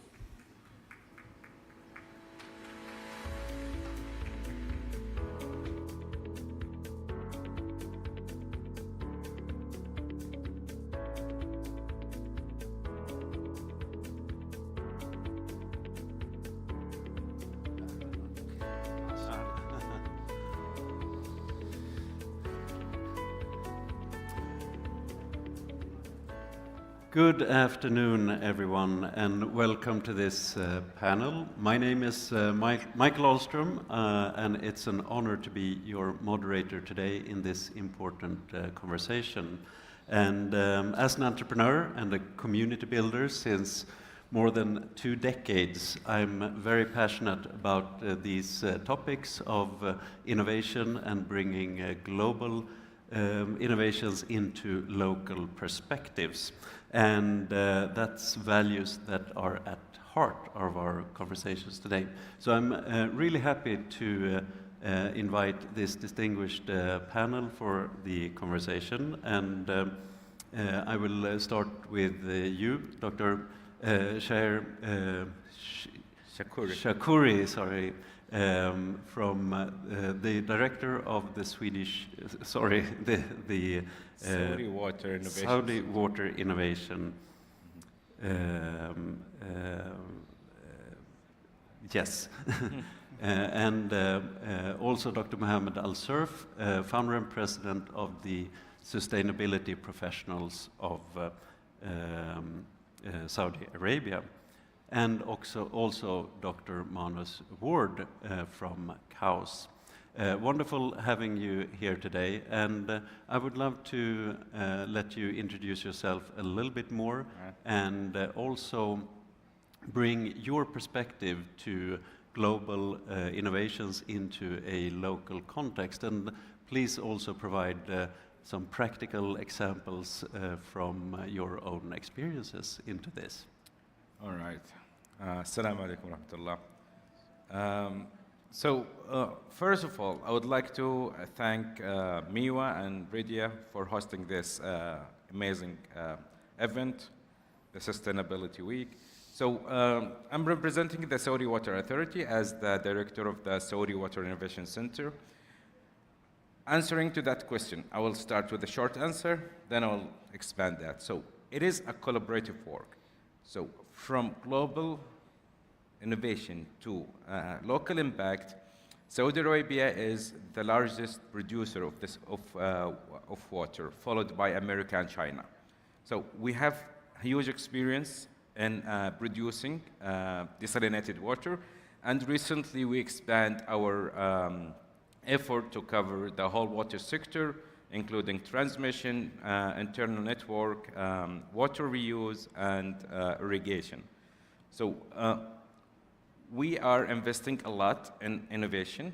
We open 4 innovation centers. That the first center was established in 2019, but today we have 4 centers that attracting the innovators globally and locally. So in the first cohort, we started with the local innovators, but after a while, we realized that the innovation is not limited to the local. So we expanded our effort, and today we have like 43 innovators from all over the world. Many of them, they have already implemented their innovative products here. We have started a couple of piloting tests that related to the water sector in general. And the second thing, we are looking to build an innovative hub here in Saudi Arabia, as we are producing that much amount of cubic meter a day.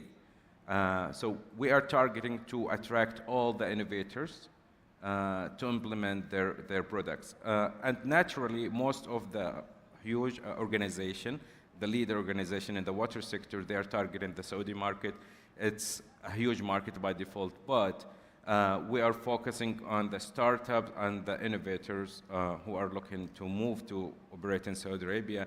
And I will end with this example. Recently, we got like an international company that started in UK, and they are already operating not operating, they are testing their piloting test here in the Red Sea, and soon they will start operating with the Saudi water sector. Mm-hmm. Yep. Wonderful, thank you. Mm-hmm.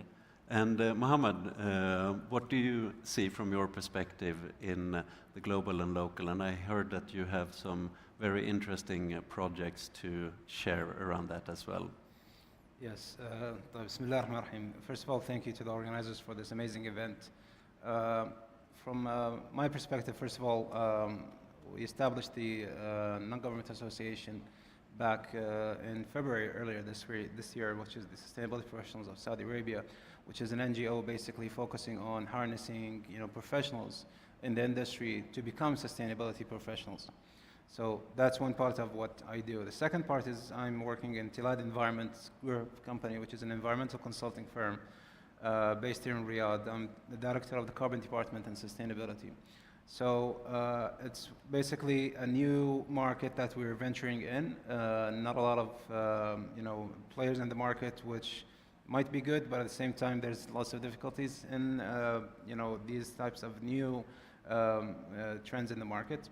So from my perspective, I see the global innovations, are a lot, and really, in this perspective, are, in a niche market where basically you're looking to tackle specific issues in the sustainability industry. So I'm focusing on whatever helps Saudi Arabia to reach its net zero targets by 2060, which was announced by His Royal Highness Crown Prince Mohammed bin Salman. So the target is basically harnessing what the global efforts and innovation are available, bringing them to the markets. Now, the problem is a lot of these companies have great innovations, but they might not be working and applicable in the Saudi market for several reasons. One of them might be, the market is not yet ready to adopt that kind of innovation. And, what entities like government entities and private entities are doing, either for startups or for, established companies here in Saudi, something innovative in the sustainability market, coming here into, applying their innovation directly as it is here, we find that challenging to a lot of, projects and a lot of companies. One of them is basically, we have lots of problems in the water, and Saudi Arabia is the biggest country in the world in desalination plants. So that gives you an indication that we need innovation to help us in that field. So either be it in renewables, how can we power our desalination plants by renewables, and a lot of things that can help us reduce our kind of need and necessity in potable water use, while we can substitute for non-potable water use. So a lot of things are happening, a lot of pieces to the puzzle. The market is really kind of moving very fast in a very short time, as we discussed. So, but again, I always say this, it's the perfect time to be here. It's the great opportunity. You have the government support, there's the financing, the funding available. It's just a matter of really transitioning that innovation from a global perspective to the local context. Fantastic. And Dr. Mona's word, you are in the middle of transitions of and all of these innovations coming up from the university. Can you tell a little bit more about your role there and what you're achieving when it comes to adapting global innovations in the region? Okay. Thank you very much. And again, thanks to the Research Development and Innovation Authority and MIWA for hosting us and hosting this event.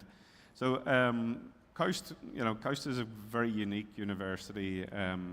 Is a bit of a baby, but I suppose international component has been part of its DNA since it begun. So if you look at the research outputs coming out of KAUST, 75% of the publications and a lot of the patents that are generated are done with international partners. So we work with international partners to develop ideas and solutions, but we develop those ideas and solutions with the Saudi context. So a good example of that is our relationship with the Ministry for Environment, Water and Agriculture. So as part of our engagement, we've developed a strategic partnership that's led by our President and His Excellency Minister Al-Fadli.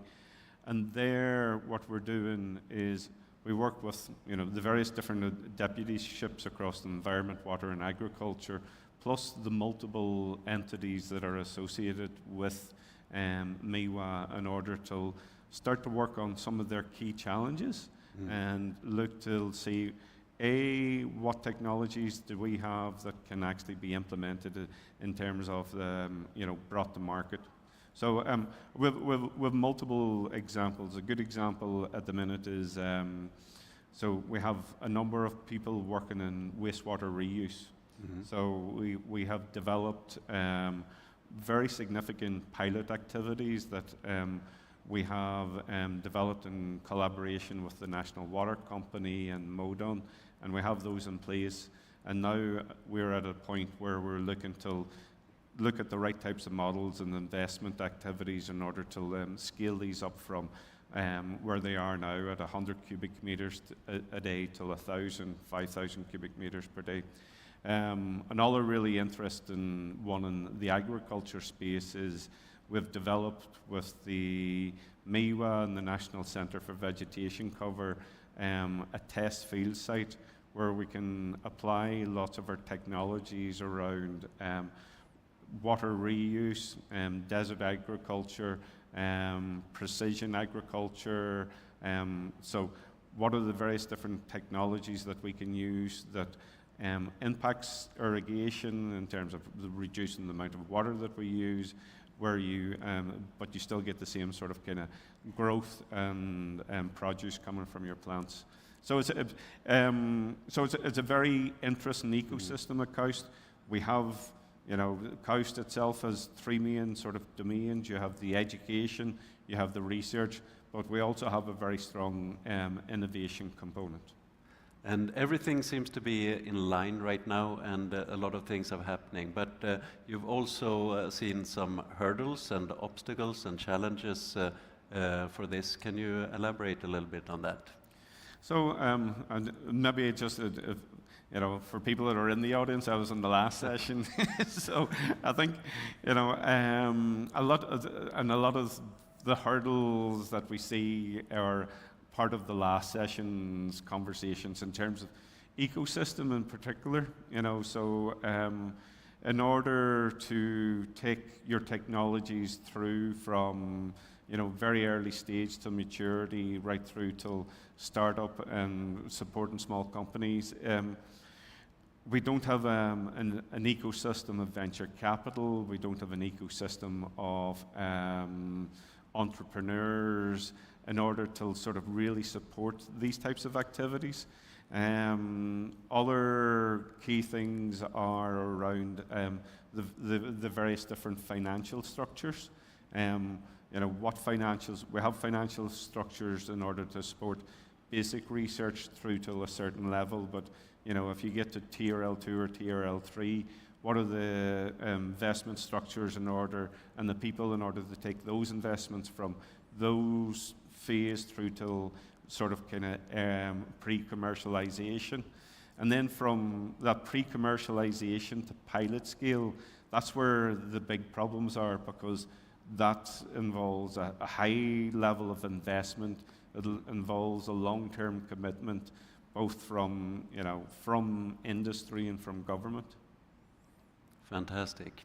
And Shahar, you have also a new approach to innovation with the hackathon and involving a lot of new stakeholders in innovation. Can you tell us a little bit about your work there?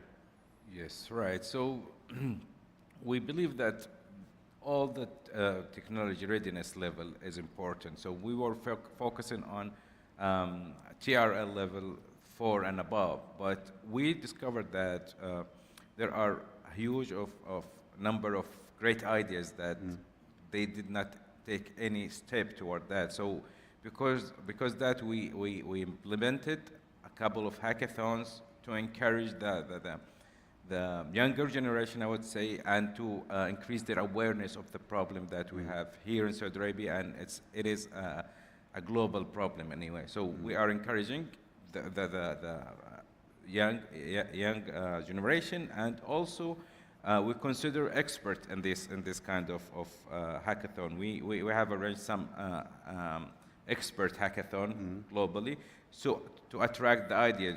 Getting back to the title of this session, from global innovation to local impact. So we are welcoming all the ideas. We are able to scale up these ideas, and we have all the resources to support these ideas to maturity level that can be support the system and the sector here in Saudi Arabia. Yes, and as I understand, the engagement of the citizens and the entrepreneurs on the local level is a great way to adapting those kind of global innovations into the local context. It is one of the effort that to build the ecosystem here in the area, the innovation ecosystem of the water sector. Exactly. Right. And Mohammed, you also have raised the challenges of legislation and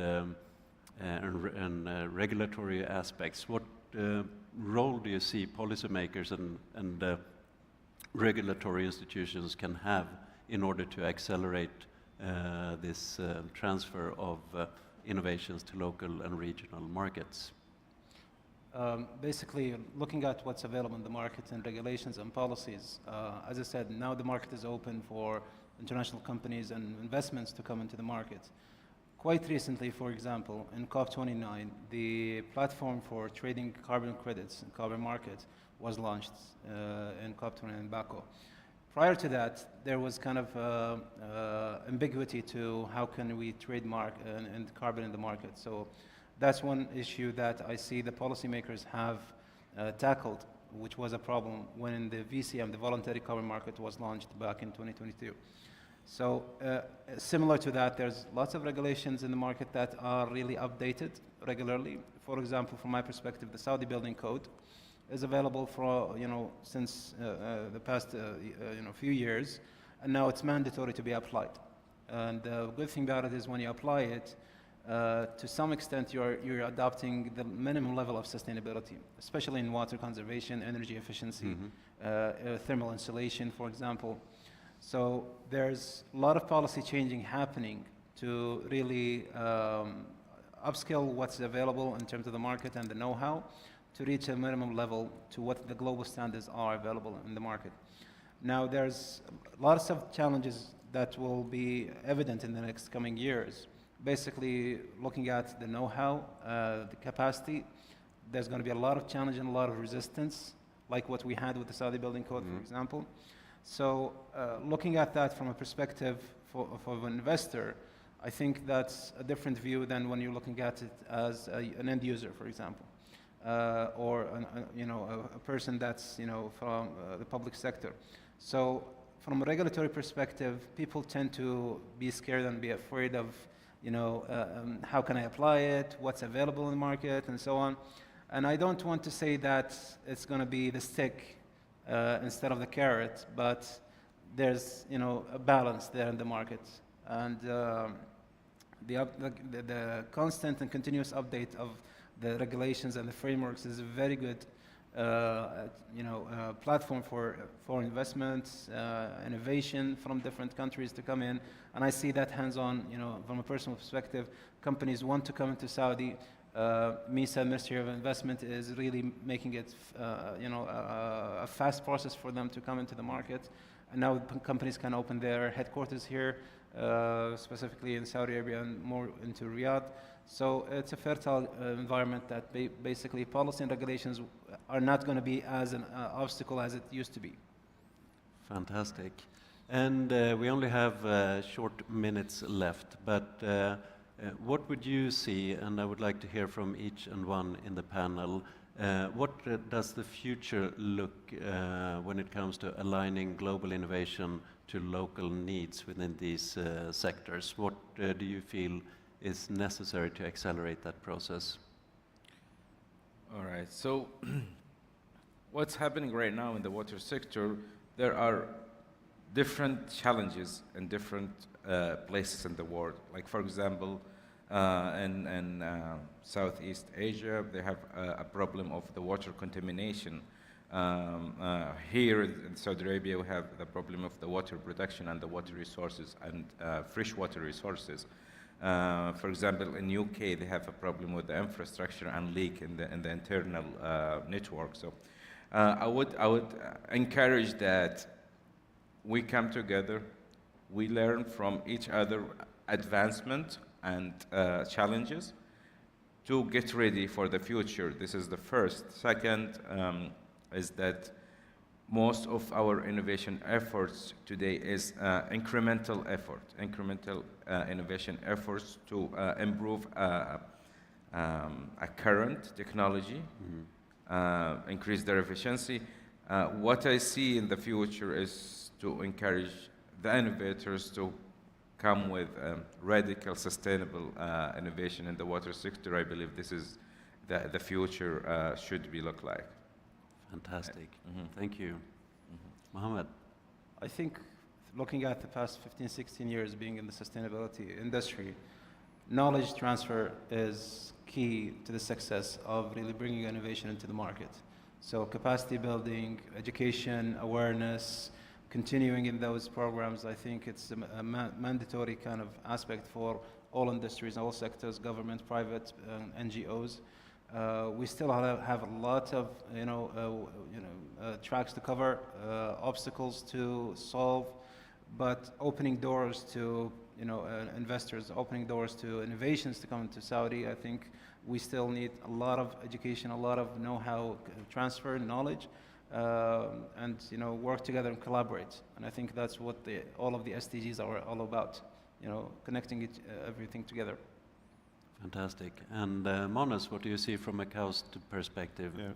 So from a KAUST perspective, and I think this builds on what Dr. Mohammed was saying earlier, is there's a lot of innovations globally, but whether those innovations are ready for the Saudi environment or the Saudi market are two different things.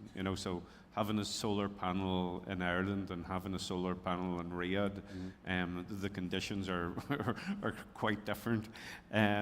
So I think having the systems that allow you to and the structures that allow you to actually test these within a local environment and test them at scale before going through to sort of mass production is a critical element. It was really interesting to hear what Dr. Mohammed was doing in terms of the consultancy activities, and KAUST has established its own management consultant activity that allows us to do similar types of activities in terms of we can try various different activities, bring them up to a certain scale before they can be tested in the market. One really good example is we've had quite a significant aquaculture development program, and that's done with MIWA and the National Fisheries. And there, you take the example of fish farming in Europe, but you can't apply that or take that stock and put them into the Red Sea, they just won't survive. So it's looking at what endemic species can you actually breed and produce in the similar sort of fashion and bring that through. So I think there's a lot of examples in the international arena in terms of various different innovations and how we can take those and use them in the Saudi context. Wonderful.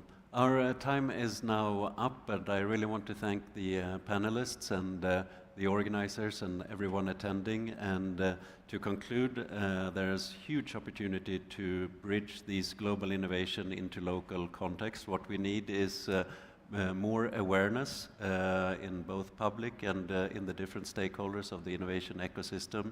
We need to increase the collaboration in between those parties, identify the disruptive technologies and find test beds in order to scale.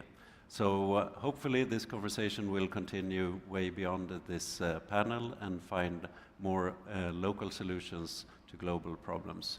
Thank you so much for being here today. Thank you, Mike. Thank you. Thank you.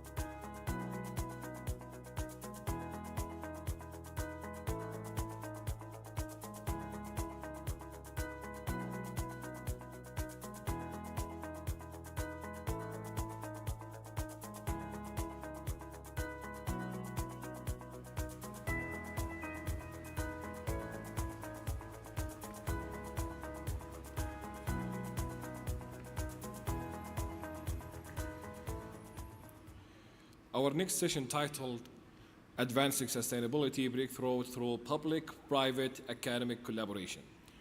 We will explore the power of partnerships between government, businesses, and academia in driving innovation. Please join me in welcoming our esteemed moderator, Mr. Nasr Shokani, and our expert panelist, Dr. Mahal Jihani, Dr. Junipero Minza, and Professor Abdurrahman Al-Leil.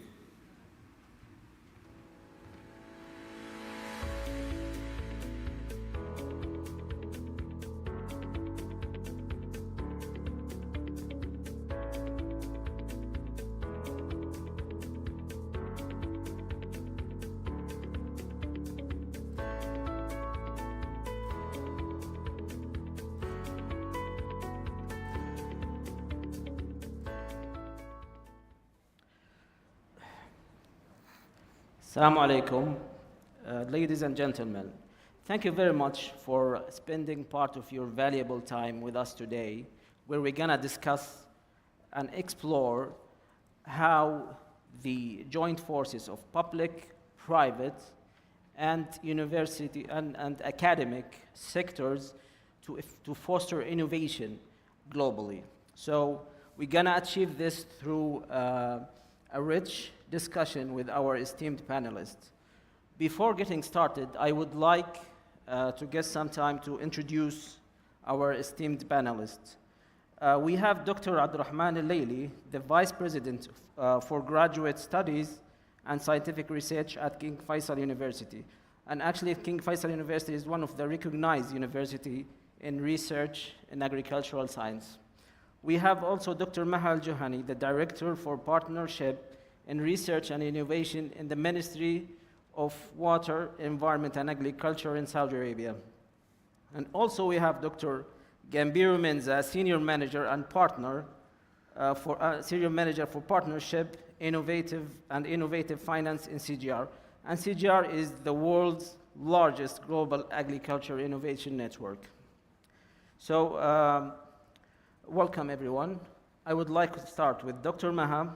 So, Dr. Maha, how does collaboration across public, private, and academic sector foster innovation and sustainability? So first of all, I would like to thank you, Mr. Nasser, for your nice introduction.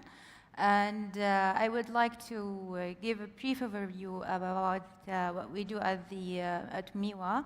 So in a ministerial level, we try to take it seriously regarding the water and food from scarcity to sustainability. So to propel research and innovation in the environment and water agriculture sectors, first we start by steering the ecosystem, by discovering new technologies and opportunities through and exploiting this targeting specialist community and companies that enhances the linkages. And of course, we cannot deny that there is a problematic issue regarding the partnership between the public and private partnerships when it comes to IP protection and innovation. So as a solution, we thought maybe we could use the sandboxing strategy. That was the best way to handle this kind of partnerships. We support the development and deployment of technologies through a regulatory sandbox.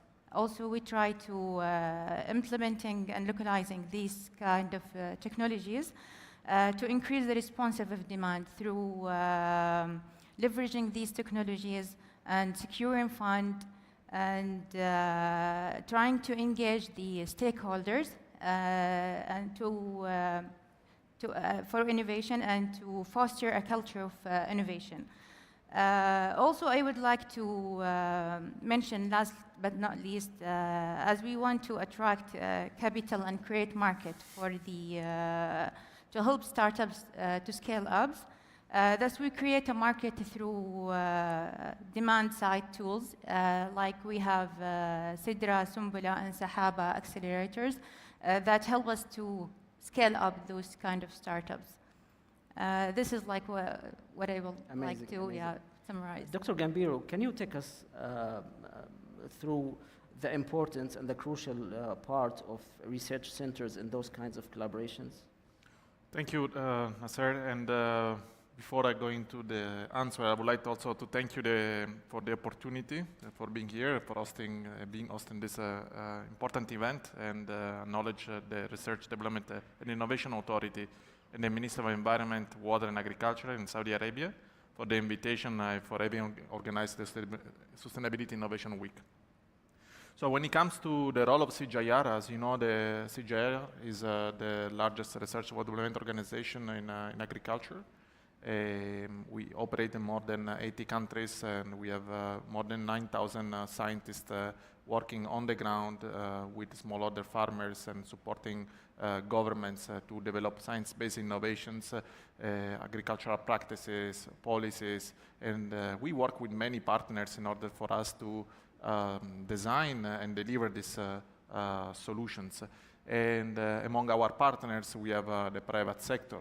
private sector is increasingly coming to knock our doors to look for solutions for the increasing number of challenges they are facing, when it comes to agricultural sector. So from my experience, what I noticed is that since I've basically probably 10 years or so, a bit less, the landscape has evolved, moving from having large agri-food companies investing a lot in their research and development unit, from working more closely with the university and research centers. And they are doing it through this mechanism called open innovation, right? They tend to strike a collaboration with institutions like CGIAR or other research centers on the ground, with the scope of cherry picking, solutions that are, they are of their interest, rather than developing solutions in their R&D unit. So there is a close tie for collaboration between these two entities nowadays. It's important also for organizations like us to listen to what the market needs, what the industry needs. It's also a way to align market expectation or market needs with the research that institutions like CGIAR and other global research institutions are working on. So, but there is a problem, right, when it comes to aligning expectation, because sometimes you work from the public perspective, right, with the private sector, how to align interests. And there's also an issue of like, how do an organization, a public funded organization, then transfer technologies that have eventually been funded by taxpayer, right, and public funded. So there's also an issue, and we are learning a lot on how to better valorize, and connect and transfer these solutions to market, and ensure that this solution can actually receive the support needed to translate, I research the idea into a solution that can benefit people on the ground. Amazing, amazing. And I'm glad you mentioned that those kinds of challenges, because I want to touch on it with Dr. Abdurrahman. Usually there are some kinds of challenges that happen regarding, for example, understanding the rules of each sector. So can you take us, also we want you also to give us the perspective of academia, and moreover, if you can also tell us about how to utilize the strength of each one of those sectors to make a better progress for innovation, please. Yeah, thank you so much for the question.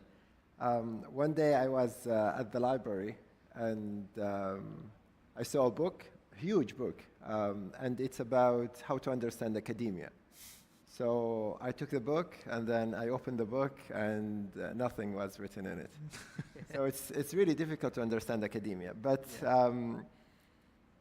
how do people see academia? People see academia as a provider of knowledge, a provider of research.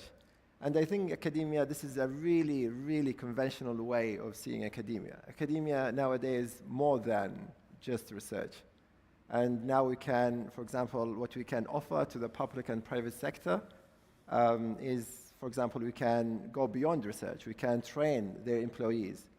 We can also incorporate sustainability subjects into our curricula in preparation for the future and the future leaders of sustainability. We can raise public awareness about sustainability. We can run campaigns.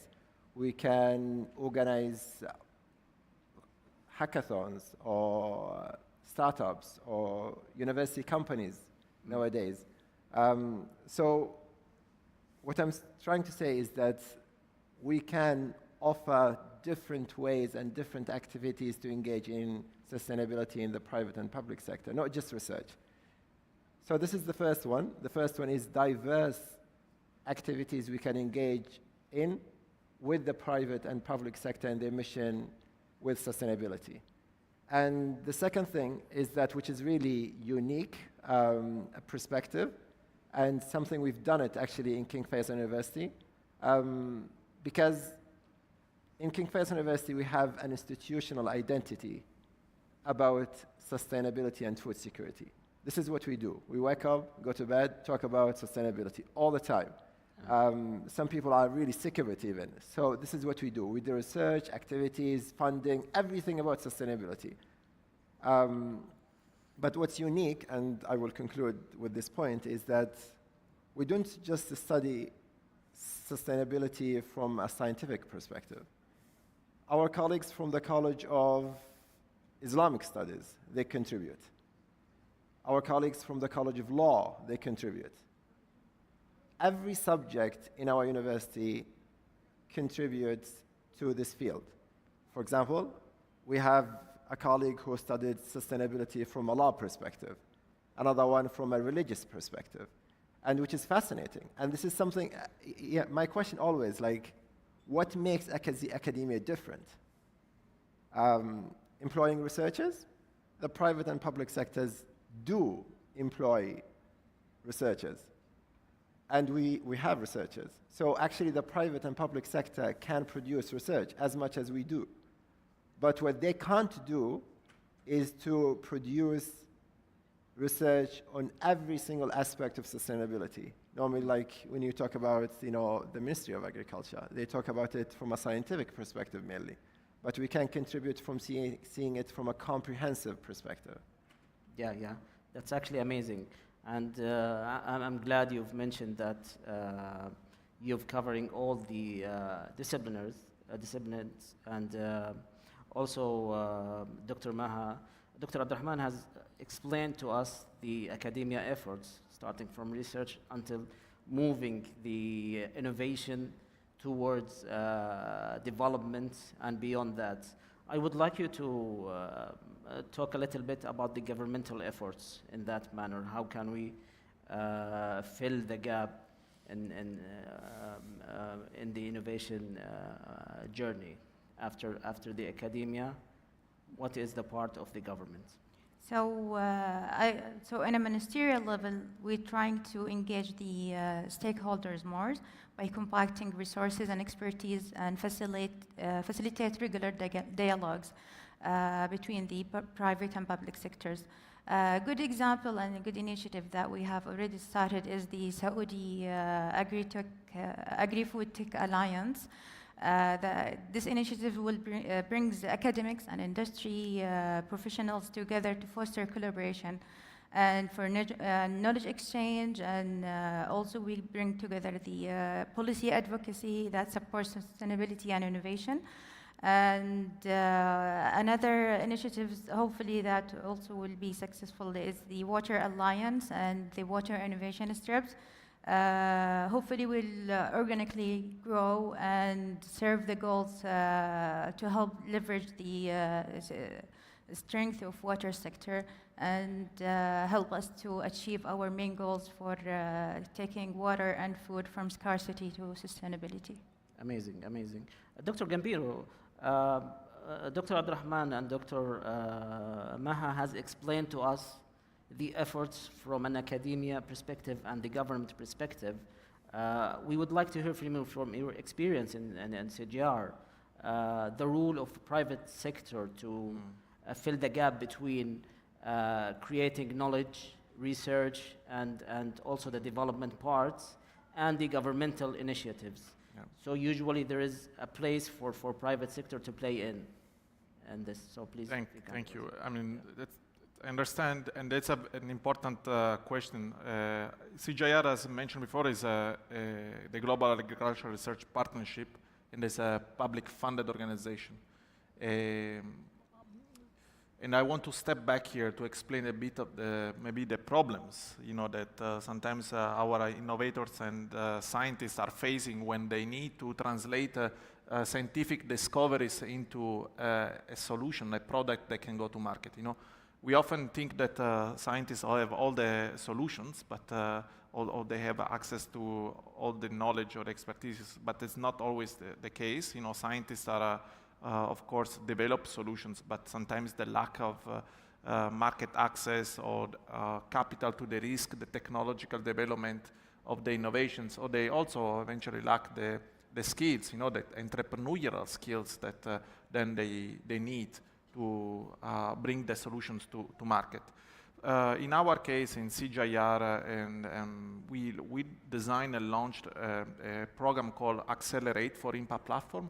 And this is basically the venture space that is aiming to bridge science with market. So we do it by organizing a number of activities. Let me briefly mention a couple of them. One is called Research and Market Pathways, or RAMP. So the idea is really to help scientists to elevate their work, and make sure that they fully understand the potential that is in their solutions. Mm-hmm. We bring them to a level that can then be able to present and pitch their solutions to industry players or investors. So we make them understand the potential. We support them in identifying eventual gaps they have in their product development, and we fill the gaps with external expertise that can help them to fully develop the concept and the solutions. And then we connect to industry players or investors. And this is something that we have just launched, and this is something new for our organization, because this is a way for better valorizing research outcome emerging from the investments that we are making in research programs and projects. Another approach that we have is this agri-tech for Kenya or agri-tech for Egypt. So we have country-specific projects that are aiming to bring together innovators from different parts of the world to address context-specific problems. Let's say we want to identify and bring new solutions to market that can better connect smallholder farmers to market. What are the best solutions available at the global level and at the country level that can be deployed? So we design and launch the call for innovation together with local partners. This allows us to have an important buy-in from actors on the ground, identify partners from the industry, and we have somehow secured also the collaboration between the industry and the startup. So once the program is designed, we launch the call, and this happens now in Egypt or Kenya, where we are currently operating. And for instance, in the case of Egypt, we have received something like 800 applications. Out of the 800 applications, we then select only 25 solutions that are invited to come in person to a boot camp where we really understand the team dynamics, the solutions. We try to understand how the solutions fit for purpose and response to the actual country needs.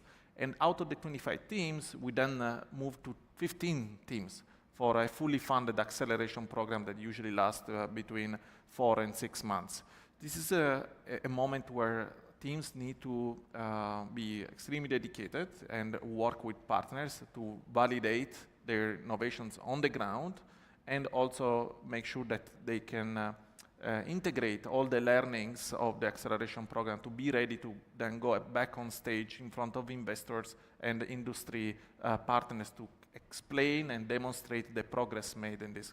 So this is a very concrete way, to help countries, to attract innovations, and to create an enabling environment together with partners on the ground. This is giving us a lot of opportunity to also build a pipeline. So we have more than 350 startups profiled at the global level that are in the agri-food tech space, and gives really concrete solutions for countries. So what more than this kind of example, concrete example that can help us to connect academia and market, with and supported by investors. Amazing, amazing. Dr. Abdurrahman, Dr. Gambiro just mentioned to us an amazing example of utilizing collaboration, and I'm sure a university with the size of King Faisal University had lots of innovation and collaboration and innovation. I would like to hear from you in those kinds of collaboration, what are the challenges and what are the lessons learned from it? Yeah, thank you so much for that question. Yeah. The problem is the way the private and public sectors see us is really not accurate, because also the way we see actually the public and private sector is not accurate as well. So how do people see us? Say they see us as a bank of knowledge. And how do we see them? Is a bank of money. Okay. And so the whole collaboration has been reduced into only money and knowledge, which is really a disappointing perspective. I've done research asking people, how do you see the academia or the public and private sector? For example, like some people think the private and public sector see us as we are above them. So we are the bank of knowledge. So they need us. And also, so you guys see us as we are above you, and you think like we have a magical power to solve everything, and you think your expectation from us is so much, something we can't do. And the last thing is, when you give us a problem, we can't address the whole problem. We can just address small, tiny part of the problem. Because we are not, as academics, we are good because we are specialized. And when you bring us to a project, national project, that is massive, we can't address the whole thing.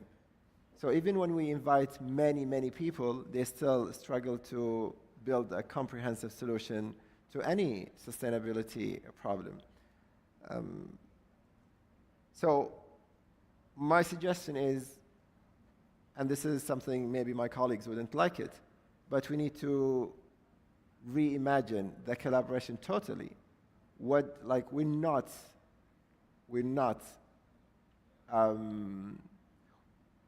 business. We don't have a business relationship.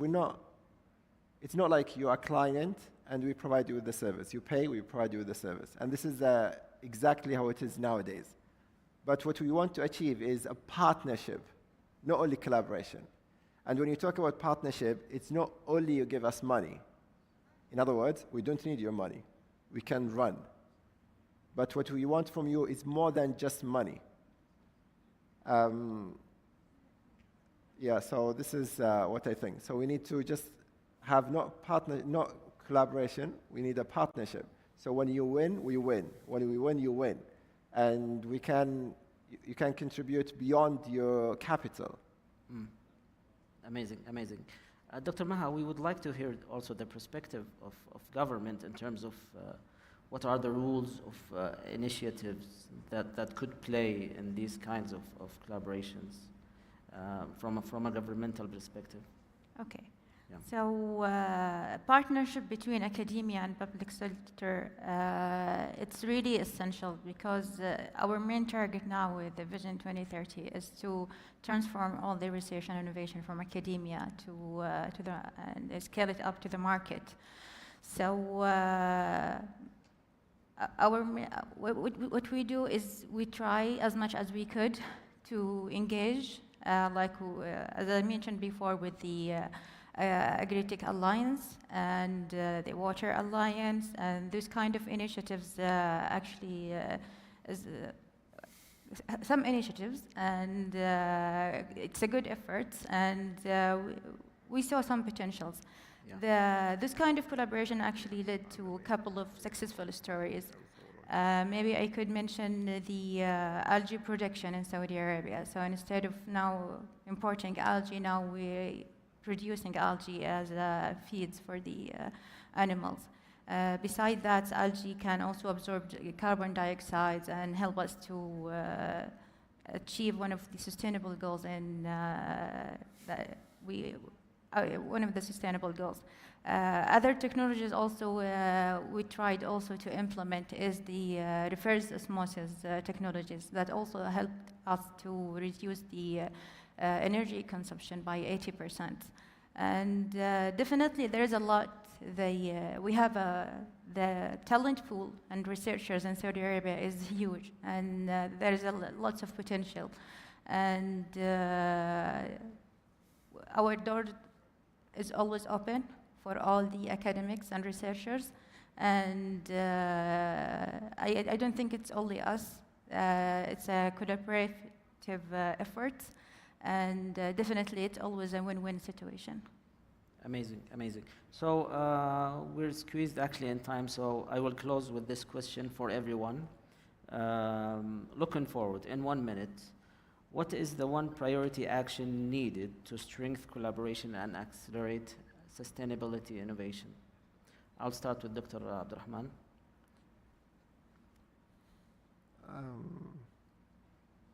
Yeah, that's a I know it's a tough question.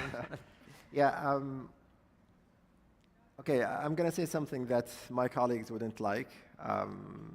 But if you see the private sector,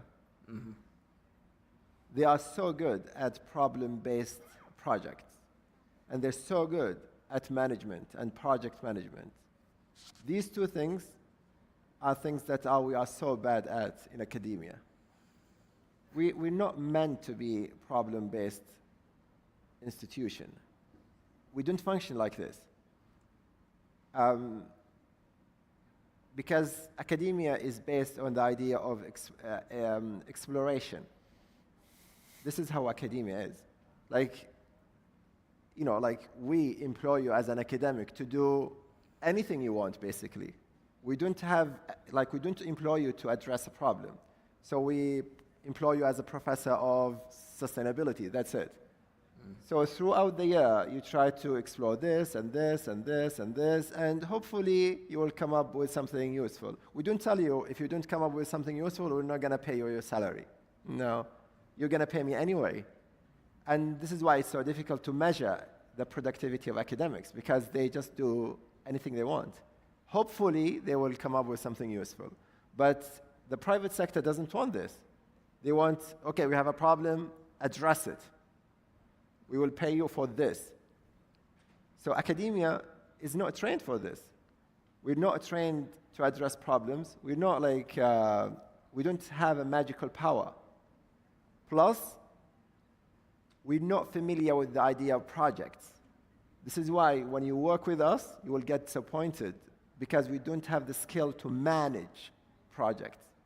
And this is why, when you submit your project to academics, you really struggle. They don't meet the deadlines, they promise you something they don't deliver, and they tell you that we will do it and they can't do it. They try to just learn from here, from there, to meet up your expectation, because they expect funding from you, and then when they get funding from you, they don't necessarily pay for the same project, but they use it for another project. So we have a problem with project management. Amazing. And so what I'm saying is that, and this is something I'm going to conclude with, and this is something, behind the scene, they told me not to say it, but maybe the academic sector and the private sector can't collaborate. And throughout history, this idea has failed so many times. And maybe we need just to accept that there can't be collaboration, because the mentality of academia is different from the mentality of the private sector. Thank you. Dr. Gambir, please. Thank you. Just want to say here that complex problems need complex solutions, and we need to have experts and the multidisciplinarity that is needed in order to develop these solutions, right? And this multidisciplinarity comes from different sectors. They need to all work together. I agree. You cannot just tell the academia, okay, solve this problem. You need to be a collaboration, and you need to make sure that incentive schemes are aligned for both type of institutions and not too confused. But also very important is how do we make sure that we translate and transfer these solutions from the academia to market, because we need to have a regulatory framework that support this. And sometimes institutions are not ready for this type of collaboration. At the end, organizations like CGIAR can really act as a catalyst, to bring these actors together. This is what we are doing on the ground. And I believe that in terms of creating an enabling environment for addressing problems, all these actors need to be represented. Also because the future, as I mentioned before, deserve this sort of collaborations and clarity on the way we needs to be worked out. Thank you. Amazing. Actually, we're beyond time, but we'll give you an extra minute from me to Dr. Maha. Please go ahead. Okay, so to finalize our efforts at MIWA, so maybe one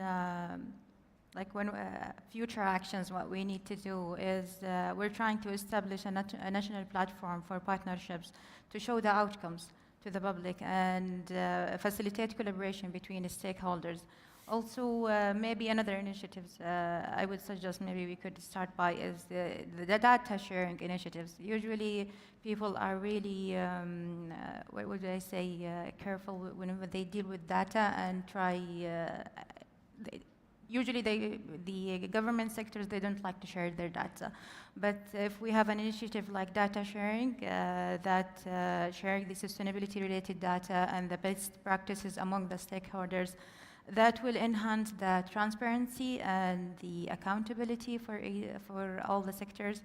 And one final thought, definitely successful innovation demands effective collaboration. So we need the efforts from all the sectors and from all the private and public and academic parties.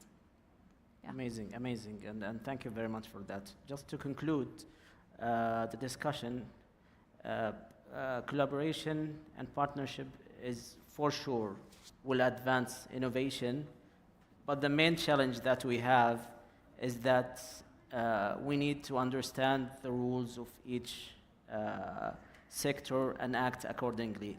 Thank you very much for your time, and thank you for our panelists for their time.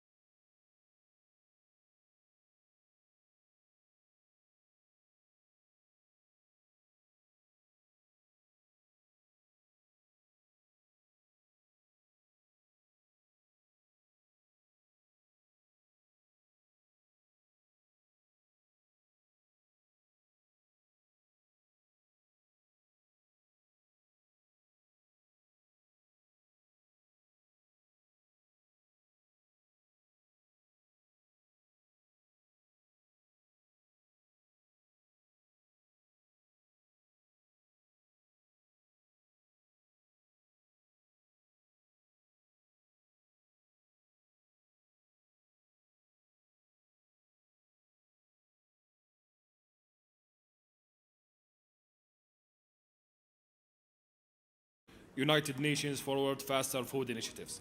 Please join me in welcoming our esteemed moderator, Mr. Hassan Halawi, who will introduce the fireside chat and the panel speakers.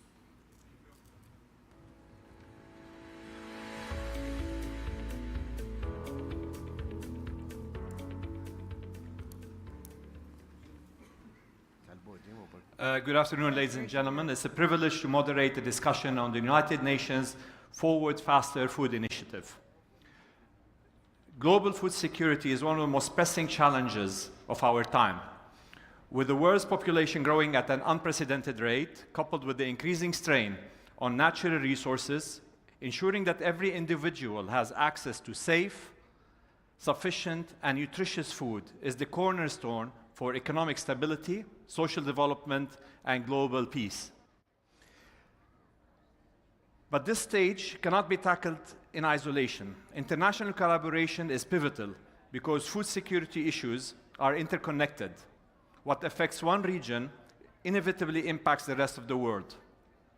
Shared challenges like climate change, supply chain disruptions, and the degradation of agricultural land demand collective solutions, highlighting need for partnership and global collaboration. Sustainable innovation is the catalyst that drives this collaboration forward. By harnessing innovative technologies, rethinking traditional agricultural processes, and embracing cross-border partnership, we have the opportunity to redefine how we produce, distribute, and consume food. The Forward Faster Food Initiative serves as a powerful example of how diverse entities, governments, research institutions, and private partnerships can unite to address the complexities of the global food security. Our panelists today represent key players in the space, and they will share their respective contributions and insights on how collaborative strategies and innovative solutions can advance progress. Join me in welcoming Mrs. Sharon Jean Gonzalez from Morination Agriculture, who will be handling the private sector contribution at the grassroots initiatives. Dr. Khaled Al-Ruhili from Istidama, the Director General of Istidama, the National Center for Research and Development of Sustainable Agriculture in the Kingdom of Saudi Arabia. And Mr. Ibrahim Al-Hilali, Director General of the United Nations Compact Network in Saudi Arabia.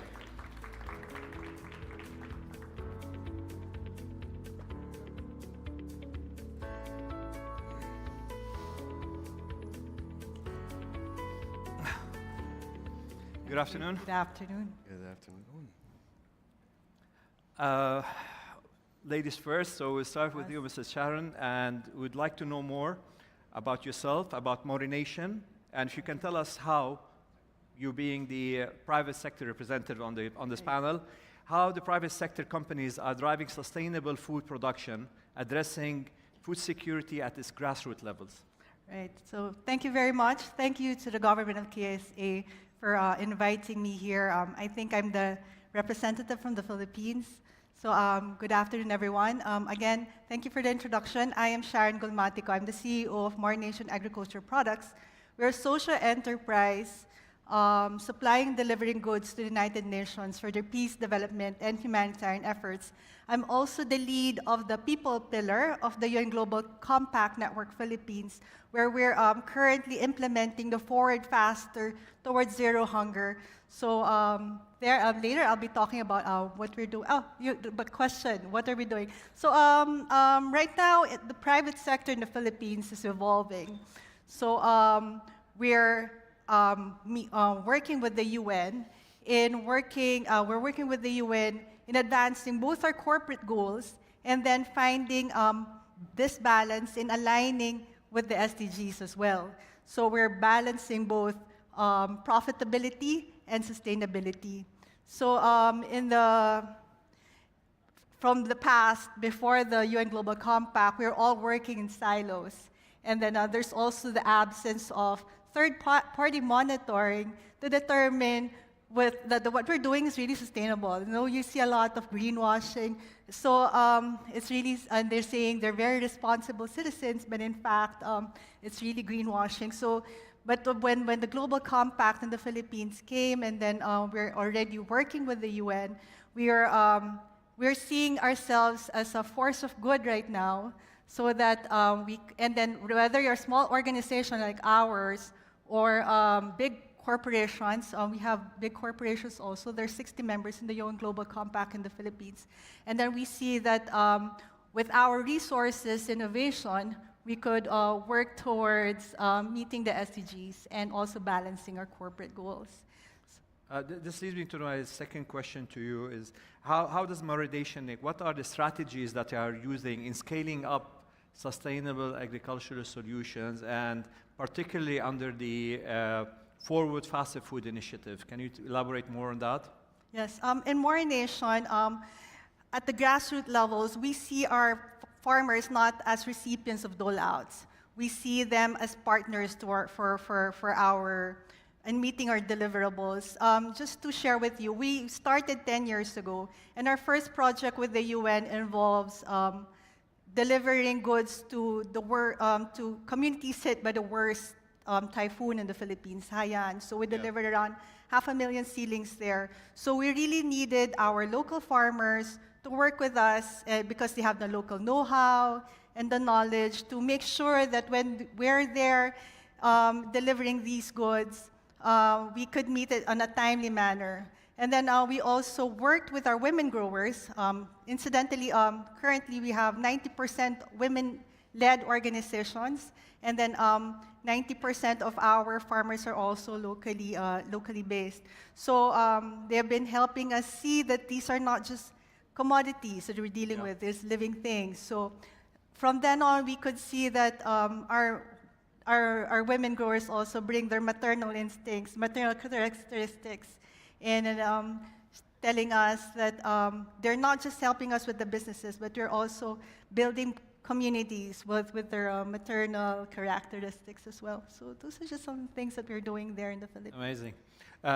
We'll move now to Dr. Khaled Rohili. He's the Director General of Istidama, which is the National Center of Research Development of Sustainable Agriculture in the Kingdom. Dr. Rohili, the Istidama focuses on agricultural innovation. Can you elaborate on the technologies and the practices that you aim at developing so that we can address the food security challenges in the Kingdom? بسم الله الرحمن الرحيم. السلام عليكم ورحمة الله. سعد الله مساءكم كل خير. Thank you very much for this question, and thank you for inviting me. It is my pleasure to be here with my colleague. You know, Istidama. Thank you for coming while still sick. We appreciate it. Yeah, thank you so much. So Istidama was founded on the principle of sustainable food production to address Saudi Arabia food security challenges. Our strategic initiatives are aligned with the Kingdom vision for future driven by advanced technology, while ensuring sustainability. As a hub for agricultural innovation, Istidama focus on key technologies area, including data-driven precision agriculture to utilizing IoT and AI and satellite imagery to optimize farming. Number two is efficient water and energy management to implement smart technologies that improve the utilization of water and energy. Number three is control environment, agriculture, advanced hydroponic and vertical farming. And at Istidama, we start for greenhouse, and we have 3 different greenhouse from low-tech and mid-tech and high-tech.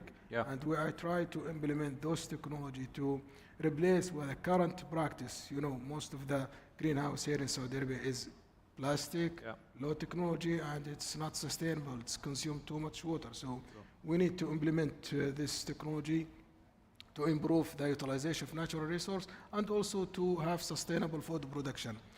The fourth one is nutrient enrich and biofortification. This is to enhancement the food quality and the healthier food. So we have focus on adding some like micronutrient and other nutrient that can increase the percentage or value of the final product. Yeah. So now if you go to any pharmaceutical, you will find a zinc supplement on the just close. Why? Because most of the food that we produce locally is maybe sometimes farmers, they don't apply the needed of nutrients, so they produce less nutrient food. So this is one of the area that how can we improve the health of the human being by farming? How can we produce farming product and crop, vegetables and fruit with high nutrition value? This is the area that we focus on. The main mandate for Istidama is to conduct research that improve the utilization of natural resource. We are focusing on improve the food security or enhance the food security and improve utilization of natural resource. And one of them, the most resource is the water. True. Well, thank you for highlighting the matter of the nutrition, because this is a core principle of food security, which often gets missed in the challenge of growing more. And it also highlights the importance of the local production, because like you addressed, and yesterday on one of the panels, one of the speakers told us that the average age of an apple that we consume in the GCC, you have an idea how old it is? It's 1 year. Yeah. That's the average. So I can believe we are getting the crunchiness, we are getting that, but the nutrition that is left in it after we get it is probably diminished. So yes, this is very important element that you highlighted. The other things, I think you touched on it briefly, but we are under the challenge of growing more to meet the demand. How will Istidama balance the research so that, how it will utilize its research to balance sustainability with scalability? Now we're under pressure to grow more. So how are we going to make this balance, given our limited resources in this area, being an arid area? How are you balancing scalability while maintaining sustainability? Yeah, thank you very much. This is a very important question, because we are focused on the technology development. If you look at the innovation value chain, you will find it starts with knowledge development. This is the basic research, and technology development, then business development. Yeah. We at our research, we are thinking about the technology development, so it's implemented. So our first strategic objective to create knowledge and sustainable agriculture. The second one is implement or transfer the knowledge to the farmer. So this is very important for us. Now, if you think about farming and sustainability, sometimes doesn't equal, because farming is depend on utilizing the resource. So how can we make our agriculture is sustainable? Yeah. For example, how can we use some technologies that can enhance the utilization of water and to produce more and less resource, less chemical, for example, fertilizer. And also we utilize the climate. So what's the suitable crop for north region and for south region? Also, if I talk about greenhouse, also we have different type of greenhouses, site specific for each area. So some area that need high technology and some area just need simple tunnel greenhouse. So we try to benefit from local climate to make adapted climate farming. Thank you very much. We move to you, Mr. Brahim, being the Executive Director of the United Nations Global Compact in the global network in Saudi Arabia. I would like to know more, how do you emphasize, what's the emphasis on the partnership for sustainable development? How does your network facilitate collaboration between the private sector and the government in advancing food security in the kingdom? Absolutely. First of all, thank you so much for having us here today. I think this is a very important session, and when we talk about food systems in general, this is one of the most important topics. And when we talk about the SDGs, I think food systems and everything related to food is touching upon many different SDGs. So for us as a United Nations Global Compact, we are globally as the biggest initiative established by Secretary General Kofi Annan back in 2000. And the aim of the establishment of this is to add the human face to the private sector and to the corporate world. By inviting companies to commit to 10 principles that cover 4 areas of environment, human rights, labor, and anti-corruption, as well as the United Nations Sustainable Development Goals.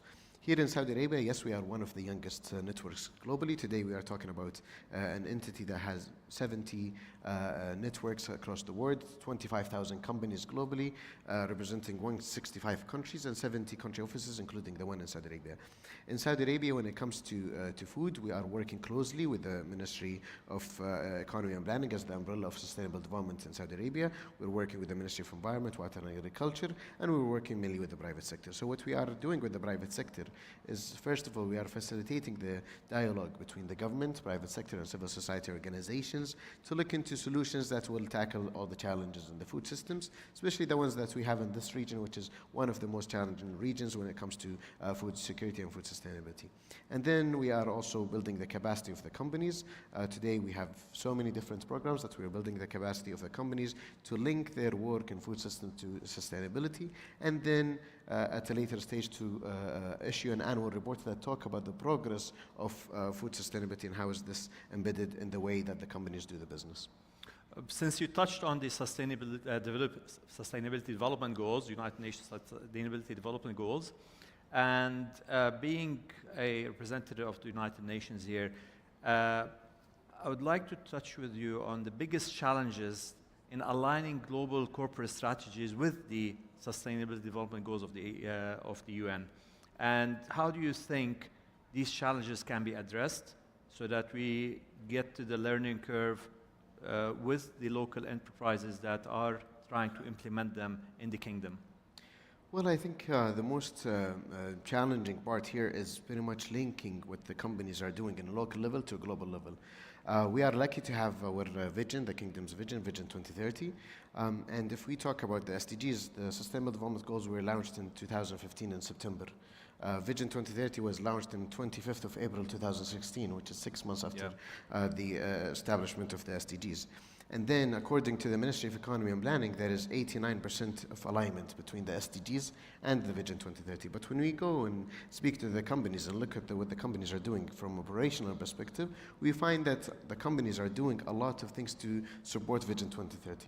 But the challenge is linking what they've done in the Vision 2030 to the SDGs. So reporting is one of the biggest challenges here that we see to link the work that the companies are doing to support SDGs. And the second part is awareness. So if you ask any company about what they're doing to achieve Vision 2030, they will tell you a lot of things. But if you ask them what you are doing to support the SDGs, there's always a challenge. But they don't know that whatever they are doing to support the Vision 2030, they're contributing directly or indirectly to the SDGs. So what we are trying to do here is to, through one of our programs, which is called SDG Ambition Program, that help the company link their work to Vision 2030 to the SDGs, and then have a global impact. Today we're talking about Saudi Arabia as a G20 country. So a G20 country that is 65% of the population of the world, 85% of the GDP of the world. So if we have 194 countries committed to the SDGs in 2015, at least 170 plus will be looking at the top 20 as the role model and the examples they want to follow. So what we do here is that the government is representing this aspect, so we want to have the private sector, the companies leading in the food systems, to be the one leading on a global impact, and then other countries can follow that. Is there a clear framework for that? Do you have a clear framework that the companies can adhere to, or a roadmap that they can follow? Yes, there is the Sustainable Development Goals and all the indicators. Yes, there are 17 goals, but there are 160 indicators. So we help companies link their work to the indicators and how they can report to this. And as I said, in line with the Vision 2030. So we have created the matrix between Vision 2030 and the SDGs. And then we have now companies reporting in both and have a bigger impact on a global level.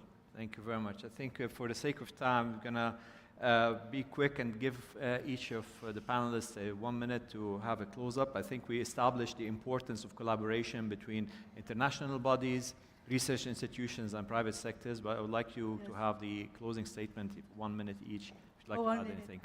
Because when I was listening to Mr. Ibrahim, I remembered some things, so allow me also to add. So I think one of the reasons why I'm also here is because of the partnerships that the Global Compact can provide as a platform companies to be a force for good in reaching the SDGs and also helping our communities. So that's one of the innovations that I'm very thankful for the UN Global Compact, because it provided all the major players, multi-stakeholders, to align our goals with the SDGs and our company goals as well. So I'd just like to say that our Forward Faster initiative is hinged on that goal of partnerships for the goals. So we see different companies with our core competencies bringing forward ending zero hunger and moving forward faster the food initiative. For instance, for our company, we're responsible investments. Yeah. And then trade and marketing for the goods. And then for the other companies, like we also have a co-lead there who's one of the largest strings of hospitals. They're taking care of our farmers in terms of, because we have an aging population of farmers in the Philippines, where the median age is around 60 years old. So everywhere. It's not just I think all over the world, yeah. So we need, those group of hospitals are making sure that on a daily basis, the health of the growers are also well taken care of. And then we also have another group focused on youth, involving the youth, not just in the production of the land, but involvement in the whole of food systems transformation agenda, of helping them bringing more agri-tech, know-how and knowledge. So I think right now, if we're going to talk about innovations in terms of socioeconomic innovations, partnerships, and using the UN Global Compact. Dr. Khaled? Yeah, thank you very much for this question. This is very important because, it's really a matter for us. Istidama was funded based on collaboration between SABIC as funded, and MIWA as owner, and King Saud University as hosting. So it is very important for us because, in terms of age, we are still considered as young. We established in 2017, and we are in a growing stage. So either we grow horizontal or vertical. Vertical, that means I need to hire scientists. Yeah. Vertical and horizontal by collaboration. And since we established the center, we have very good collaboration with Wageningen University, and Netherlands and Wageningen University, considered as well known. So we have so many collaboration internally and externally, and also we have collaboration with the university. So I think it is the collaboration is very important because it's a shortcut to the technology and implementation. So we are depending on the collaboration, and it's really value for us. Mr. Ibrahim? Partnerships. SDGs, we have 17 goals. Everybody is focusing on all the SDGs and forgetting number 17. And 17, it says partnership for the goals. So for you to achieve all the 16 goals, you need partnerships. So I think collaboration, partnerships, facilitation of dialogues between private, government, and civil society and academic institutions and think tanks is very important to achieve the goals. Amazing. I think we established today that collaboration and partnership is the backbone for securing a sustainable future for the food. And I hope these conversations continue also beyond COP and above just the panels. Thank you very much. Thank you very much. Thank you. Thank you.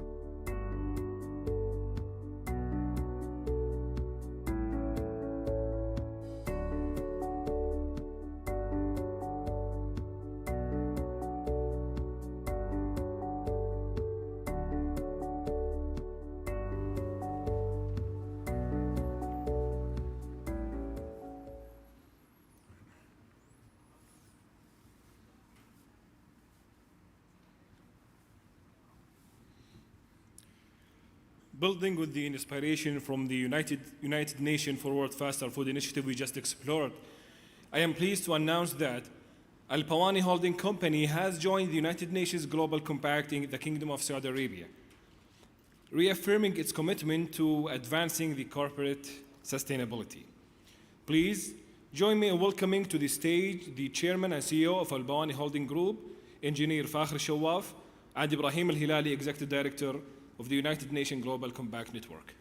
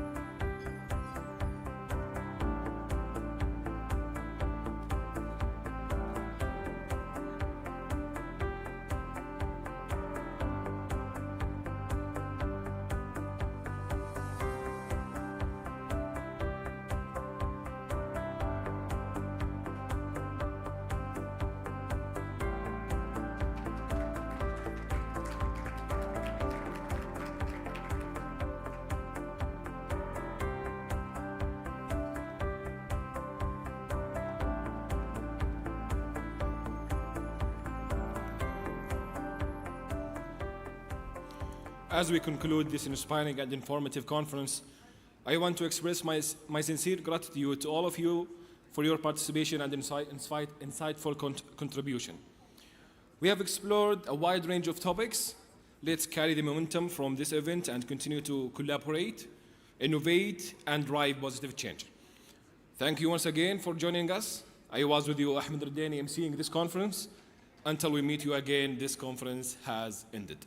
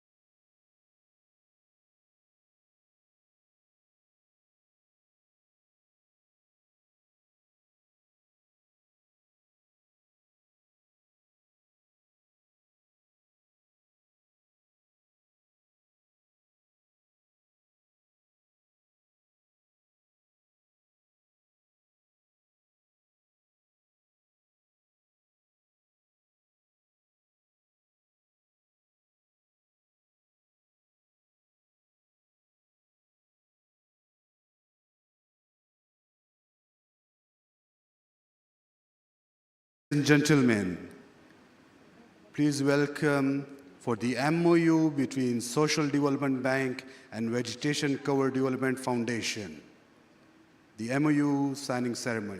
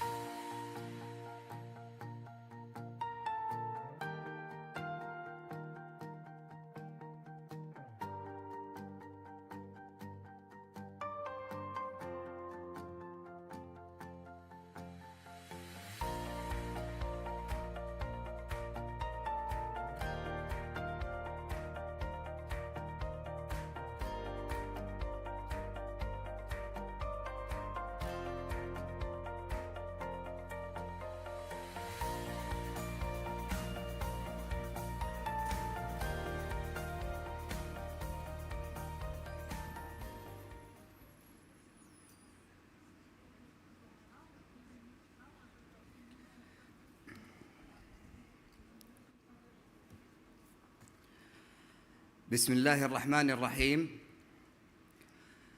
الحمد لله الذي جعل الأرض قراراً وأحاطها ب7 سماوات، أخرج منها نبات كل شيء وقدر فيها الأقوات. وطن الشموخ أو شموخ وطن، بأي المعنيين ابتدأت فقد أجدت وأصبت. الحمد لله الذي شرفنا أن جعل بلادنا المملكة العربية السعودية مهبط الوحي، قبلة المسلمين، أرض الحضارات، وطناً شامخاً كالسراوات، وقيادة تؤمن بالمبدعين والمبدعات. سعادة وكيل البيئة بوزارة البيئة والمياه والزراعة، أصحاب السعادة، السيدات والسادة، السلام عليكم ورحمة الله وبركاته. نرحب بكم جميعاً في تفعيل اليوم الدولي للجبال، والذي يأتي تزامناً مع مؤتمر الأطراف ال16 لاتفاقية الأمم المتحدة لمكافحة التصحر. فأهلاً ومرحباً بكم.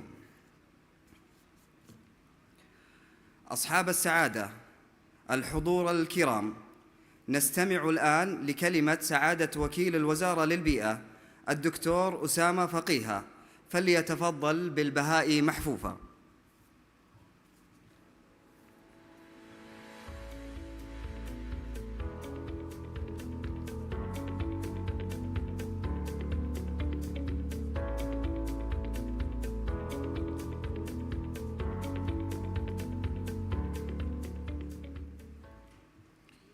بسم الله والحمد لله والصلاة والسلام على رسول الله. أصحاب السعادة، سيدات والسادة الحضور الكرام، السلام عليكم ورحمة الله وبركاته.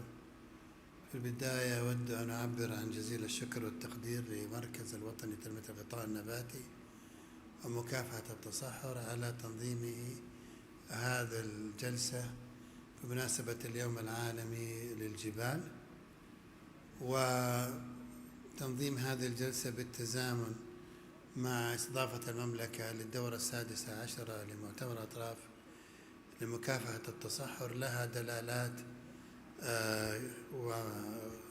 وعميقة.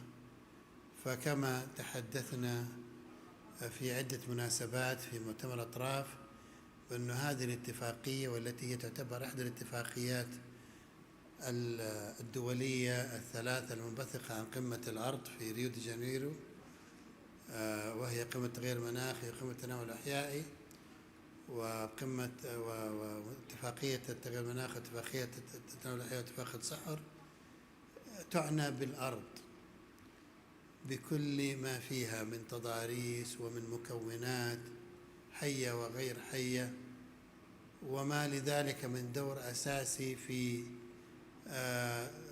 دعم الحياة على هذا الكوكب الجميل بما أودعه الله سبحانه وتعالى في الأرض من خصائص وعناصر ممكنة للحياة.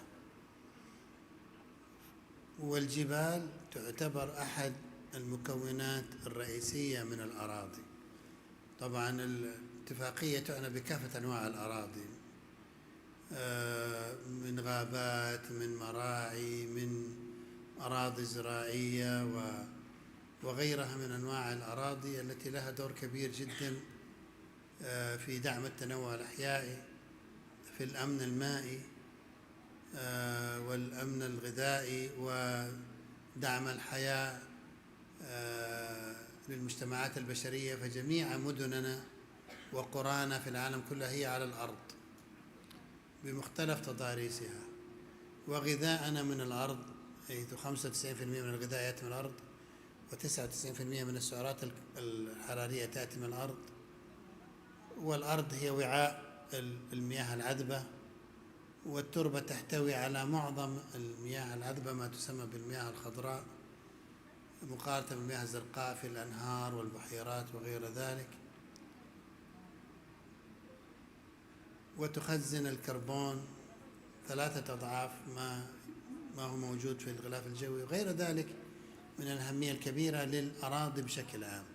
والجبال تعتبر جزء من الأراضي وتضاريس مميزة خلقها الله سبحانه وتعالى لأداء مهام أساسية وعظيمة.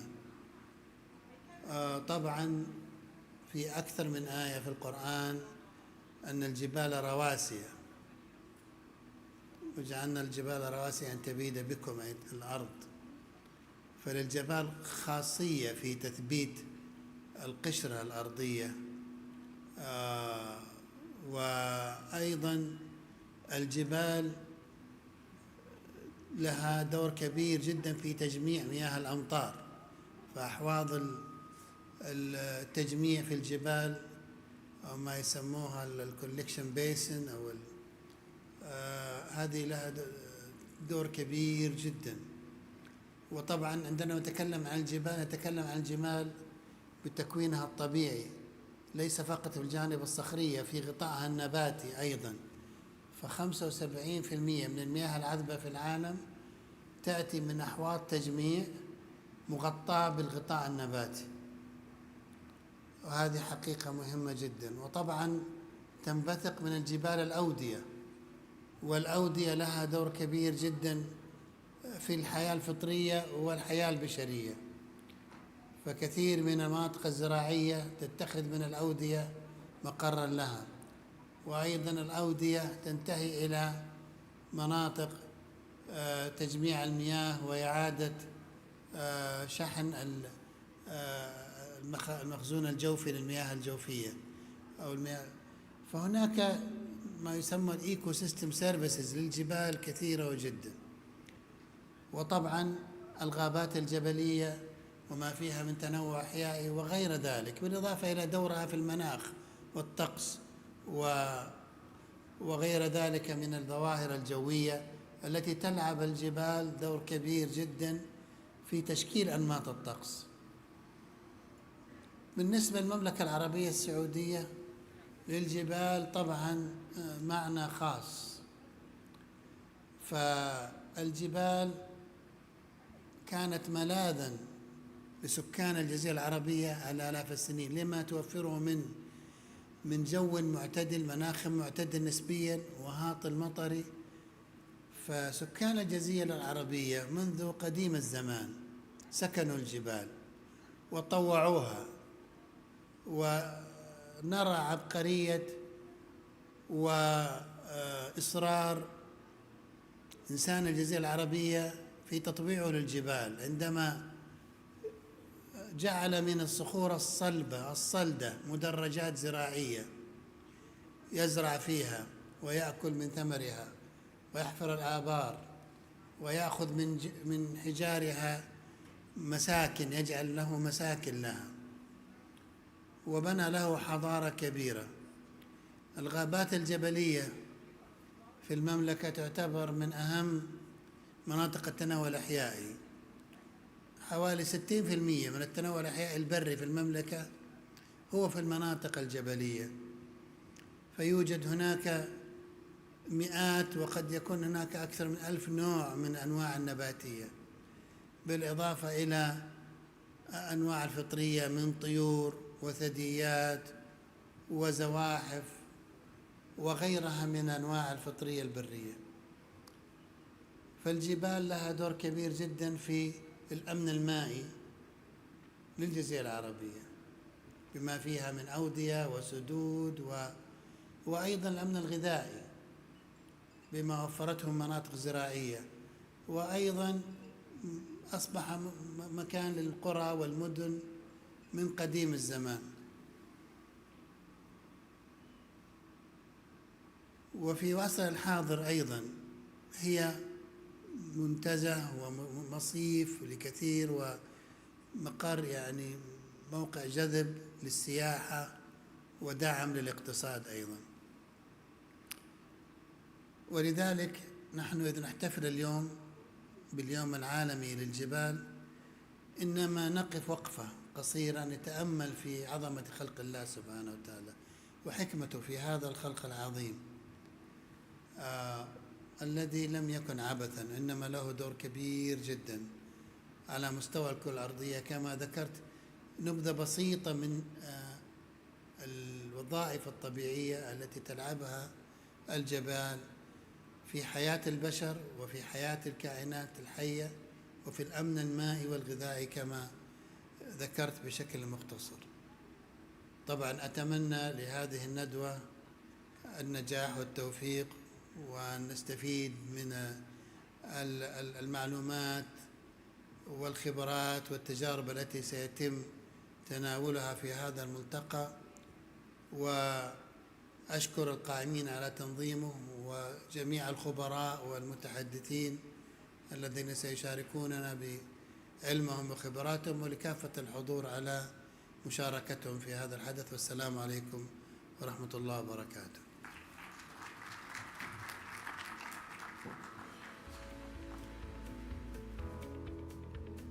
شكرا دكتور أسامة.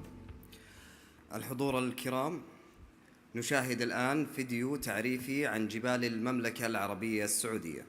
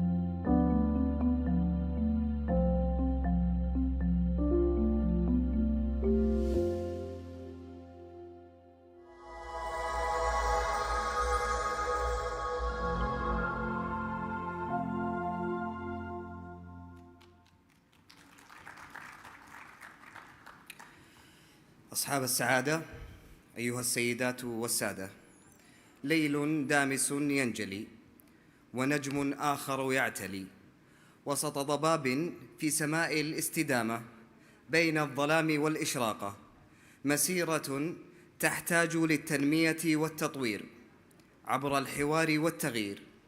وفي وسط هذا التحدي الكبير دعونا نستمع لحديث عن التنمية المستدامة في جبال المملكة العربية السعودية مع الدكتورة رحمة القثانين.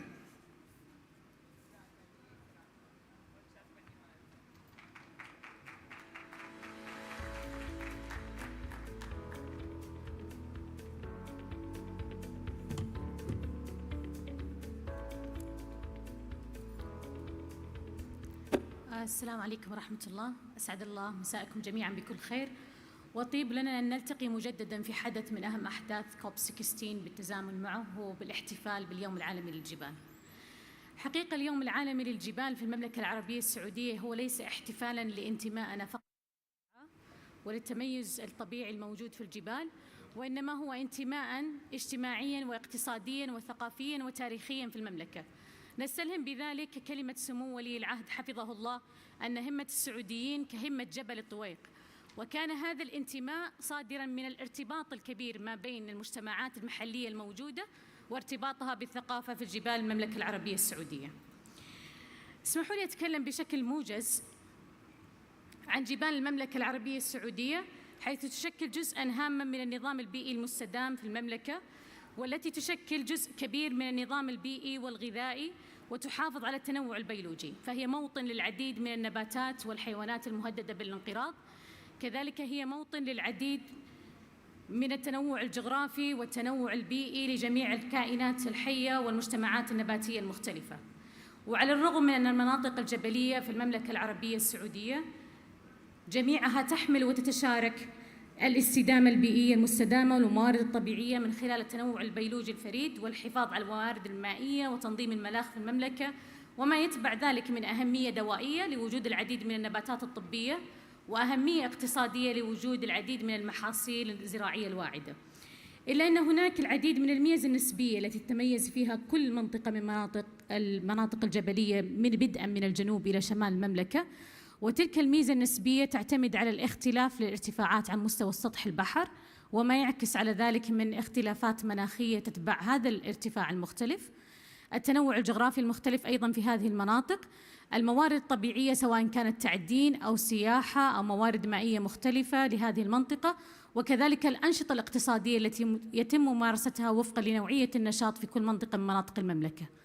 ووفقاً لهذه الاختلافات والميزة النسبية الموجودة في كل منطقة من مناطق المملكة، بدأت عندنا نظرية التنمية المستدامة للغابات أو المناطق الجبلية بشكل عام بمختلف بيئاتها.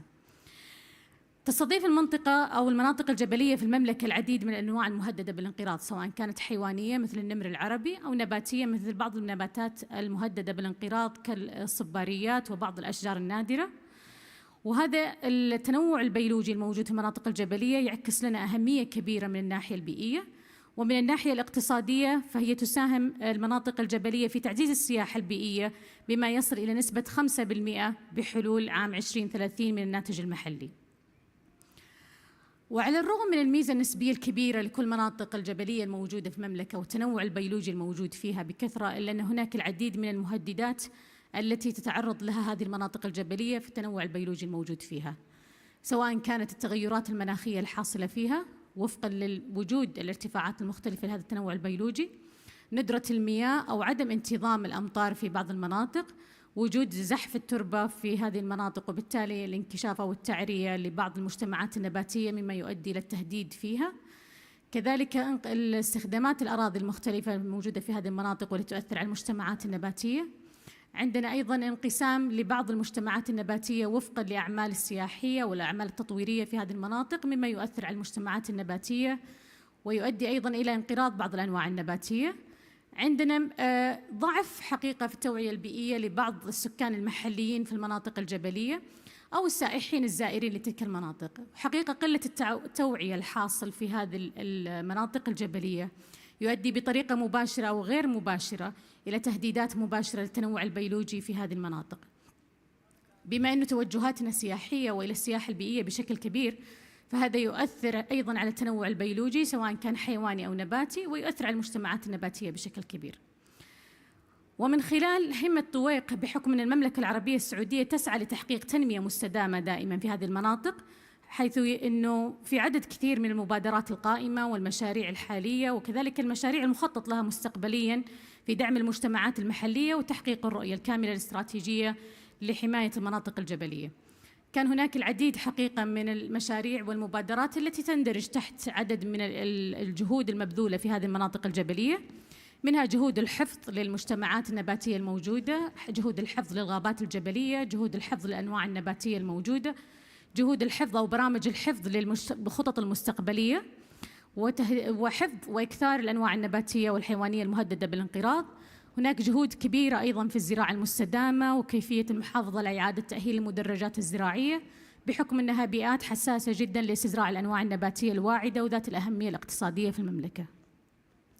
كذلك أنظمة الري، هناك العديد من التطوير الحاصل في أنظمة الري في المناطق الجبلية مما يؤهل على حصول أكبر عدد من المحاصيل الزراعية وفقاً للظروف الجيولوجية الصعبة في المناطق الجبلية، وبالتالي نحصل على استدامة زراعية تؤدي إلى التنمية المستدامة الاقتصادية لاحقاً.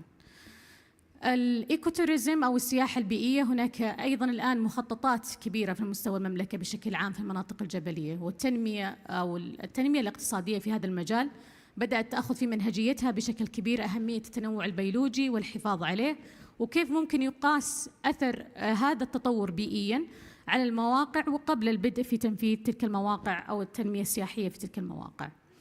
عندنا أيضاً مشاريع الطاقة المتجددة لتحسين أنظمة الري، تحسين أنظمة الاستزراع، وتحسين التطوير الموجود في المناطق الزراعية الجبلية بشكل عام. كذلك عندنا رؤية كبيرة لتطوير مستقبلاً في توسيع المناطق المحمية، وكذلك بحكم أنه 14% الآن من المحميات تتضمن المناطق الجبلية بحكمها هي مناطق حساسة جداً، وبالتالي عندنا خطط مستقبلية في المملكة العربية السعودية لتوسيع نطاق المحميات في الأنظمة الجبلية، وتشمل حفظ التنوع البيولوجي فيها والأنظمة الحيوية. في تركيز أيضاً عالي بحكم أنه في كثير من الانشيتيف والمبادرات بدأت في هذه المنطقة في البحث والتطوير والابتكار، وكيف ممكن تطوير العديد من الأبحاث فيما يخص الاستزراع والتنوع البيولوجي بما يتناسب مع البيئات المختلفة. في تطوير في البنى التحتية الخضراء، التخطيط الحضري المستدام بحكم أنه كثير من المناطق الجبلية هي جزء من النظام الحضري في المملكة. هناك خطط للتعليم، خطط للتدريب للمجتمعات المتعلمة، التدريب فيما يخص المجال البيئي والتوعية البيئية في المناطق الجبلية بشكل عام. هناك أيضاً دمج للتقنيات المبتكرة فيما يخص مراقبة الطائرات الدرون والسنسورز والكاميرا، بما يندمج مع الزيارات الحقلية وتطوير أنظمة إدارة المياه في الري. جميع هذه المبادرات سواء كانت الحالية القائمة الآن أو المبادرات المستقبلية وفقاً لرؤية المملكة واستراتيجيات وزارة البيئة والمياه والزراعة، استراتيجيات المراكز الوطنية، جميعها استراتيجية البحث والابتكار، جميعها تتوائم جنباً إلى جنب لبناء تنمية مستدامة حقيقية. احنا عندنا ال SDGs الآن 17 هدف تدور ما بين تنمية زراعية، تنمية بيئية، ما بين تنمية لعدد من مصادر المياه، حصول على الأمن الغذائي بشكل عام، ما بين تطوير في التوعية الفكرية فيما يخص البيئة والتنمية المستدامة في المناطق الجبلية وإشراك المجتمع المحلي فيها. فختاماً، هي حقيقة المناطق الجبلية تعتبر من المناطق الحساسة جداً في المملكة العربية السعودية وذات نطاق عالي من جنوب المملكة إلى شمالها. فوضع هذه المبادرات وموائمتها مع الاحتياجات الموجودة وإشراك المجتمع هي تعتبر واحد من أهم النطاقات اللي تعمل عليها المملكة بشكل جدي. ولذلك احنا إن شاء الله بإذن الله احتفالنا العام القادم بإذن الله راح يكون احتفال بالعديد من المشاريع في المناطق الجبلية لتنميتها والاستدامة فيها. شكرا لكم.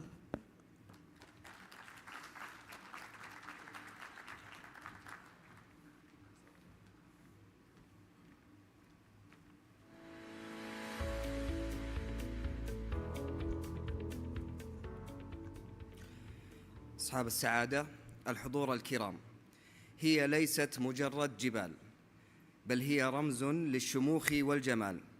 ومن أجل هذه الجبال سنبدأ الآن الجلسات الحوارية، وأولى الجلسات بعنوان العلوم وأفضل الممارسات من أجل التنمية المستدامة وحفظ الجبال. يتحدث فيها الدكتور روبرت ستامفسكي والدكتور فراس زيدات وأيضا الدكتور المصطفى ضرفاوي والدكتور طلعت دفع الله والمهندس شاهد أوان، كما يشاركهم الدكتور عبد الولي الخليدي ويحاورهم الدكتور علي الدوسري.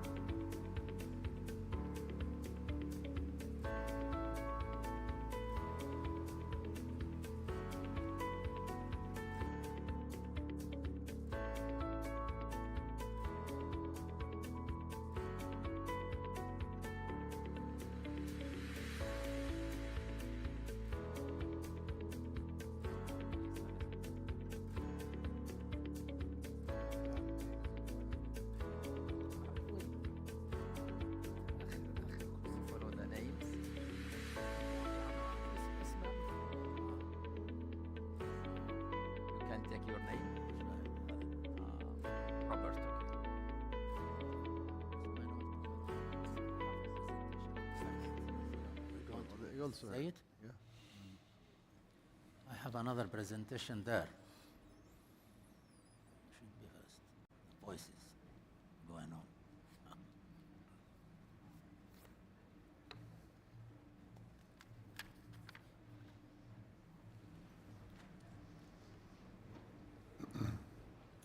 دكتور السلام عليكم. Should we start? يتكلمون هنا.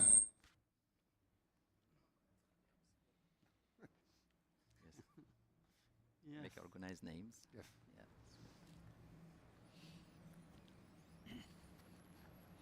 This is yours. نبدأ. بسم الله الرحمن الرحيم والصلاة والسلام على أشرف الأنبياء والمرسلين.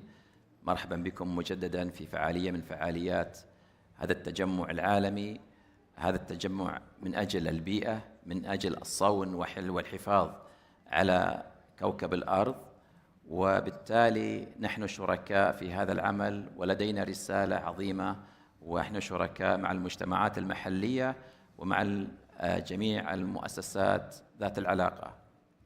اليوم نحتفل بيوم الجبال الدولي 11 ديسمبر، وهي من ضمن نشاطات تحالف الجبال، والذي ينضوي تحت منظمة الفاو التابعة للأمم المتحدة، والمملكة العربية السعودية نشطة في هذا المجال، تعمل سويا مع العالم من أجل عالم أفضل ومن أجل بيئة أكثر استدامة للأجيال القادمة. اليوم لدينا نشاط مميز نشارك فيه متحدثين مميزين، فنرحب بهم جميعا، ولعلنا نبدأ مع الدكتور روبرت ستانفسكي من المنظمة العالمية للأرصاد الجوية، ليحدثنا عن دور هذه المنظمة ونشاطها في موضوع هذا الثيم أو موضوع هذه السنة، ألا وهو الاستدامة من أجل البيئة أفضل للبيئة الجبال، من ناحية دعم الشباب، من ناحية التكيف، وأيضا من ناحية الابتكار. كيف نتعايش؟ نحن نعرف المجتمعات القديمة زي ما أشار إليها سعادة الوكيل، هناك تعايش منذ السنين القديمة، ولكن اليوم سؤالي إلى أستاذنا الدكتور روبرت: هل الإنسان في وقتنا الحالي يتكيف مع البيئة، أم أنه يصطدم ولا يمشي مع المتغيرات البيئية والمناخية التي تواكب عالمنا؟ تفضل لو سمحت. Robert Stavitsky, please, the floor is yours. Thank you, distinguished chair. Pleasure to be here on behalf of the World Meteorological Organization. Just very quickly, the World Meteorological Organization represents all the hydromet services of the world. And we have the pleasure also to have met Dr. Ghulam, who is the CEO of the National Center for Meteorology here, who's one of our members. So, wanted to briefly point out the importance of the mountain ecosystem. It's the source, beginning of most rivers, and also with snowpack and glaciers, it's a very important water source for all of our river systems and water systems that even feed into our wetlands and into the ocean and lakes. So this is very happy to be here on the International Mountain Day and stress the importance of mountains as they provide the water source for many regions of the globe.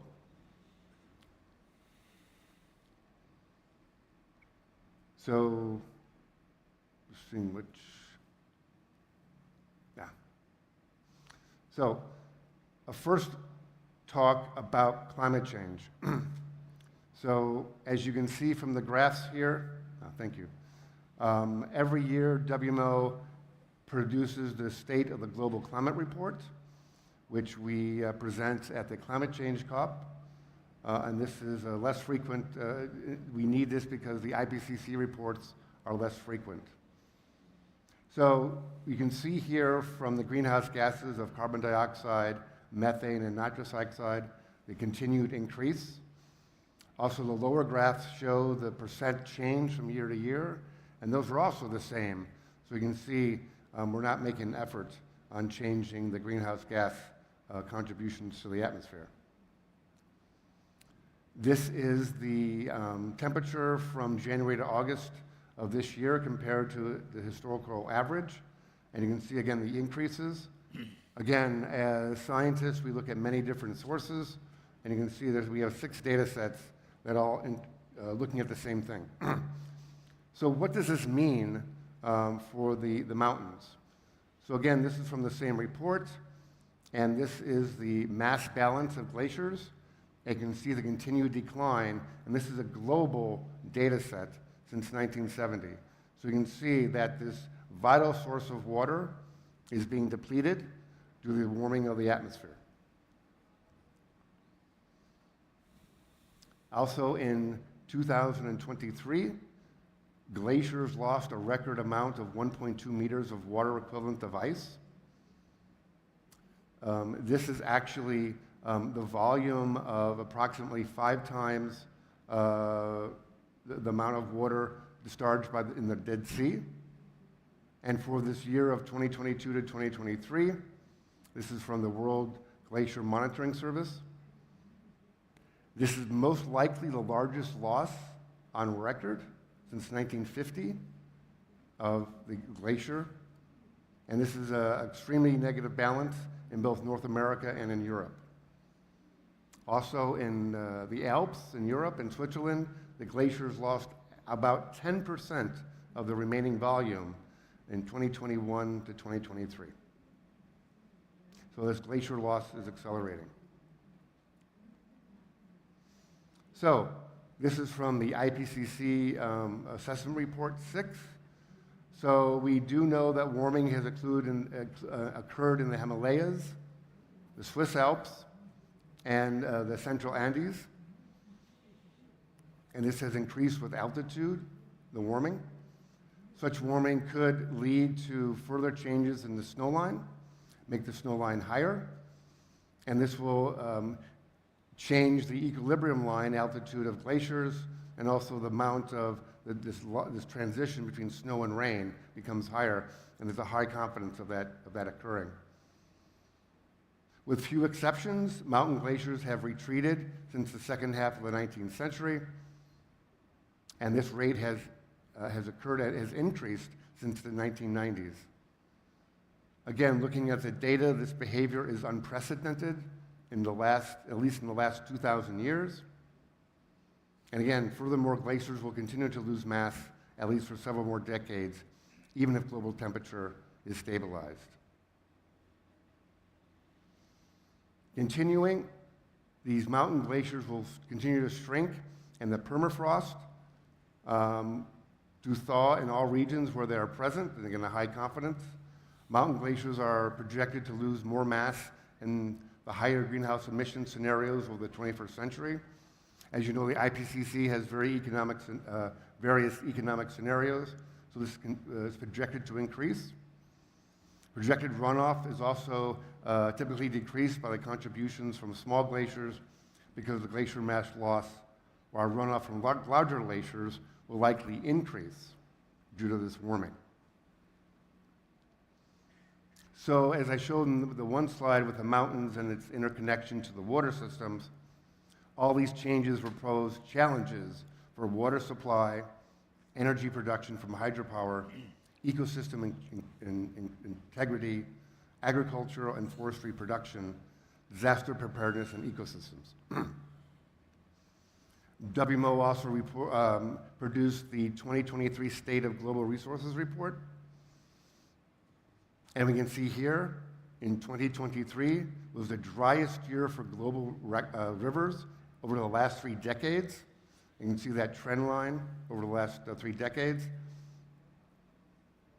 Another way to look at that, this is the 2023 terrestrial water storage. And you can see there in most of the mountain areas, it's actually decreasing or near normal, with only maybe a small area in the Himalayas that might be increasing. So this is the challenges that face us in the global sense of water storage in the mountains. So what does this mean in economic impacts? Water security costs the global economy at least $500 billion annually. Flood damage is estimated at $120 billion per year from urban property damage alone. And major droughts were found to reduce per capita GDP growth by 0.5 percentage point. So what are the key messages and recommendations? Again, 2023 marked the driest year of global rivers in over 3 decades. Reservoir inflows also have followed a similar pattern like river flow. And again, this reduced amount of water available is for communities and ecosystems, further stressing global water resources. 2023 was also the largest loss of ice on record. And so our challenge here is investing in water security, which could mitigate many of these losses and promote long-term sustainable growth. So I thank you for your attention, and again, happy International Mountain Day. Thank you all. Thank you very much again for this key message and recommendations for several aspects and challenges facing our Earth. That is include the temperature rising, glacial lows, IPCC reports, and also global water matter. All of this is an important issue. We have to work together. We have to save our world, and that is our message. We are going for the second speaker to highlight the importance of the Earth sustainability. We're looking forward to continue our treasure to our generations. And that is our talk with our second speaker, Dr. Faraz Zeidat, to tell us more about the 2024 theme, which is about sustainability and what the FAO efforts and what we can do for our Earth. Please, the floor is yours. شكرا جزيلا. السلام عليكم جميعا. بدي اخذ ادفانتج انه في ترانسليشن اتحدث باللغه العربيه اذا ممكن. Yes, go ahead. شكرا جزيلا لحكومه وشعب المملكه العربيه السعوديه على تنظيم هذا المؤتمر الهام. ونشكر المنظمين لهذه الندوه المهمه. في البدايه قبل نخوض بموضوع الجبال ممكن نعطي نبذة بسيطة عن التحديات بشكل عام لموضوع الغذاء والزراعة. تم تقدير حالياً ما قيمته 1660 مليون هكتار في العالم متدهورة بسبب نشاط الإنسان. 60% من هذه الأراضي المتدهورة تقع في الأراضي الزراعية، وبالتالي موضوع الأمن الغذائي مهدد بسبب ندرة وقلة الأراضي الزراعية وبسبب الزيادة السكانية. فعندنا مشكلة حقيقية في مواجهة موضوع الأمن الغذائي. إذا علمنا أنه في سنة 2050 يجب أن ننتج 50% إضافة أو زيادة على الغذاء اللي تم إنتاجه عام 2012، مع قلة الأراضي الزراعية والزيادة السكانية هنالك تحدي. الآن نأتي إلى الجبال، موضوع الجبال. طبعاً ندرة الأراضي الزراعية وأهميتها في الجبال مهم جداً، وموضوع التدهور في الجبال كمان مهم، وبالتالي عندنا تحدي إضافي هو تدهور الأراضي الإضافي في منطقة الجبال. وبالتالي منظمة الأغذية والزراعة الدولية تستجيب لهذه التحديات من خلال إجراءات مختلفة. رح نتحدث اليوم طبعاً اليوم العالمي للجبال، نتحدث عن اليوم وعن الشراكة من أجل الجبال، الماونتن بارتنرشيب، اللي هي تعتبر FAO next please تعتبر منظمة الأغذية والزراعة FAO هي المنظمة في موقع القيادة للشراكة من أجل الجبال. وهذه الشراكة تقوم بالتأكد ومتابعة موضوع أجندات الأراضي الموجودة في مناطق الجبال للاستمرار في صيانة هذه الأراضي والمحافظة على إنتاجيتها. واحدة من واجبات الشراكة هي أيضاً الاحتفال باليوم العالمي للجبال اللي هو اليوم، وبهذه المناسبة تم إعداد عدة فعاليات عن طريق منظمة الأغذية والزراعة. من هذه النشاطات هي إعداد تقرير سنوي للأمين العام للأمم المتحدة عن حالة الجبال والتقدم في صيانة الجبال والمحافظة على إنتاجيتها. كذلك تم إعداد خطة لمدة 5 سنوات على مستوى العالم لضمان استمرارية إنتاجية الجبال وأيضاً المحافظة على المجتمعات المحلية التي تسكن في الجبال. وهذا الموضوع مهم، ولذلك الأمم المتحدة مهتمة بهذا الموضوع، ومنظمة الأغذية والزراعة أيضاً مهتمة بهذا. منظمة الأغذية تستضيف الشراكة أو سكرتارية الشراكة من أجل الجبال، وتدعو الشركاء والدول في الانضمام إلى هذه الشراكة ليساهموا في موضوع المحافظة على الجبال وعلى إنتاجيتها وعلى أيضاً المحافظة على أهل هذه المناطق. من الأمور المهمة هي إعداد الخطة من أجل تطوير الجبال، وهذه الخطة يقوم منظمة الأغذية بتنفيذها بالشراكة مع عدة فعاليات وعدة منظمات سنقوم بذكرها. وطبعاً هنالك احتفالات ومناسبات عديدة لرفع الوعي حول أهمية الجبال ودعم المنظمات وأهالي المناطق الجبلية.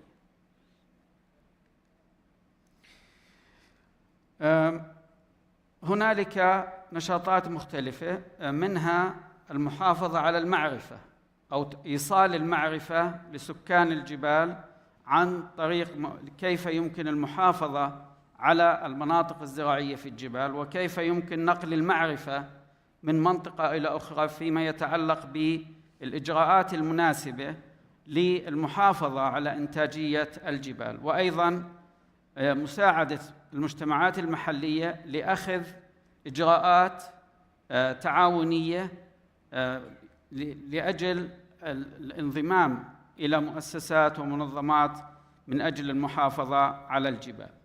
كذلك هنالك أهمية في التطلع إلى المستقبل وانضمام الشباب والنساء بشكل فاعل في إدارة المناطق الجبلية.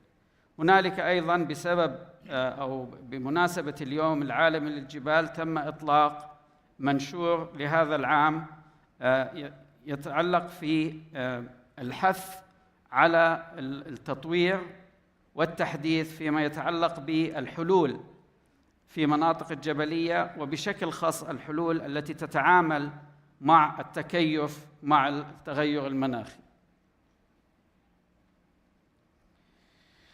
هنالك أيضاً تم إنشاء هذه الشراكة في عام 2002، حيث كان هذا العام هو العام الدولي من أجل الجبال، وتم أيضاً التعاون مع منظمات مختلفة. هنالك حوالي 604 جهة هم عبارة عن أفراد ومؤسسات، عندنا حوالي 68 مؤسسة حكومية، 23 intergovernmental organizations يعني من مجتمعات المحلية، وهنالك 513 من المنظمات المجتمع المدني والمنظمات غير الحكومية والقطاع الخاص. جميع هذه المنظمات تعمل بشكل موثق وموحد من أجل المحافظة على الجبال ومن أجل دعم السكرتارية للشراكة العالمية للجبال. هنالك 4 ركائز أساسية للشراكة الدولية للجبال، وهي أول شيء هو الإعلان عن رفع الوعي، كيف يمكن رفع الوعي وإحضار الانتباه للمناطق الجبلية. أيضاً تنمية القدرات للأهالي وللمنظمات التي موجودة في المناطق الجبلية لتقوم بواجباتها. أيضاً الاتصال، مساعدة على اتصال أهالي المناطق الجبلية مع بعضهم البعض لتناقل الخبرات حتى يتم الإنتاج بشكل مناسب. وأخيراً هي كيف يمكن عمل نشاطات بشكل مشترك وليس فردي، وهذه تقوم فيها المجتمعات المحلية، لأن التحديات الموجودة لا يمكن لشخص واحد أن يقوم بحلها، وبالتالي تكاتف المجتمعات المحلية مع بعضها البعض في مناطق الجبال مهم جدا. هنالك طبعاً الحديث أيضاً عن المناطق الجبلية في المناطق الجافة، وهذه لها أهمية خاصة، لأن هاي المناطق تعاني من مشاكل متعددة، قلة الأمطار، ارتفاع درجات الحرارة، وبالتالي المناطق الجبلية في المناطق الجافة مهمة جداً، وهي توفر حوالي 90% من المياه العذبة في المناطق الجافة، وتوفر أيضاً حوالي 25% من التنوع الإحيائي في هذه المناطق يتركز في المناطق الجبلية، ولذلك لها أهمية ويجب المحافظة عليها مع تغيرات المناخ، مع الجفاف، مع غياب التنوع الإحيائي، ومع التصحر. يجب المحافظة على المناطق الجبلية في المناطق الجافة. من بين الإجراءات المتبعة للمحافظة على هذه المناطق إقامة المدرجات، وهذه المدرجات لها أهمية بحيث أنه تثبت التراب في هذه المناطق وتسمح لزيادة الإنتاج الغذائي. وهذه المصاطب أو المدرجات هي عبارة عن نظام زراعي متقدم، وتم تفعيله واستخدامه منذ قدم الزمان، والآن يجب العودة إلى هذا الإجراء بحيث يتم تعميمه في المناطق الجبلية من أجل المحافظة على النظم الزراعية في هذه المناطق. أخيراً نود أن نتحدث عن الخطة الخمسية لتنمية الجبال، وندعو الجميع إلى الانضمام إلى الشراكة العالمية من أجل الجبال للمساهمة في نطاق العمل المختلف من أجل تقديم الطاقات البشرية لدعم الشراكة، من أجل أيضاً الاشتراك في المشاريع الحالية والمستقبلية، ومن أجل تقديم الدعم المالي للشراكة من أجل الجبال، وهذا يعود بالمصلحة على الجميع. في النهاية أدعوكم لمراقبة ومتابعة نشاطات الشراكة على الميديا المختلفة، الفيسبوك وعلى لينكد إن وعلى جميع محطات وطرق الاتصال الاجتماعي. شكرا جزيلا. Dr. Fouras Zaidat, thank you very much for your speech. You are highlight the activity in Al-FAO of land and water sustainable for future, and also the policy and dry land in mountain area, let's say tropical and subtropical, which is an area of Saudi Arabia almost we are in this zone, and of course the mountains is matter everywhere. And also I like to highlight that Saudi Geographical Society is a member of the Mountain Partnership, and we are celebrating this activity since 2019. Recently also a Suda company joined the celebrating the day, and we are looking forward for more agencies and societies to be part of this beautiful International Mountain Day. Thank you again. I would like to go for next speaker, Dr. Al-Mustafa Darfawi, to tell us from his background and as an expert in MIWA, Ministry of Environment, Water, Agriculture in Saudi Arabia, to tell us more about the quality of life. How can we save the mountain for ourselves and for our generations? And it's not the mountain in Saudi Arabia is not only for Saudi, it's for the world. So we are interactive.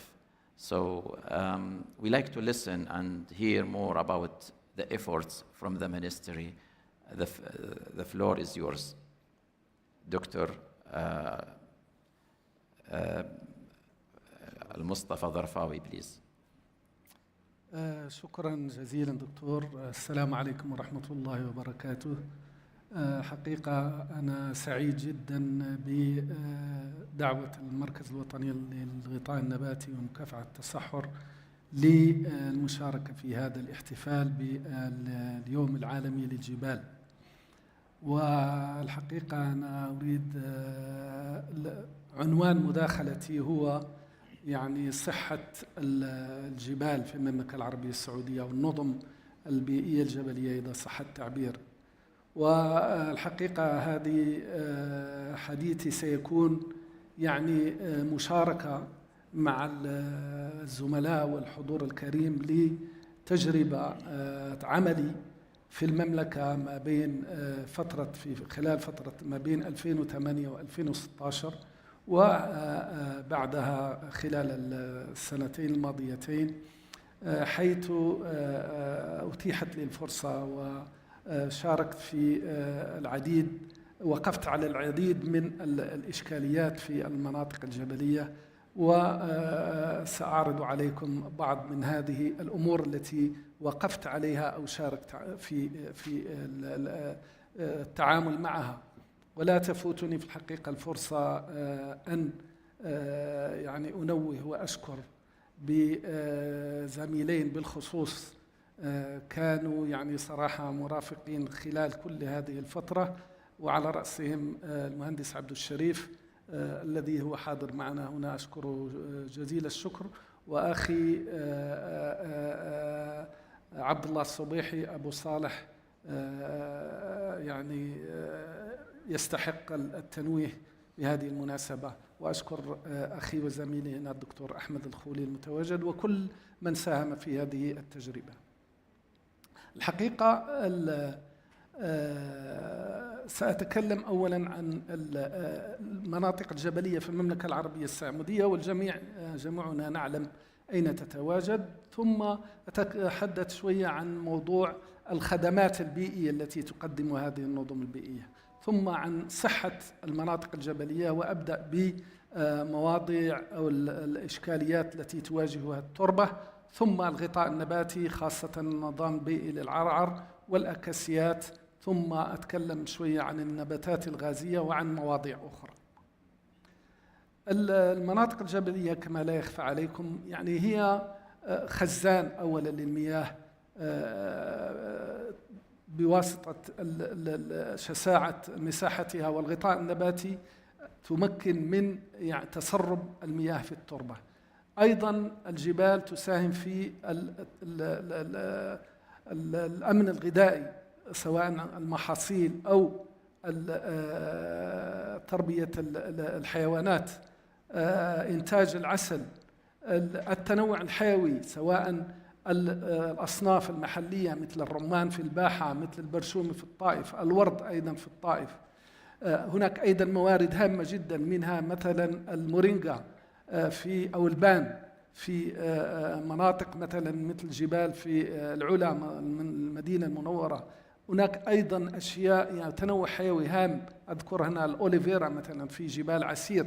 كل هذه الأمور. وهناك كما يظهر في أيضا تمت يعني دراسة من قبل وزارة الزراعة سابقا ومن قبل مدينة الملك عبد العزيز للعلوم التقنية، وأظهرت أن تقريبا النسبة كبيرة من السكان في المملكة وخاصة في مناطق عسير والباحة ومكة المكرمة يستفيدون من هذه الجبال، سواء من جانب السياحة أو الزراعة أو تربية الماشية وما إلى ذلك. من الإشكاليات التي تواجه هذه المناطق التعرية أو انجراف التربة، وهذا يعني ظاهرة تهدد هذه المناطق. الأسباب طبعا نعلمها جميعا، منها قطع الأشجار، منها الرعي الجائر، منها التنزه العشوائي، منها سنتحدث عنها في ربما الشريحة القادمة. وطبعا هناك حلول تطبق، منها مثلا عقوم حجرية أو عقوم ترابية تطبق في هذه المناطق. والتوصية وهو أنه يعني أولا الحرص على عدم تدهور الغطاء النباتي حتى لا يحصل هذا الانجراف، وإذا حصل يتم معالجته بالطرق المناسبة. طبعا من أيضا نتائج هذه الأنشطة البشرية الحقيقة السلبية جدا، منها التوسع العمراني، منها التنزه العشوائي كما ذكرنا أو غير المنظم، منها الرعي الجائر، ومنها المدرجات التي في الحقيقة هي كانت في الماضي لها دور كبير في الغذاء، في الأمن الغذائي وما إلى ذلك. مع تدهور هذه المدرجات يعني في البداية كان الغطاء النباتي كان يؤمن يعني الدورة الإيجابية للمياه، لكن بعد المدرجات أيضا تعتبر حصاد مياه، فكانت تحافظ على التربة. بعد تدهورها يعني وتدهور هذه المدرجات والغطاء النباتي أصبح النظام البيئي كله متدهور، والمياه لا تتسرب وتمشي في السيول، وبالتالي الأشجار والنباتات لا تستفيد منها، مما أدى إلى الموت القمي في الأشجار. وإضافة طبعا إلى التغير المناخي والجدوى الذي أمامكم لدراسة لفترة معينة توضح أنه حصل هناك نقص في الأمطار وفي التساقطات في هذه المناطق الجبلية اللي هي عسير والباحة، مناطق جبال عسير، مما أدى إلى زيادة تفاقم الموت القمي في هذه المنطقة. وحسب دراسة أو بعض الأرقام التي شاركها معي أخي وزميلي الدكتور إدواردو بالأمس، يتضح أنهم في دراسة في منطقة الباحة توضح أن حوالي 59 إلى 60% من أشجار العرعر هي مصابة بالموت القمي. طبعا علاج هذا الظاهرة وهي ما يتم يعني الحد منها ومعالجة النظام البيئي، يتم طبعا إزالة هذه الأجزاء الميتة من هذه الأشجار، وإما دفنها عميقا أو حرقها، ثم يتم إعداد يعني نظم لحصاد المياه وإعداد الشتلات من العرعر أو الأنواع المناسبة، ويتم غرسها في هذه المناطق، مما يساعد على استعادة هذا النظام البيئي. من الأمراض التي يعاني منها الجبل في المملكة العربية السعودية طبعا الأمراض التي تصيب الأكاسيات مثل الطلح والسمر والكتاد والأنواع الأخرى، وهي إما حشرية فتصيب النبات، وأمامكم صورة توضح بعد الدود في، أو تصيب طبعا البذور مما يحد من انتشار ومن يعني إعادة تجديد هذه الأشجار. والمعطيات والبيانات التي في الشكل الذي أمامكم توضح أن نسبة هامة من هذه الأشجار مصابة بالحشرات. أيضا بالنسبة للأكاسيات هناك إشكالية العنم، والعنم هذا يعني هو طفيلي يصيب هذه الأشجار، ومع الأسف يصيب من دراسة كنا قمنا بها في مناطق المدينة المنورة ومكة المكرمة، توضح أن نسبة هامة تصل إلى 70% في بعض المواقع هي مصابة بهذا العنم. طبعا العنم في الماضي لم يكن إشكالية لأنه كان يتم إزالته وإطعامه للحيوانات، لكن بعد الطفرة التي حصلت في المملكة استغنى المزارعون عن هذا بأعلاف أخرى، مما جعل الظاهرة تتفشى. وهذه ظاهرة يعني الحقيقة يجب أن يتم معالجتها بالشكل الصحيح. فهناك حلول منها مثلا إما القطع لبعض الأغصان المصابة أو معالجتها كيميائيا، لكن هذه ظاهرة يجب التصدي لها صراحة. من الإشكاليات التي تصيب المناطق الجبلية هناك مثلا كانت إصابة بالتين الشوكي الضار اللي هو أوبونتيا ديليني أو أوبونتيا ستريكتا، اللي كان أصاب تقريبا ما يقارب 40 أو 50 ألف هكتار في منطقة جيزان. والحقيقة هذه كنا وقتها في إطار المشروع الفاو الذي كنا نديره تعاملنا معها بالتعاون مع مركز أبحاث في جنوب أفريقيا، دكتور هيرموت زمنمان، دكتور أحمد الخولي هنا حاضر كان معنا في البداية في يعني دراسة هذه الظاهرة، وتم يعني استخدام المكافحة الحيوية بجلب حشرة من جنوب أفريقيا. الحمد لله كانت نتائج طيبة جدا وتم القضاء على هذا النبات بصفة نهائية. لكن التين الشوكي ما يزال انتشر في منطقة عسير، غير أنه ليس التين الضار اللي هو ديلينيا أو ستريكتا، لكن هذا الأوبونتيا فيكوس إنديكا اللي هو البرشومي يعني اكتسح مواقع في جبال عسير كبيرة جدا. طبعا هناك من الزملاء وعلى رأسهم الأخ أبو علاء كان يقترح أنه يعني استخدام نفس الحشرة في هذه المنطقة، لكن البرشومي هذا نبات مفيد، ويعني القضاء عليه اللي ممكن أن ينتشر الحشرة إلى دول مجاورة أو إلى مواقع أخرى أو أنواع أخرى، فلم يكن من المناسب استخدام هذا الأسلوب. طبعا هناك نباتات غازية أخرى لكن يعني المجال لا يتسع للحديث عليها.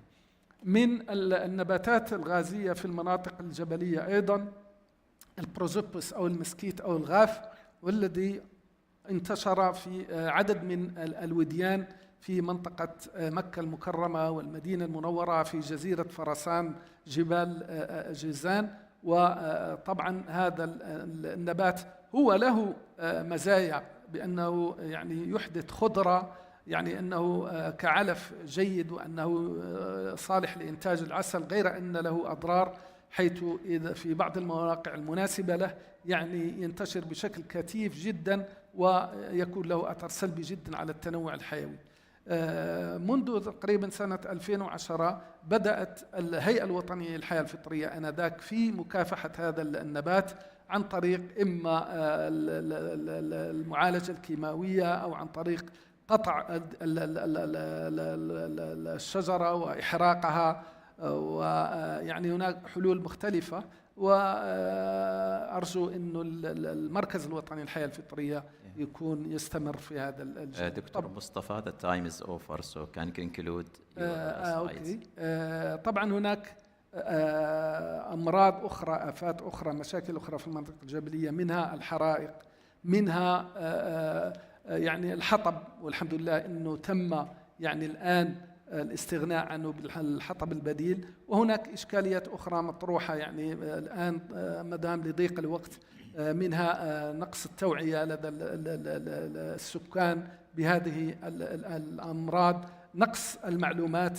وأعتقد أن المركز الوطني للغطاء النباتي الآن مع الوزارة يعملون جادين للتغلب على هذه الصعاب، سواء ما يخص المعلومات أو التوعية، أو هناك استراتيجية تحت الإعداد الآن لمواجهة الحرائق وما إلى ذلك. وشكرا لكم. Thank you, Dr. Talat. As you mentioned, Dr. Talat, we are moving to the next speaker, Dr. Shaheen Awan. So, yes, he's from the NCVC, and he also will highlight the issue of the forest in Saudi Arabia, especially in the West. There are many forests scattered in different areas, and each zone or each area has difficulties, has issues. So can you please highlight more about it? Thank you very much.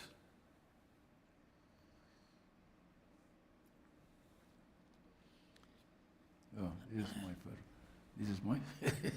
This is your. Okay. Thank you very much. I'm happy to have this chance. And you see, I will just highlight some of the significance of this mountain forest and the most important challenges. Of course, most of these issues have been highlighted by my colleagues and also by the Undersecretary.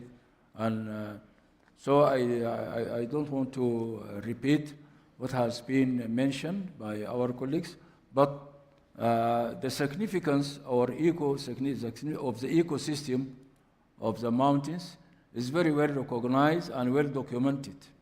And I see we have from the botanical point of view and from the ecological point of view. يعني هذه الغابات الجبلية تم وصفها بطريقة جيدة جدا عن طريق خبراء النبات والإيكولوجي. And I can see that from this different literature, there is so many, of course, for the significance, it is one of this catchment area, one of the good area for the catchment and for the very rich ecosystem by biodiversity, very unique. And this is reflected in the national report of the Kingdom of Saudi Arabia, the first and second and fourth national report of the biodiversity, well documented this biodiversity in this mountain ecosystem. For this, it is also one of the water storage and hydrological functions, very well also documented by so many authors, and also a soil conservation and erosion control. One of the significance important of this mountain forest is this indigenous knowledge and medicinal plants. Also, there is so many reports touches this significance important of the medicinal plants in this ecosystem. But what I can see from this different literature that we need so many studies regarding the socio-economic and ethnobotany because the local people have very rich knowledge about using of this plant. And they have very rich indigenous knowledge, and you see botanists and all these experts are learning from the local people about the uses of these medicinal plants. But still, there is so many gaps need to be identified regarding these medicinal plants. And for the ecotourism, of course, already touched it. And then one of the good practices in this ecosystem is agroforestry and green terraces. You see, this is very well highlighted and very well documented, but I see, this will be vanished, this indigenous knowledge. So we have to restore and to habilitate this indigenous terrace system, which is really very well known in this Abha and Asir and other mountains, need to be well restored. And for the challenges, of course, there is so many challenges also highlighted: the climate change, the urban development, the overgrazing. But I would like to highlight here the inventory of the Thai forest. You know, the inventory shows that there is this forest, mountain forest, suffer from degradation, represented by the low capacity of natural regeneration of the main forest species. Mr. Shahid, the slide can be moved, or is it stable? Yes, it can be moved. Yeah. This is Dr. Green Khaled. one, the green, big one. Not Shahid. Up there. The green one? A lot. Thank you. Yeah, sorry.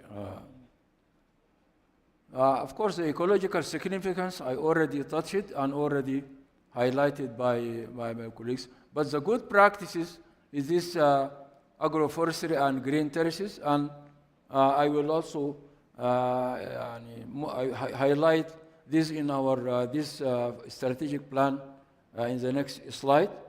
Also here, this, the challenges is the inventory of the natural forests in the southern region of the Saudi area. This is funded by the Ministry of Agriculture and supervised by the Space Research Institute, the King's Abdulaziz City for the Science and Technology.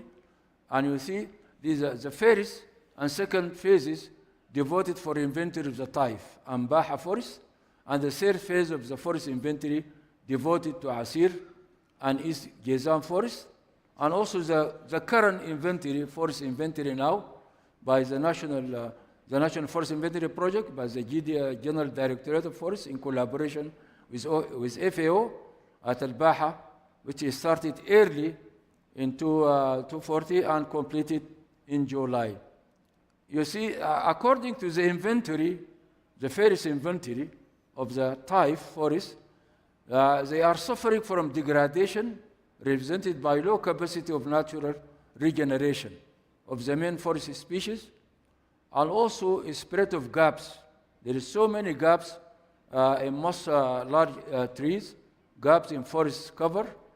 There is high proportion of irregular trees, disappearing of most larger trees, noticeable eroded soil, the dieback. Of course, the dieback, as highlighted by my colleague, Al-Mustafa, also in Sudan, we have also dieback of Acacia nilotica. And dieback is not only for just RR tree, you know, this, but also for Acacia nilotica.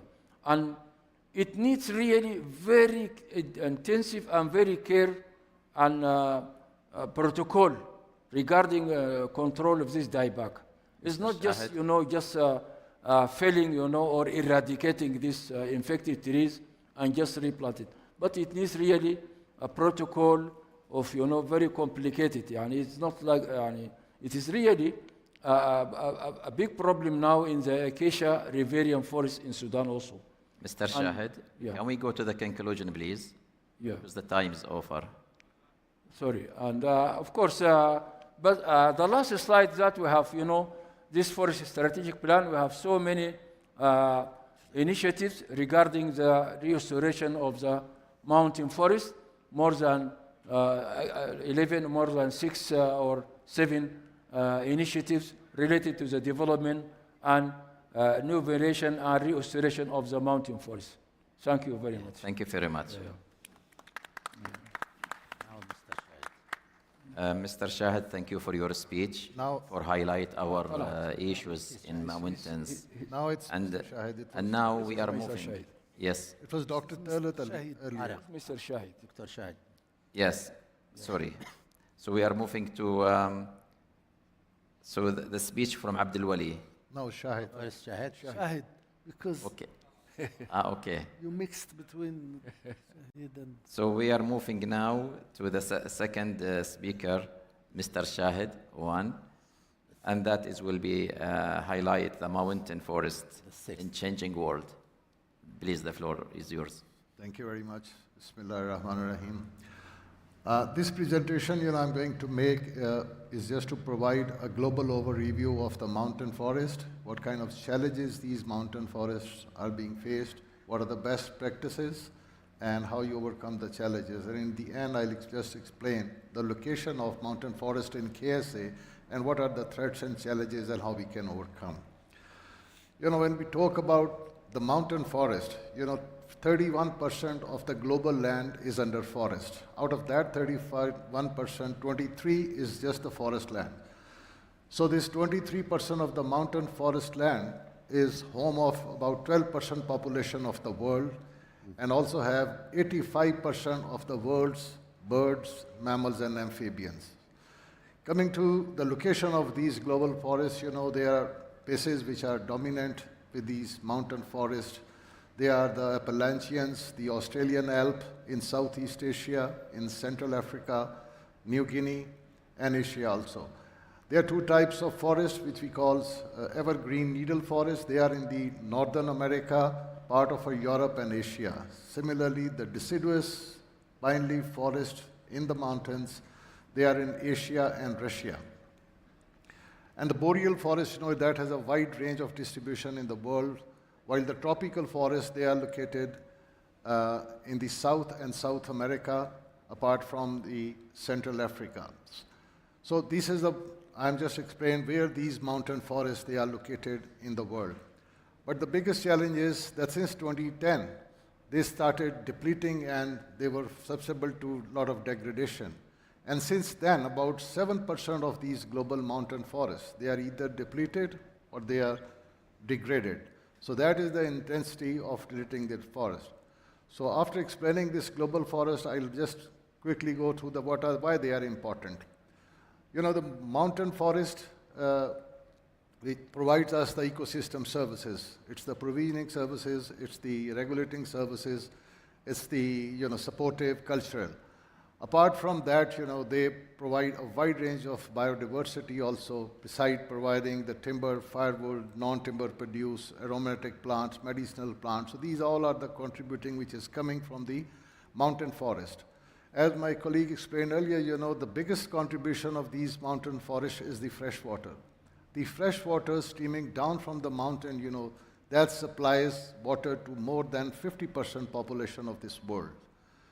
About 60 to 80% of the freshwater natural resources are located in this 23% of the forest land. And this water, that is supportive for the domestic use, for drinking, for hydropower generating, for industrial use, for drinking, for agriculture. So this is why they are very important. Another aspect of their importance is their vital role in the climate change. These mountain forests are the biggest carbon sinks. They are responsible for sequestration and thus, reducing or mitigating the effects of the climate change. These mountain forests also have a vital passive and active roles regarding dealing with the natural hazards. Those mountain forests which are depleted and not protected, in those areas, as a result of this depletion, there is a heavy runoff, the soil erosion, the avalanches, the landslides, destruction of homes down the mountain, infrastructure, transportation systems, and food security for the vulnerable communities. There are a couple of challenges, globally being faced by these mountain forests. The first is the forest disturbance. That is maybe due to the biotic or abiotic reasons, and especially they are not controlled by human activities, such as pests and diseases. My colleagues have already explained, the wildfires. These kind of the forest disturbances affects the mountain forest. The population pressure also reduce the biodiversity and the production capacity of these mountain forests. Obviously, when there is a climate change, there are two important parameters of climate change which directly influence the mountain forest. That is the precipitation and temperature. When there is a variation, so there is a change in the drought increasing intensity, disease invasive species, the physiology of the plants, the phenology of the plants, the distribution of the plants. So these all are the variables which results into the change with the decrease or increase in the temperature and precipitation. Mountain forests constitute a very fragile ecosystem. When there is no appropriate vegetation on these mountain forests, they are susceptible to soil erosion, heavy runoff, and destruction down the hills. One of the factors which is agriculture, urban expansion, recreation, these kinds of infrastructure and land use changes are also responsible for change in the mountain forest into a different land use, and thus degrading and depleting the mountain forest. The unsustainable exploitation of the forest goods, including the overgrazing, also results in the degradation. And one of the important, wildfires is responsible for the degradation of the mountain forest. And obviously, when the temperature, precipitation changes, there is also change in the pollination pattern of different species. So these are just few best practices which are being observed globally in the mountain regions. First of all is that you have to observe the principles of sustainable land management. You need to increase the land productivity, improve the livelihood, and improve the ecosystem services. So these principles are to be followed in the mountain forest. Beside controlling the runoff, that is impeding, retaining, and trapping the runoff, the soil improvement, the structure of the soil, then soil conservation, the terraces and the check dams are made to reduce the speed of the water, which results into the soil erosion and destruction downstream. Increase in the soil fertility is another intervention which is carried out as one of the best practices in the mountain forest, that you use the aerobic decomposed on that. Apart from structural measure, there are certain vegetation measures also which checks these runoff and the erosion factor. The social engagement is very, very primary for the communities living in the upland or the lowland in the mountain forest, because in all those mountain forests globally, the communities are engaged in development of the programs for their livelihood and managing the ecosystem. Agroforestry is one of the potential, best practices globally used, especially in the tropical forest, in the mountain areas, to have the conservation programs on those forests to avoid any degradation. When it comes to KSA, the majority of the KSA forest constitutes the mountain ecosystem, and they are located in the southwest region of the country. There is 12.12 million hectares area of the mountain, out of which 2.5 is the forest area, and the elevation is from 1,000 to 3,500 meters. So these are a few of the statistics giving an idea about the mountain forest in Saudi Arabia. And they are very rich in diversity. About 1,300 species are present in these mountain forests of Saudi Arabia. The most important thing is that they have a quite good precipitation, had a wide range from 27 to 234 millimeter per year. So that is also an opportunity to restore the mountain forest which has already degraded. Their main species are junipers and acacias, apart from olea and didonia also. And the KSA mountain forests here, they are subject to a couple of issues like dieback, forest fire, fragmentation, soil erosion, invasive species, change in climate change, urban expansion are the main challenges of the forest of KSA. Now, how to address these challenges? I have just drawn about 18 options, keeping in view the importance, the use, the values of the mountain forest, the dynamics of the mountain forest in Saudi Arabia, and the issues they are confronted to how to address them. First of all is the sustainable forest management. We need to adopt the principles to avoid the overharvesting of goods and services so that they are sustainably maintained without jeopardizing their future existence. The second is the erosion control. That is one of the biggest problem here in KSA, because 80% of the rainfall which is received in the southwest mountain, they drains into the Red Sea without any having a data of or planning for controlling that soil erosion. This soil erosion water can be harvested for temporary forestation and for the long term. We need to harvest this water instead of draining into the Red Sea. Engaging the community is very important, to plan about, because out of 12 million hectares of forest area, only 2.5 is state, the rest is owned by the communities. So when you have such a big piece of land in which you can engage the communities, then assisting natural irrigation, planting techniques, biodiversity, development of management plans, invasive species, fire prevention, watershed management, pests. So this is like 18 issues which can periodic, you can plan them, their implementation for during the challenges.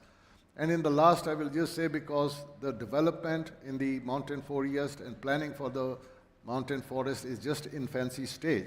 And we need to have the research priorities to have different results in front of us regarding the social, the technical, the planting techniques, the management plans, the policies and rules to review them and define what is restoration, what is degradation. These are a list of research priorities I've already listed. Can we go to the conclusion, please? Thank you. Thank you. Yes, I should also thank back to Dr. Talat Daf'allah, get a wrong name. Thank you for your presentation, previous one, about the sustainable of a forest and from the NCVC. And my thanks extend to Mr. Shaheen Owan also for the knowledge of forest in southwest of Saudi Arabia and also in the world, the best practice experience in the world. Finally, we move to our expert speaker, Dr. Abdul Wali Al-Khledi from NCVC, to give us more about what is endangered, what is we at risk in terms of biodiversity, biological ecosystem. So please highlight some of your knowledge. بسم الله الرحمن الرحيم. السلام عليكم ورحمة الله وبركاته. سأتحدث English is written there, okay, beside the translation also, all right? Endemism and rare plant species in the southwest of Saudi Arabia. معناها النباتات المتوطنة والنادرة في جبال جنوب غرب المملكة العربية السعودية. بعبارة انديميزم نقصد فيها ثلاث أشياء. نباتات متوطنة يعني موجودة في المملكة العربية السعودية endemic only found in Saudi Arabia. أيضا near endemic يعني تتواجد في الجزيرة العربية، توجد في السعودية واليمن مثلا وعمان. regional endemic تتواجد في شرق أفريقيا والجزيرة العربية. ما نتحدث عن الأوبجكتيف of study. هنا الجدول هذا يوضح بالنسبة للمملكة العربية السعودية هذه حقائق ونتائج حصلنا عليها من خلال الدراسات المتواصلة خاصة في منطقة جبال السروات. وبالنسبة للإندميك في السعودية عربية معنا طبعا 2280 نبات أو 2800 مش عارف العدد بالضبط، يعني تتراوح 2800 تقريبا، واحتمال تصل 3000 مع الاكتشافات الجديدة للنباتات. الآن في فيفا تبوك والمناطق هذه تم رصد نباتات جديدة، ممكن تصل عدد النباتات لحسن الحظ إلى 3000 نبات في المملكة العربية السعودية. النباتات المتوطنة اللي ذكرناها الثلاثة المعايير، نباتات متوطنة انديميك تو يمن، نير انديميك، ريجنال انديميك، هذه توتالي يعني مجموعة 350 نبات. 350 نبات أنا أتحدث عن المملكة ككل. نبات مع السب سبيشيز والى اخره الفرايتي. المتوطن فيها 53 نبات، انديميك في السعوديه العربيه ان جنرال 53 نبات، ونير انديميك 156. ريجنال انديميك يعني موجوده في الجزيره العربيه وموجوده في شرق افريقيا مثل اثيوبيا، تنزانيا، اوغندا، صوماليا الى اخره 156 نبات. الإجمالي طبعاً 382. بالنسبة لمنطقة جبال السراء اللي مسحناها من منطقة جنوب الطائف إلى تقريباً تنومة، وجدنا 77 هناك 77 نبات 400، يعني النسبة المئوية على اليمين الطرف هذا النسبة المئوية. وهذه الأرقام معنا انديميك توتال انديميك 78 نبات، انديميك 5 وجدنا 5، ونير انديميك يعني شبه متوطن 14، وريجنال انديميك 53. هذا ميثودولوجي لن نتحدث فيها لأنه ما فيش وقت. هذه منطقة الدراسات، طبعا فيها دراسات كثيرة تمت بمشاريع متعددة، منها مثلا حرائق الغابات، نشاط دكتور رحمة، في نشاط تيك سولوشن تبع الNCVC، وفي نشاط سابقا لما عملنا مسح عملنا كتاب أشجار الباحة مع الدكتور الضفراوي عفوا والدكتور نجيب، فجمعنا كل الداتا هذه وطلعنا للنتائج اللي بذكرها الآن باختصار. في معنا 407 نبات في المنطقة هذه، حصرنا كم؟ 407 نبات. 5 نباتات متوطنة، هذه المذكورة ال5 اللي أمامكم. 14 endemic to the Arabian Peninsula بالصف باللون الأصفر، موجودة في المملكة العربية السعودية واليمن وعمان. only there 14 species. معانا 53 في المنطقة هذه شرق أفريقيا، وتسمى أحيانا أفرو ماونتين أريا مصطلحات، أو سومالي مساي ريجن إلى آخره من المصطلحات. فهذه المنطقة طبعا 90% تقريبا من نباتات أو 80% من نباتات جبال السراوات تتبع الإقليم هذا، الإقليم الأفريقي. وجدنا 53 نبات فقط موجودة في هالمنطقة. عملنا إحصاءات ووجدنا أنه أعلى نسبة لتردد النباتات هي الشث وحشاش والجونيبيرس بروسيرا العرعر وإلى آخره. هذه النباتات فيجيليا أوريجينا. الأخير هذا فيجيليا أوريجينا أو أكاسيا أوريجينا لا يتواجد إلا في 3 مناطق. only confined to 3 countries: يمن، سعودي عربية and إثيوبيا. هذا اللي موجود في جبال السراوات، أكاسيا أوريجينا. هذا يبين النباتات اللي تتواجد بكثافة عالية في جبال السراوات، من ضمنها الجونيبيرس، الثيمدا والحشاش، الشث، سايناد إلى آخره. طيب هذه النباتات المتوطنة ال5 التي وجدناها يعني ترافقها نباتات كثيرة، من أهمها هذه النباتات اللي أمامكم: جونيبيرس بروسيرا ميتنس برفورا. إذن معناها أنه تتواجد في بيئة غابات العرعر. عندك فاشيليا أوريجينا أيضا تتواجد في بيئة غابات الكنهلب أو الطلح، فاشيليا أوريجينا. هنا تردد إيش؟ النباتات المتوطنة ال5 يوريك الكيرف هذا. من ضمنها الثاني هذا أليوبيسيديو روبوفيليسي، هذا متوطن في المملكة العربية السعودية، لا يتواجد إلا في المملكة. نحن نتحدث عن 5 نباتات في منطقة واقعة بين الطائف وجبال شمال عسير، لكن المملكة العربية السعودية توجد 53 نبات متوطن، يعني يقتصر تواجدها على المملكة العربية السعودية. هنا توزيعها الجغرافي. وهذه distribution of near endemic plant species في منطقة الدراسة. هنا النباتات near endemic plants 13 with a number of individuals. okay, percentage percentage كم؟ هذا كيرف نفسه يعبر. وهذا the distribution of regional endemic اللي قلنا ايش؟ من ضمن الانديمز plant species. ومعانا هذا the frequency percentage of rare plant species. في معانا تطرقنا ايضا للنباتات، وجدنا 40 نبات توجد بندرة بنسبة تردد اقل تقريبا من 2%، نادر جدا يعني. هنا يبين الحرارة هذه طبعا الشريحة قبل الأخيرة. high density of individuals in very limited size في منطقة حوالة، إذا سمعتوا عنها، بين حزنة وحوالة. هذه من أهم المناطق اللي وجدناها في الجزء هذا الجغرافي. هناك density of plant richness، هنا الغنى النباتي. الجدول يبين كم عدد النباتات في المربع الواحد، واللي هو 20 في 20 متر. ثانك يو، شكرا جزيلا. أنا معي محاضرة الآن في الزرقاء فما بلحق أعتقد، لأنه كان متوقع أنه ينسقوا معكم بحيث أنا ألقي المحاضرة هنا وأروح المنطقة الزرقاء. للأسف راحت علينا، معلش. Thank you, Dr. Abdulwali. I'm sure we enjoy everyone and also from the rest of the experts and different aspects of International Mountain Day. We send a beautiful message to the world.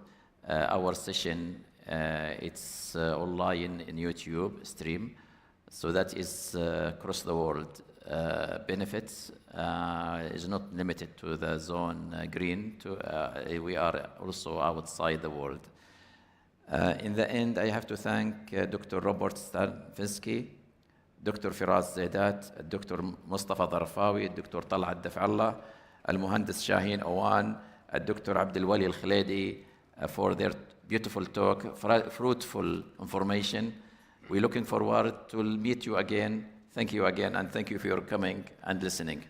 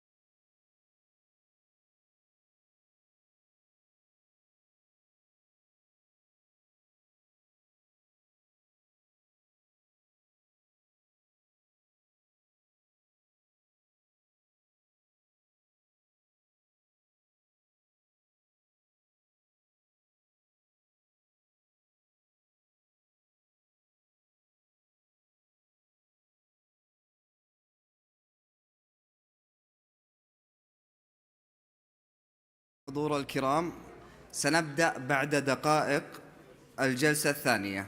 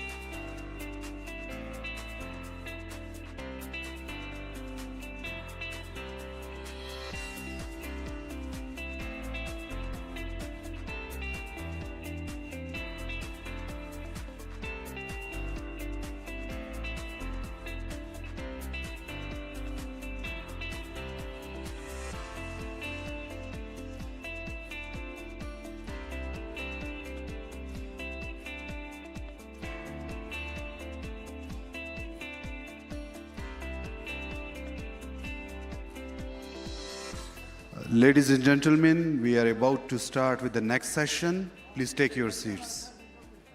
Next session in 1 minute.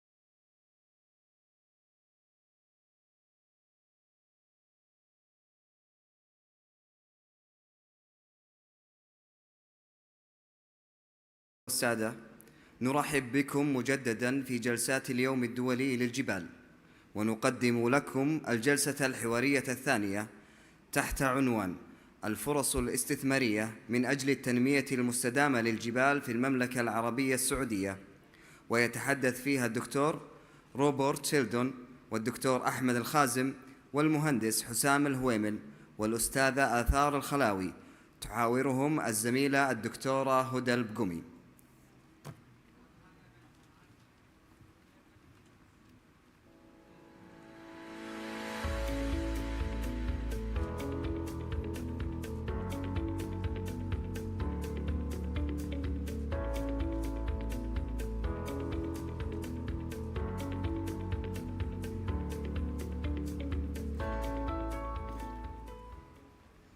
So, hello everyone. It's a pleasure to welcome you in this amazing day, the International Mountain Day.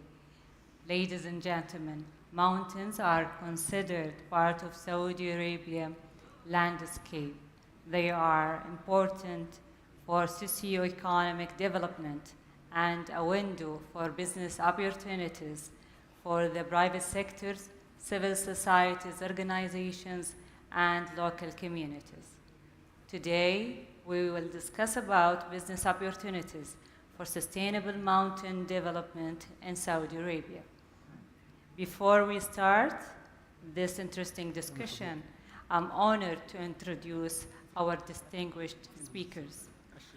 Our first speaker, Dr. Robert Sheldon from Suda Development Company, Dr. Ahmed Al-Khazem from Beekeepers Association of Al-Baha, and Engineer Hussam Al-Huwaimil from Reef Program.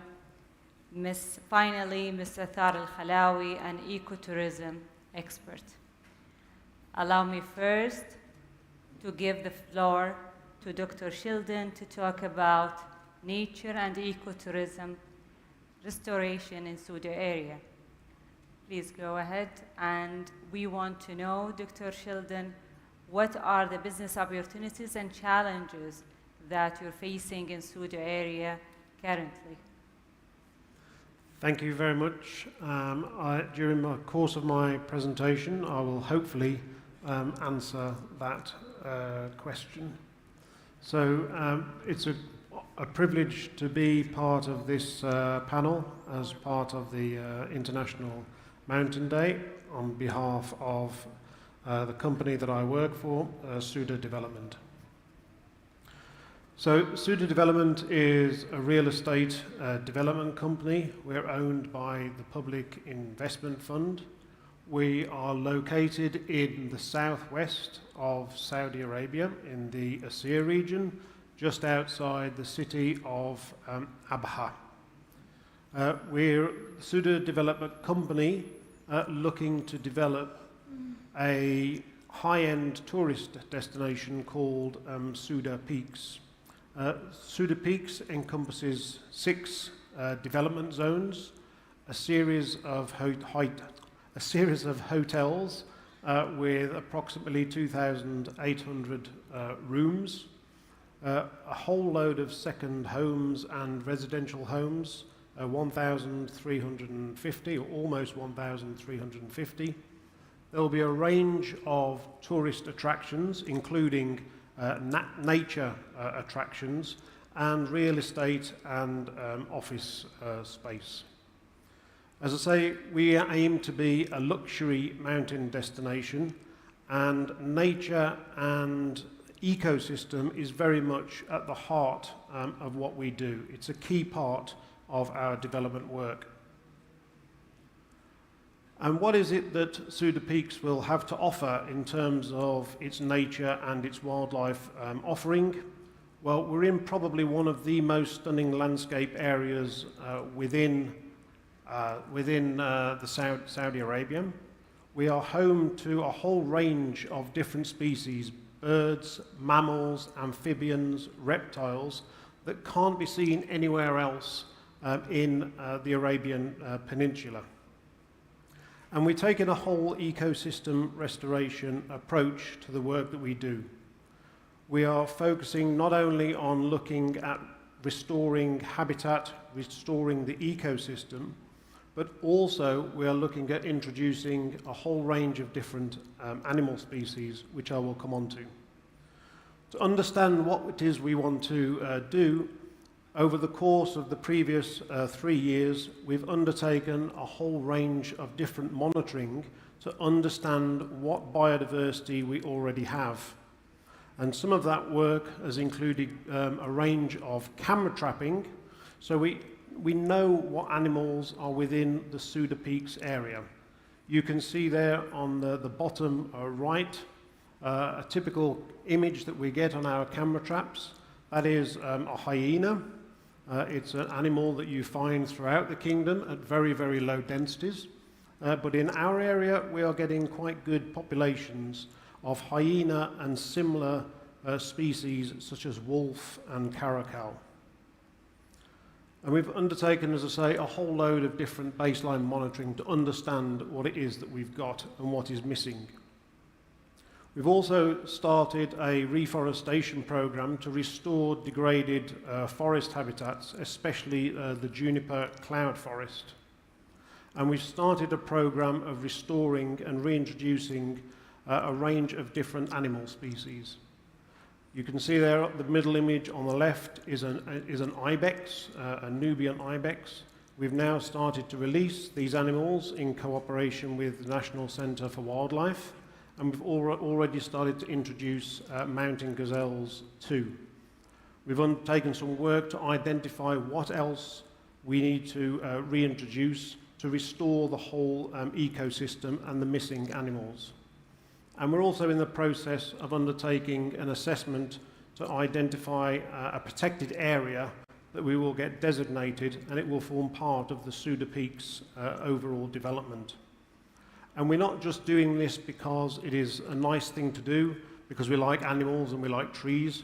We're doing this because we see this as an economic return on the investment that we put into ecosystem restoration. We will certainly see a greater resilience in the landscape, and we're looking to optimize ecosystem services, especially things like trying to reduce and minimize the impact of flood risk on degraded habitats. And just to give you an overall look at the landscape and some of the success that we've had so far, you can see here an image on the left. This is King Abdullah National Park, part of our development. And there was lots of man-made infrastructure within the park, and the habitat had been severely degraded. We've been and we've removed lots of these infrastructures. We've removed light poles, toilet blocks, buildings, a whole range of picnic infrastructure, and you can see the impact on the right. The landscape is being totally transformed. You can see it still looks quite degraded, and during the course of the next year to 2 years, we'll be planting within the forest habitat to make sure we get closed cover forest. So this landscape will continue to be transformed during the coming years.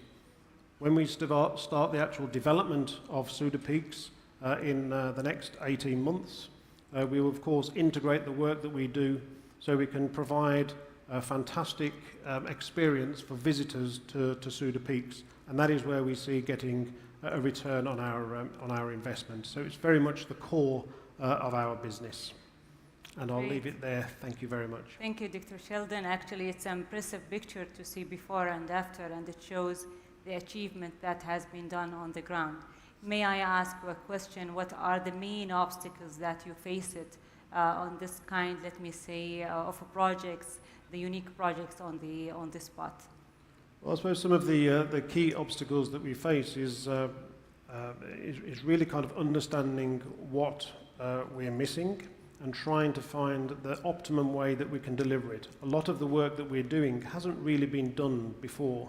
So especially trying to restore and regenerate the cloud forest, the juniper forest, a lot of what we're doing is quite new, and so we're having to learn as we go along.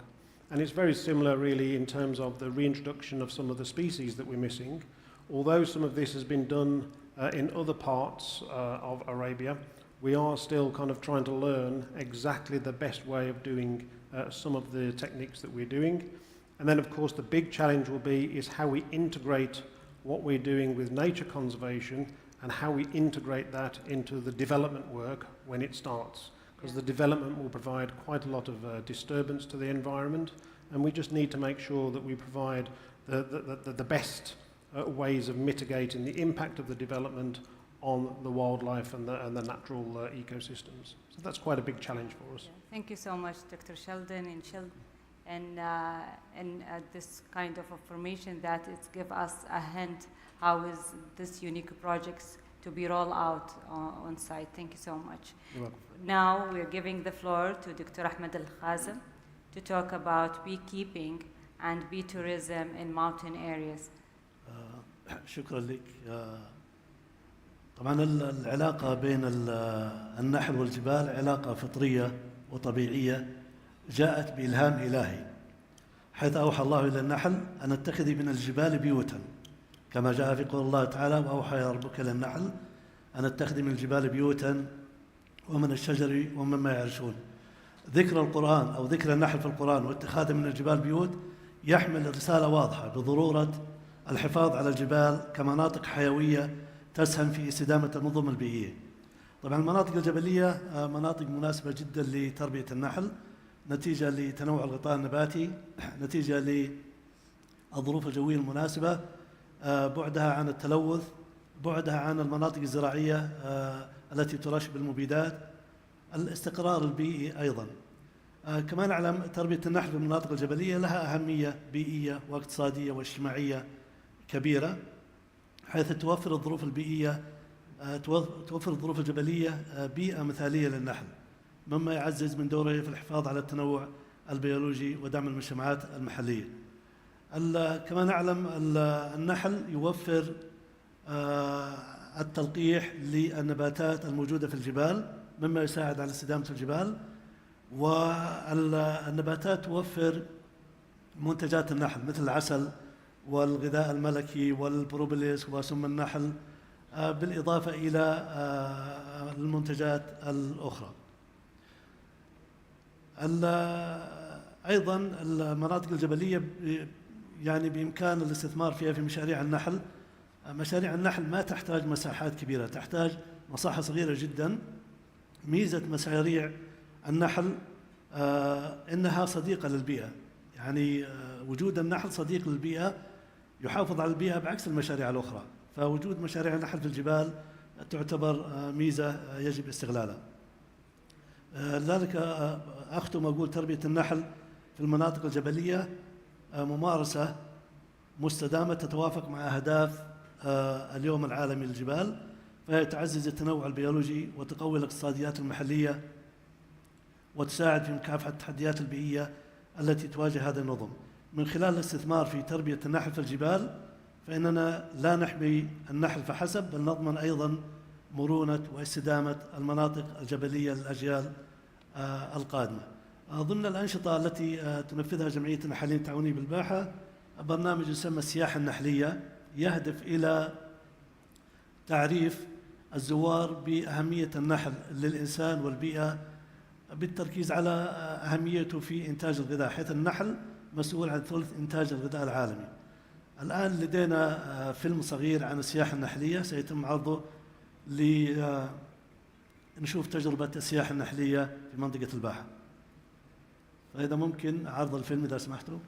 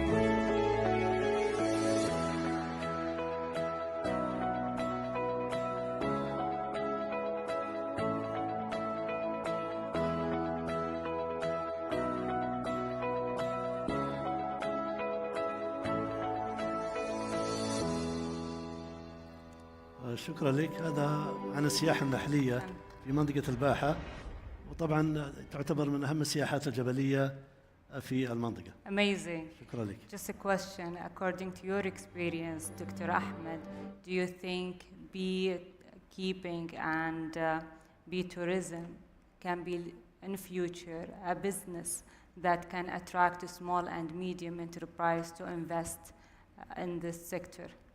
أكيد. تربية النحل، ميزة تربية النحل أو مشاريع تربية النحل إنها ما تحتاج لرأس مال كبير. ممكن بأي مبلغ بسيط يتم إنشاء مناحل، وكما نعرف العوائد الاقتصادية والبيئية للمشاريع هذه. المناطق الجبلية مناطق مناسبة جدا لمشاريع تربية النحل، ليس فقط إنتاج العسل ولكن إنتاج الملكات والطرود والمنتجات الأخرى. Thank you so much. شكرا لك. Now we will give the floor to Engineer Hussam to know more about the actions made so far to promote restoration of degraded terraces in the mountain that has been developed by REEF program. السلام عليكم ورحمة الله وبركاته. أهلا وسهلا بكم جميعا. بداية عند الحديث عن المدرجات الزراعية يجب أن نذكر بأن المدرجات الزراعية هي ثروة وطنية تركها لنا الآباء والأجداد، ولو أنفقنا الآن عشرات المليارات حتى أن حنا فعلا نصنع مدرجات شبيه باللي موجود في مناطق المملكة المختلفة وبالذات في مناطق الجنوب الغربي من المملكة، أنا أعتقد بأننا لن نستطيع ذلك، ولذلك يجب علينا الحفاظ على هذا الإرث الحضاري الكبير. حتى نأخذ نظرة تاريخية، المدرجات الزراعية تقريبا خلال الثلاثة عقود الماضية مر على المملكة نستطيع أو مر على تلك المناطق نوع من الجفاف، بالإضافة إلى انتقال كثير من الناس إلى المناطق الحضرية وانتقالهم لوظائف أخرى، فأهملت الزراعة في المدرجات الزراعية. هذا الإهمال أدى إلى انضغاط التربة، وبالتالي أدى إلى فقداننا لكثير من الفوائد اللي كانت تقدمها هذه المدرجات لنا. من ذلك عند هطول الأمطار والمدرجات الزراعية محروثة ومزروعة، فإن مياه الأمطار تتغلغل داخل التربة وتغذي المتكونات السطحية، بالإضافة إلى أنها تخدم النباتات اللي موجودة داخل المنطقة. يعني على سبيل المثال في مناطق المدرجات الزراعية اللي لا زالت إلى الآن تحرث وتزرع، نلاحظ أن أشجار العرعر فيها تنمو بشكل طبيعي وبشكل ممتاز، بينما في كثير من المناطق اللي أهملت زراعيا نجد بأن هذه الأشجار ماتت أو أنها في طريقها إلى الموت والزوال. طبعا هذه فالمدرجات الزراعية كانت تحافظ على الثروة المائية، بالإضافة إلى أنها تحافظ على تربة المناطق الجبلية من الانجراف. برنامج التنمية الريفية ووزارة البيئة والمياه والزراعة بمبادراتها بشكل عام ومن ضمنها برنامج التنمية الريفية تسعى إلى إعادة الحياة للمدرجات الزراعية، وذلك من خلال إعادة الزراعة، بالإضافة إلى أننا أيضا لازلنا نحتاج إلى عوامل أخرى. طبعا احنا نعمل على إعادة الزراعة، نعمل على حصاد مياه الأمطار، ولكن لازلنا أيضا نحتاج إلى تدخل آخر نحتاج فيه دعم من المهندسين في إيجاد الحلول الهندسية غير التقليدية إعادة المدرجات الزراعية، لأن تحديدا في المناطق المدرجات اللي في السفوح الغربية من جبال السروات اللي هي المناطق ذات الانحدار الشديد، الإشكالية في هذه المدرجات أنها مع الانحدار الشديد لم تعد تبنى الآن بنفس الطريقة اللي كانت تبنى بها سابقا، ولذلك كثير من المدرجات اللي أعيد بنائها تهدمت مجددا، وأعتقد بأنها تحتاج إلى حلول هندسية. أتحدث تحديدا الآن عن برنامج التنمية الريفية ودوره في إعادة إحياء المدرجات الزراعية. البرنامج بجل ومعظم قطاعاته تدعم تأهيل المدرجات وتعتمد على حصاد مياه الأمطار وكذلك تطوير أنظمة الري. نأخذ على سبيل المثال قطاع المحاصيل البعلية، وتحديدا أتحدث عن محاصيل القمح بالإضافة إلى الذرة الرفيعة والدخن. هذه كلها من المحاصيل اللي تزرع في مناطق مدرجات للأسف أهملت بشكل كبير وقلت الزراعة خلال السنوات الماضية، والسبب في ذلك ارتفاع تكلفة الإنتاج، ومن أهم أسباب ارتفاع تكلفة الإنتاج غياب الميكنة الزراعية. ولذلك أطلق برنامج التنمية الريفية مبادرة اسمها مبادرة الميكنة الزراعية، نعتقد بأنها بحمد الله تعالى حققت تقليل لتكلفة الإنتاج تتراوح ما بين 70 إلى 90%. يعني الشيء اللي كان يكلف على سبيل المثال 10,000 ريال صارت تكلفته الآن 1,000 ريال بعد مبادرة الميكنة الزراعية اللي أطلقها البرنامج.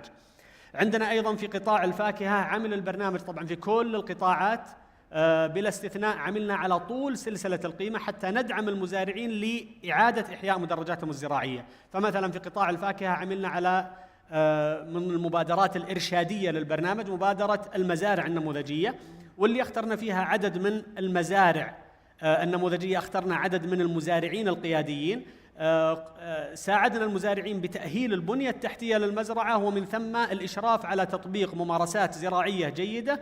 ثم بعد ذلك في هذه المزارع استغليناها بعد ما طبقت فيها ممارسات زراعية جيدة، استغلينا هذه المزارع لإقامة ورش عمل إرشادية لنشر المعرفة والثقافة عند بقية المزارعين.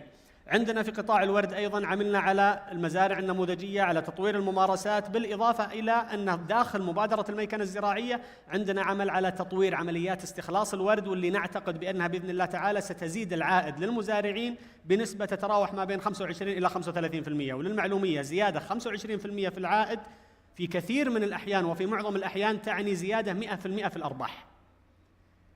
الزيادة في العائد كثير من الأحيان أو الزيادة في الربحية في الهامش في كثير من الأحيان وإن كانت بسيطة إلا أنها تعد زيادة 100% في أرباح المزارع، وهذا طبعا سيدعم المزارعين على التوسع في الزراعة. بالنسبة للبن أيضا عملنا فيه في المناطق المدرجات اللي تحدثت عنها، اللي ذات السفوح المنخفضة جدا شديدة الانحدار، معتمدين بشكل كامل على حصاد مياه الأمطار. وأيضا هناك تجربة نحاول أن احنا ننقلها. قبل أسبوعين تقريبا كنا في زيارة تدريبية لطاقم وزارة البيئة والمياه والزراعة بالإضافة إلى بعض المزارعين.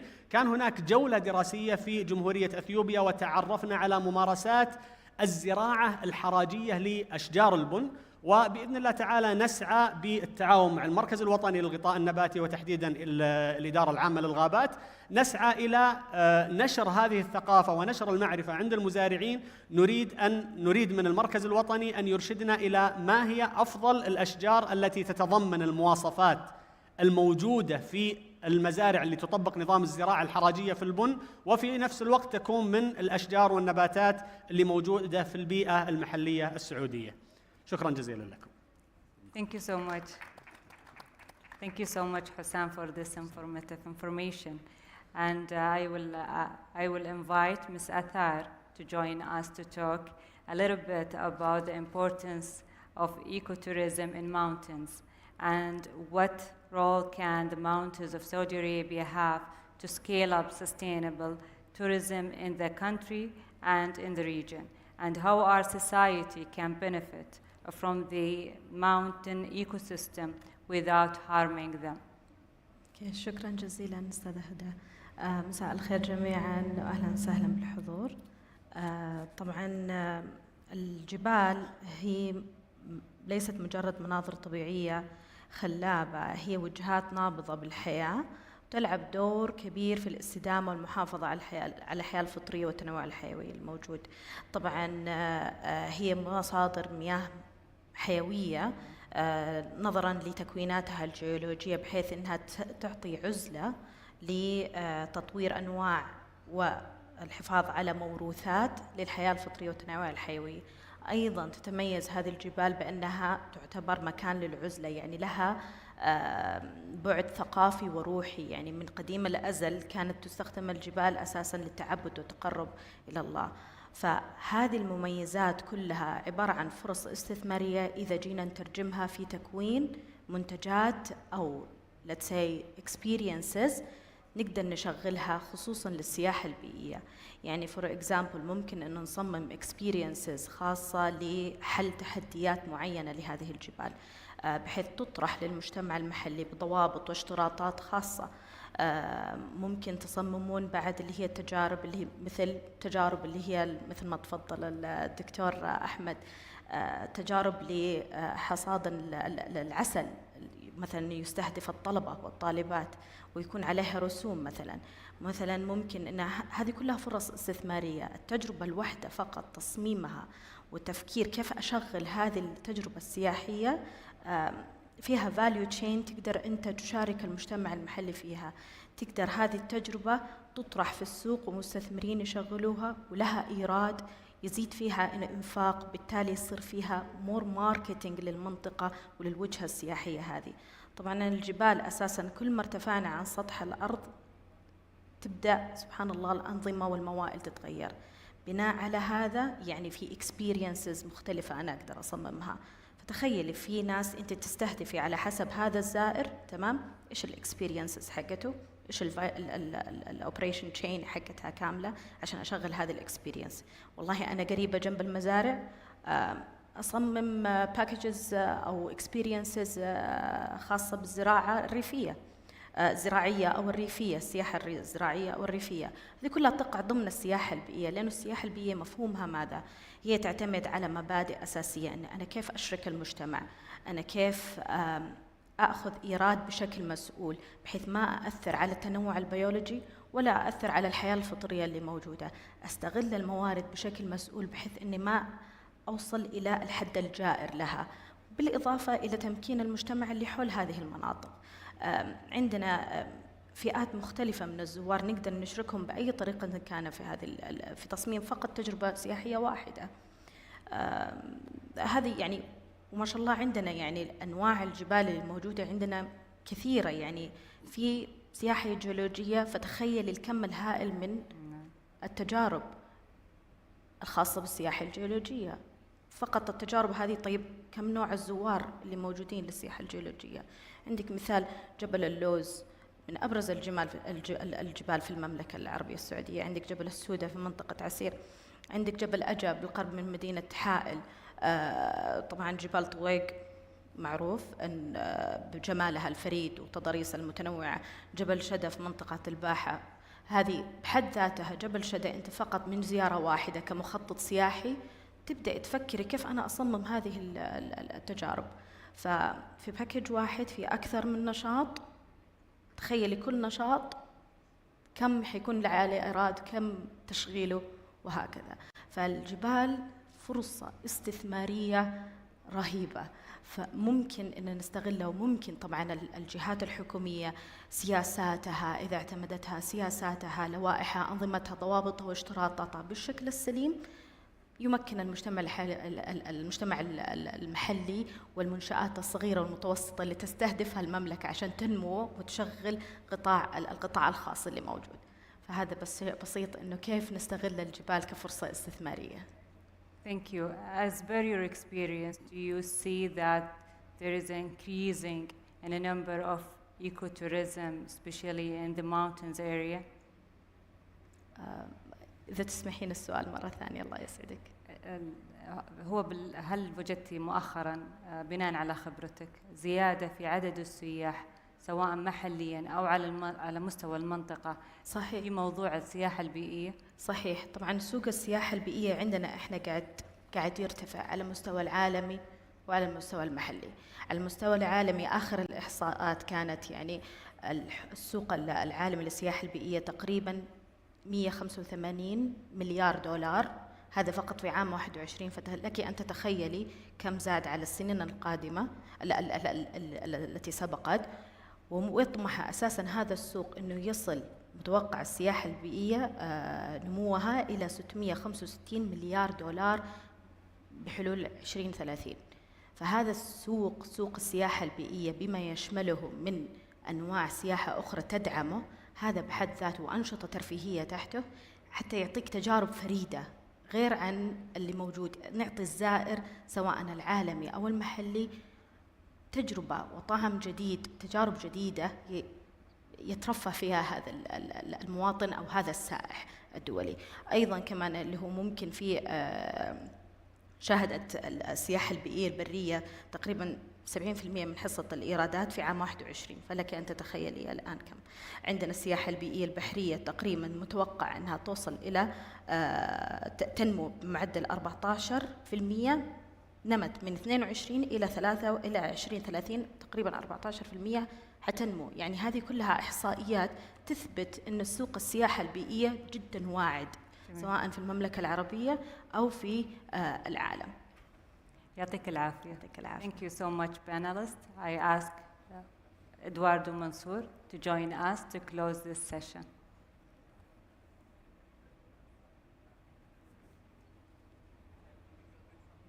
No issues.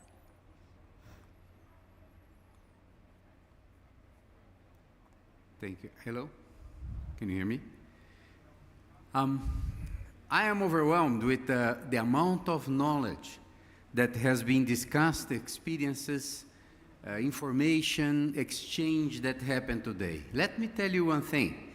About a month ago, my colleagues in the General Directorate of Forests came to me and said, why don't we celebrate the International Day of Forests this year in Riyadh? And I told them, look, during the COP, we have the COP16. I said, yes, one more reason.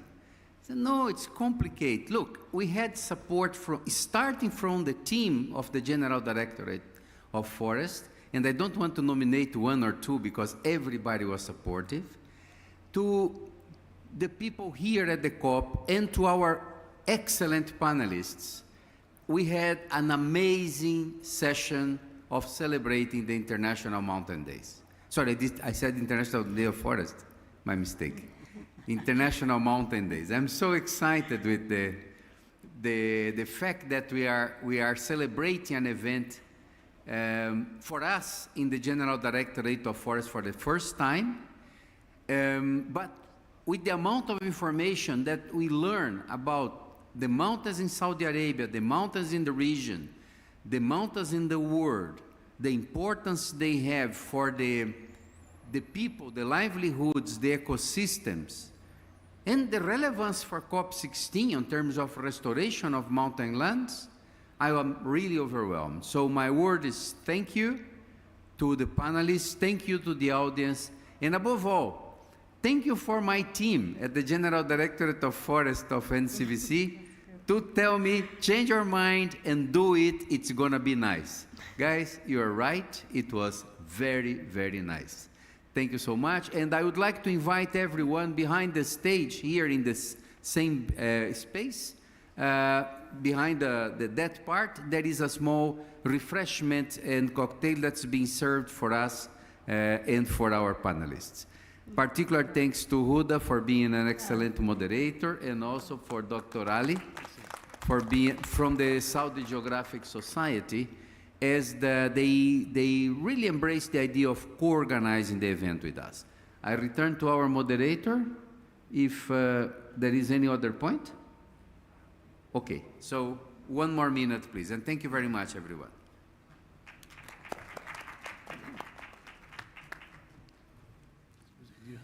الحضور الكرام، قبل الختام سنستعرض فيديو عن الناشطة البيئية عزة الخثعمي، والتي حولت هوايتها إلى خدمة جليلة تقدمها للمجتمع المحلي.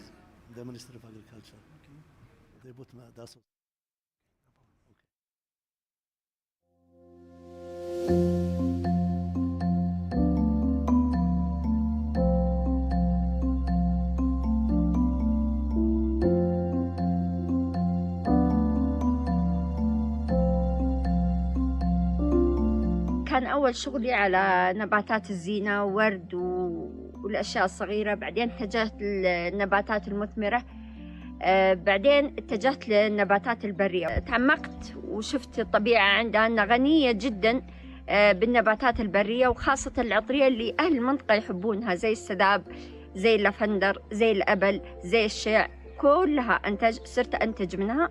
بعدين أنتجت الزيتون البري اللي هو العتم، لأن أهل المنطقة يحبونه يستخدمونه كمسواك.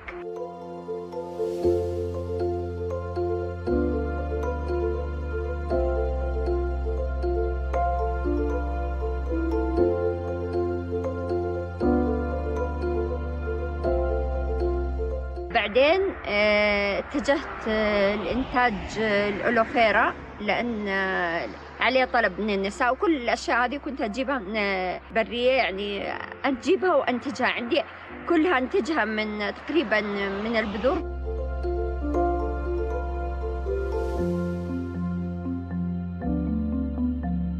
زرت مزرعة في رجال الماء، لقيت فيها شجرة رقع وحاطين جنبها زير، سبحان الله العظيم كانوا حاطين عليه زي الخيشة ويغرقونه، فالتفت الجذوع حقت شجرة الرقع على الزير وأعطت منظر جمالي ياخذ العقل.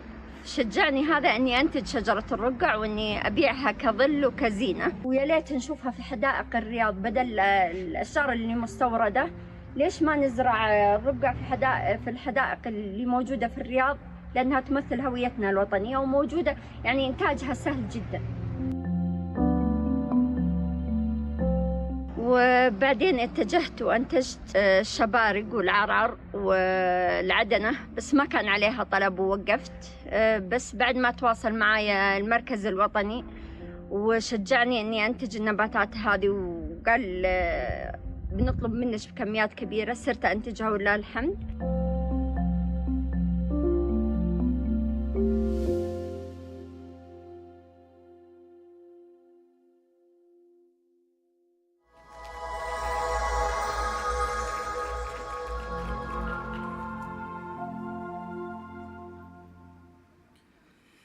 الحضور الكرام، ختاما نؤكد على أن جبالنا ثروة طبيعية سنحافظ عليها اليوم ونحميها للأجيال القادمة. نشكر لكم كرمكم بإهدائنا جزءا من وقتكم، وندعوكم للاستمتاع بالضيافة خلف المسرح. كنت معكم من خلف المايك عبد الله الفرساني، والسلام عليكم ورحمة الله وبركاته.